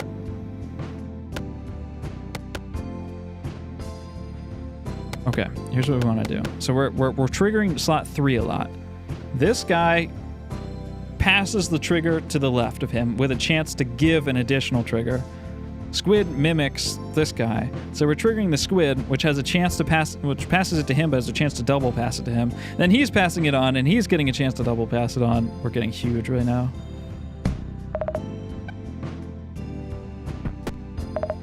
Reroll the shop. Rare food. I will not be doubling my money. Don't tempt me, sweet devil. Don't tempt me.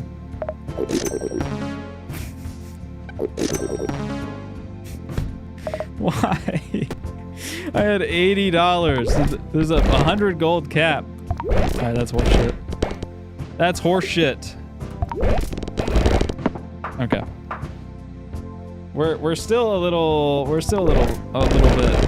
dicey. I think we either go to the moon or we just die before we go to the moon. It's like a chemical potion that we need to let catalyze. Like this. This is moon territory.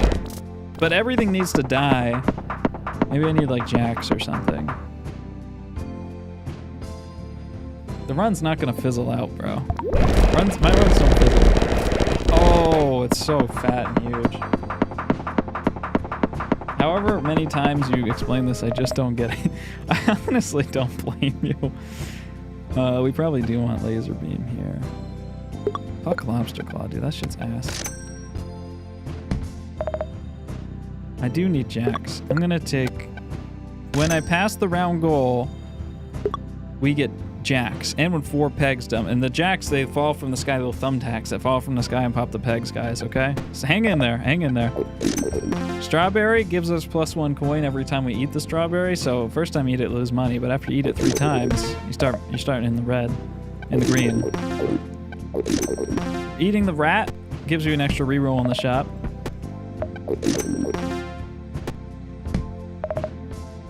It didn't do us good. This is huge. Well, maybe it's not. We need to be doubling.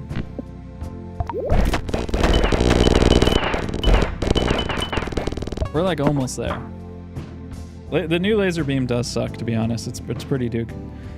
How much time have you spent playing this? You seem quite accustomed to the intricacies. I am quite accustomed to the intricacies. We are getting Drainer here and probably going to ruin the run. Drainer's the riskiest item in Nubby to take. Every 10 pegs that you pop, it triggers the item on your left, which is going to double, but it drains 3% of your total points, so it takes away. So it's a runaway effect. There's lots of runaway style. See, here we go.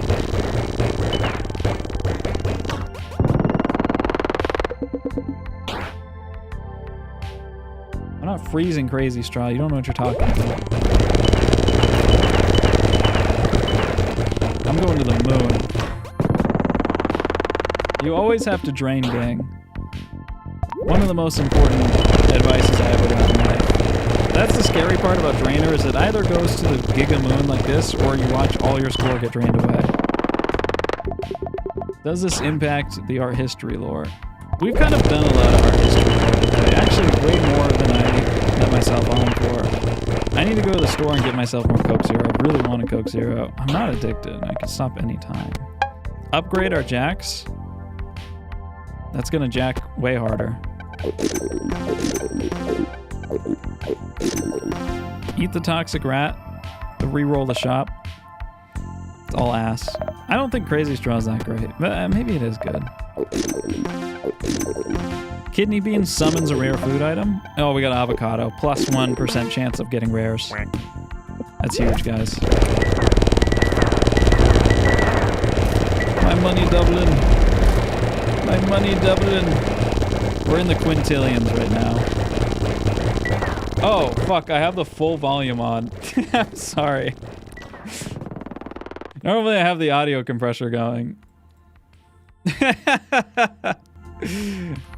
You guys are getting... You're fucked. Oh! Oh, there we go. I'm sorry. You guys aren't... You're not equipped for the training. Oh. Playing Nubby, just straight up jacking it. And by it, I mean my pegs. Why do I always go to the moon on stream? First try. See, it's the sound design is a big part of it. It's a big part of it.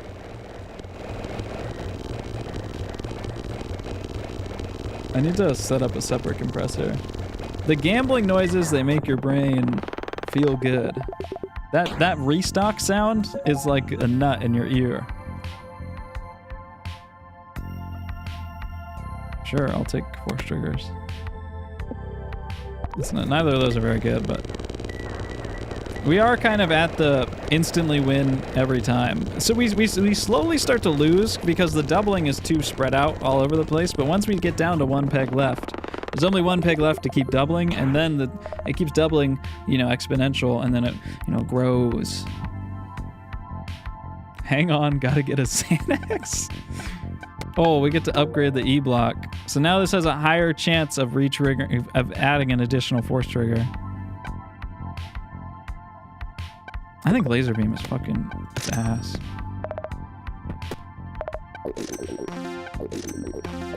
Don't worry about the shop items, okay? Just let me work my magic in the shop. I play it like a fiddle.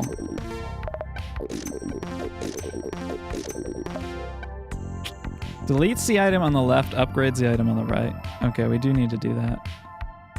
We probably don't need glasses anymore, and we probably want to upgrade our squid.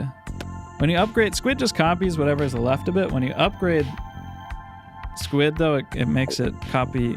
It makes it the upgraded version of whatever it's copying. There we go.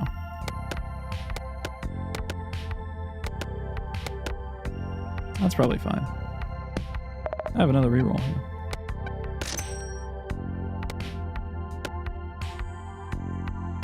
Wait. Oh shit, okay, that's fine. I don't know. To be honest, I don't even know what's causing the force triggers, but it's fine.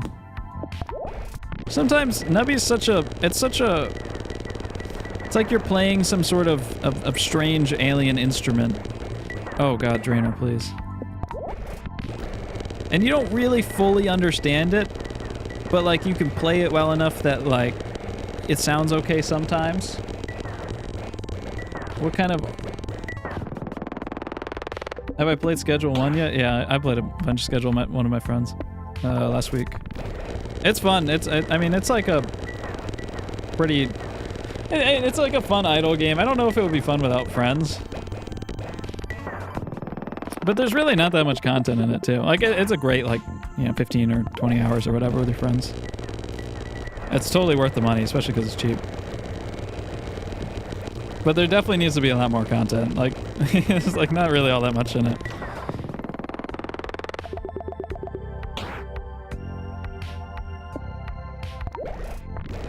I'm playing the shadow... Nubby is playing the shadows on the cave wall, you know? It's funny because I will lose like 10 or 15 games in a row, and then I hop on stream and I hit this craziness. And we get to deal with the ASMR. There's actually not much more, but now there's not really a lot of gameplay to talk about, so I gotta go back to my notes. I think I did all of my notes. Yeah, I kind of did all the notes. Maybe we just like sit in silence, appreciate the noise, you know? Kids nowadays, they don't really appreciate anything.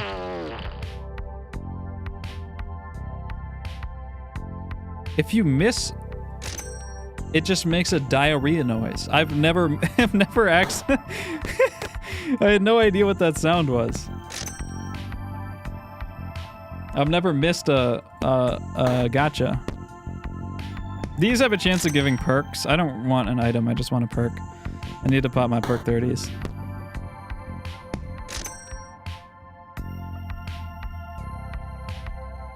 Jake, goth girls or femboys? Prefer like a boogero girl.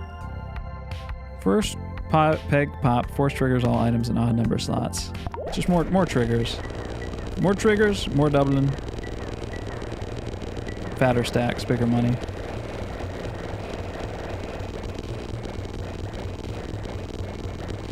It's not an infinite loop yet either.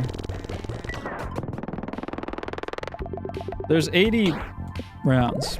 So we're gonna beat the boss pretty soon. You can go endless too, but I think I've gotten too good too because I played the hardest challenge for like all week, and it took me like 4 days to beat it. One of the hardest challenges. Okay,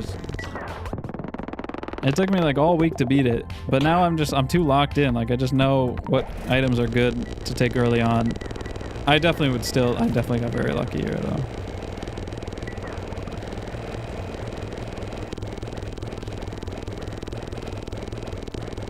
I appreciate you, Jake. I appreciate you. Any painting projects or series? Yeah, so I want to finish the Blender video. You guys want to see something? I've never shown this. It's for the Blender video. I'm just gonna give you a little sneak peek. Don't share this with anyone, okay?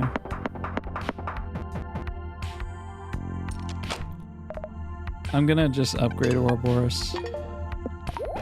I think that's part of the magic in this. Actually, I'm really not sure. Okay, while that's running, let me open up Blender. I haven't opened this up on the new PC. Let me add it to the source.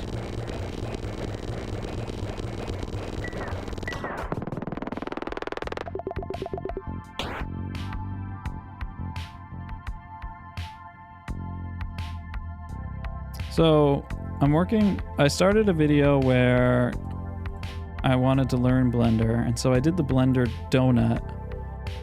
Oh, I haven't touched this file in a while. Yeah, there's some really fucking crazy shit in this file. What's the hotkey to unhide everything? Shift S? Shift S? Alt S? Oh, okay. Oh, it's so laggy. Alright, let me hide some shit, extra shit. Where's my Winterberry? So I did the Blender donut, and then I was like, I want to do something crazier. So I made a winter-themed donut, and well, hopefully it's gonna get laggy when I turn on rendered. I made everything from scratch here, like everything. Oh, I'm missing some stuff too.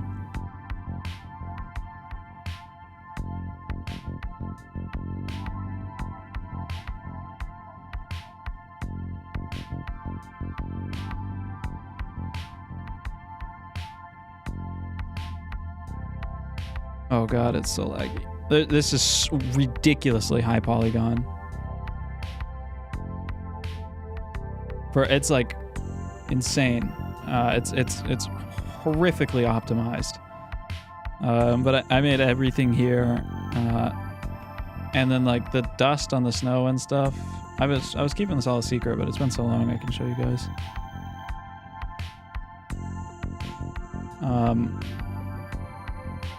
Like the dust on the snow and everything. It's all.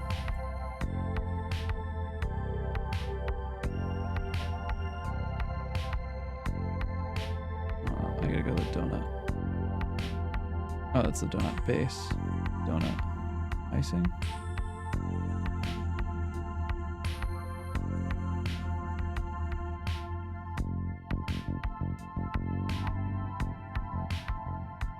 I gotta remember where things are. Where's my geometry nodes? Oh. Maybe they're in here? What the fuck am I doing?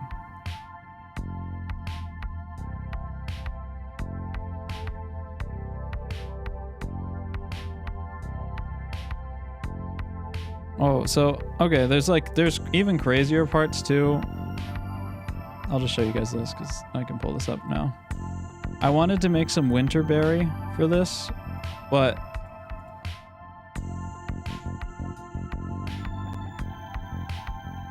wait, I don't want, yeah, ice sheet density. Okay, let me hide this and this.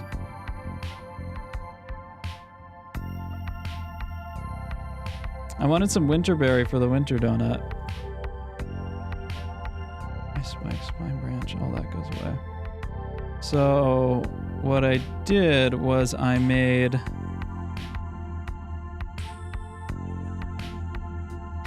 I didn't really know how to make a branch. It's actually surprisingly hard to make like a tree branch in Blender with like winter berries on it. I can put this in render view. So I had the bright idea because I like geometry nodes. I could write a custom tree of geometry nodes that would procedurally generate unique Winterberry branches. And the base branch should be randomizing here too. I think I forgot to fix that.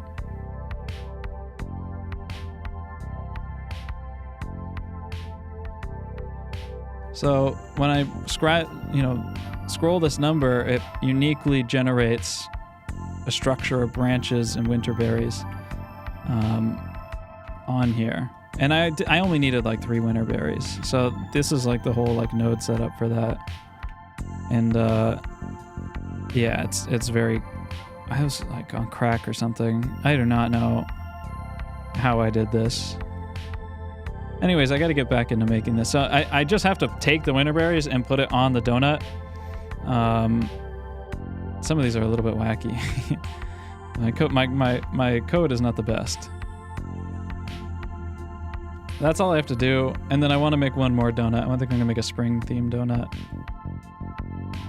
Which will be like a couple weeks of work.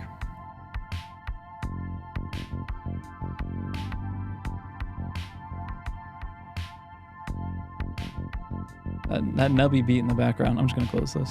I'm going to not save. Yeah. So that was like weeks and weeks of work that you saw there, and I will get back to it. My score is oscillating between 0 and a billion. Okay, I passed it.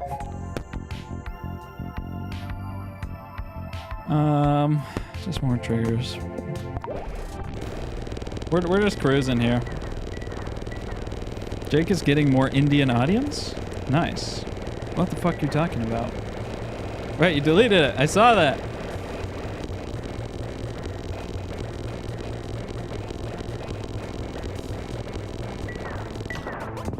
The frosting looks like asbestos, yeah.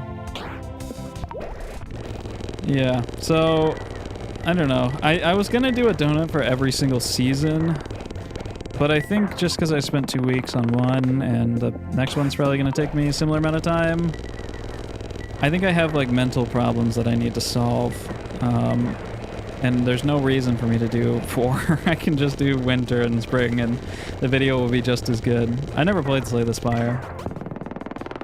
That's a roguelike I never touched. I played like Isaac when I was younger, and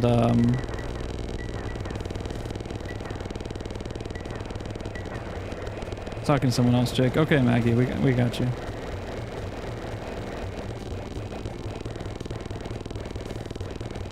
Just kind of running this one out, you know?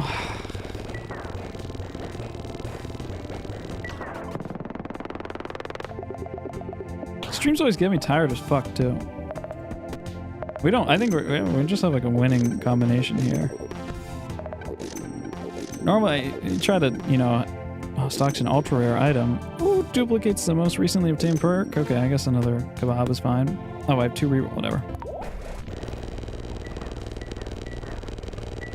Yeah, it still shows on the video screen when you delete messages.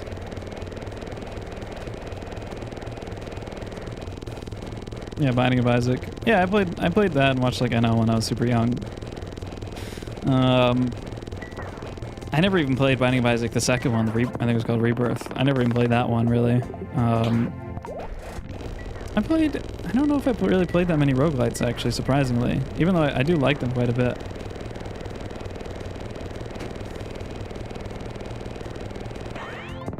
Whoa, I had 7.1 N there. I've never had N.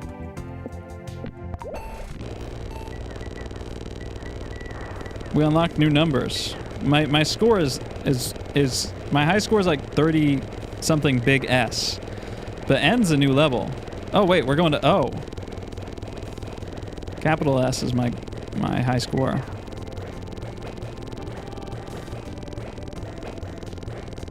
It all has to do with how fast I can knock out everything but one peg, and then I can, and then it will double that one peg more, and it will get to a bigger score. Like this won't go that very high because there's 3. No Darkest Dungeon.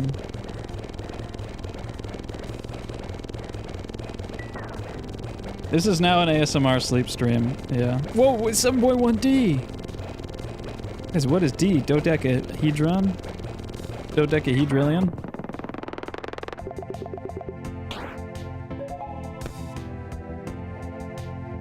Huge. More triggers. I'm doubling. I'm doubling till I nubby and then I nub. It goes S, capital S, Q, O, N, D. D is dectillion. N is nontillion. Oh, wait, we're hitting huge. I think my buddy hit Google, he hit G. We're forging new numbers here. And they're letters. Holy shit, that's one of the best items in the game. I doubt Yeti's really doing that much here. Let's try this over here. First peg pops, Nubby dies. A random peg emits a pulse that doubles pegs within close range. This might actually be better because it doubles the peg twice when it triggers. We'll try them both. Summons an ultra rare food item. Duplicates the kebab I ate. I should be careful eating kebabs.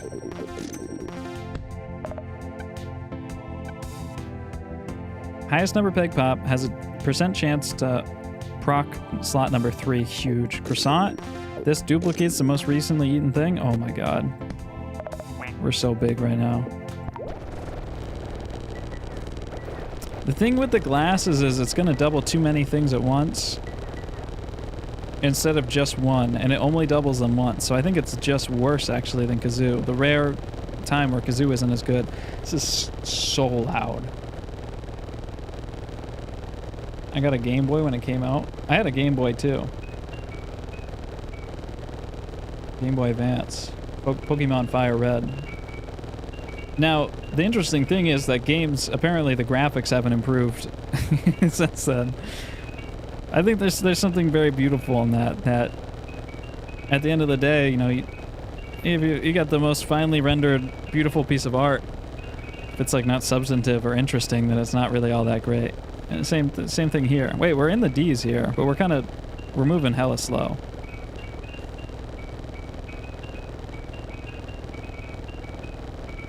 Zalo, I like the guy. I like John's video. I felt like it was good. I felt like he improved a lot. I felt like he got led astray by some of the craziness that I see happening online, but it's not really his fault. And I think that he actually noticed that a lot of those things weren't helping him that much, which is by far the best part.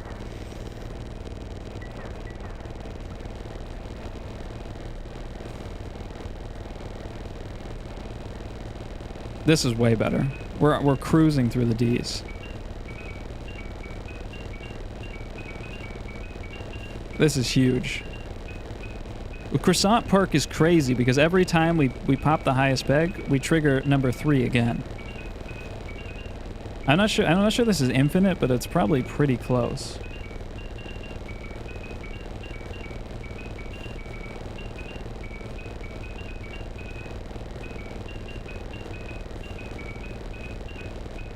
The stream bitrate probably doesn't want to keep up. I'm not sure the variable bitrate's able to adjust fast enough, but you know, it's part of the Nubby experience. Can you remove? You can't remove perks. That's kind of the thing with perks is they can screw. I don't know. Perks hardly ever screw you over. Well, Drainer can. Drainer screws you over if your build's not good enough. If it is good enough, like now, you win. Wait. For some reason, once we get to D, we start to slow down. Well, I get that Drainer it says 3%, so it's gonna start. It doesn't hit any harder than it does the other ones. So why do we slow down when we're in the D's? There's some sort of some non. It's not completely exponential.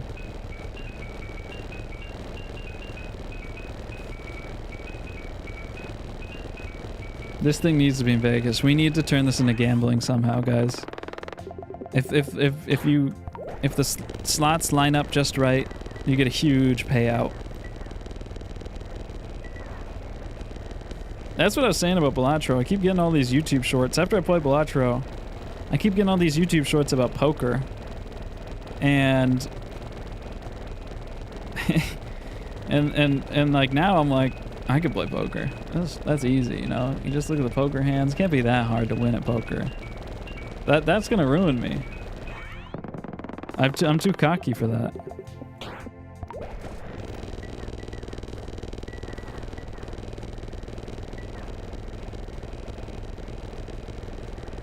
gambling stream again? Or when? I don't know, man. I need the kick. When I get the kick deal. All right, let's just get to round 80. And I'm gonna get some. I'm gonna turn off the stream and get some groceries.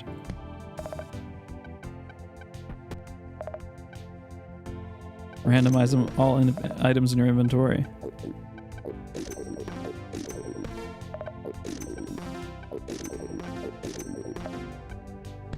Three times.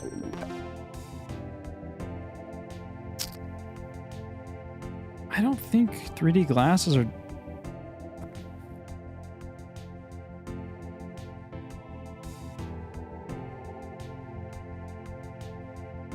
I don't think 3D glasses are good here. Even if we upgrade them, I'm not sure it'll help. But upgrading the E-block would. See ya. That's how you know you're a real nubby gamer. You're willing to take sacrifices like that.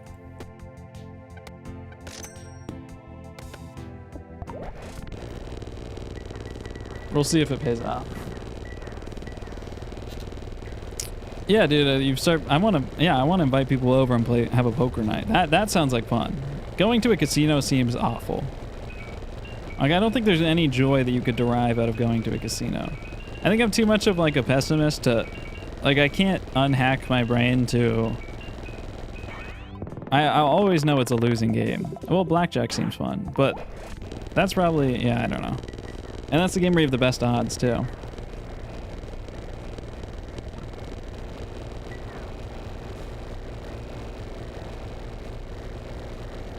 But like the people that are rubbing the slot machine screens so that they think they're like, you know, more likely to win. I don't got the dog in me for that. It was just a terrible score.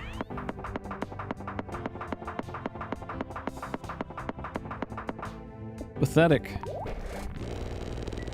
Almost at round 80. You paint while driving, gambling, and beer maxing at the same time. Yeah, that's a good idea. I could be texting on top of that though if you wanted to open up your mind to new ideas a little bit. I am getting drained. Oh! Okay, once it went down to 2, then I shut up. That's funny. Yeah, I think we need to like... Well... You know, if we killed them slower, then it would just double more, right? But the pegs popping triggers the doubling, so I'm not sure. Poker might be fine in a casino, but like, I'm gonna be getting dogged by some guy who like had a divorce 10 years ago and has been like playing poker for 20 hours a day ever since. Like, it's not, you know, it's like, I don't want to go to like a freshman art class and paint with them. It's just not going to be fun for me. And it's the same thing with like me going to a casino.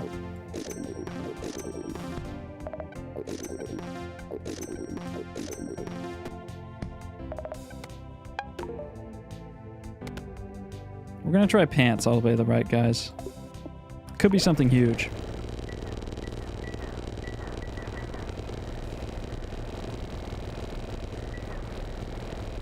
I'm not sure it's made a measurable difference. Could be something huge, though.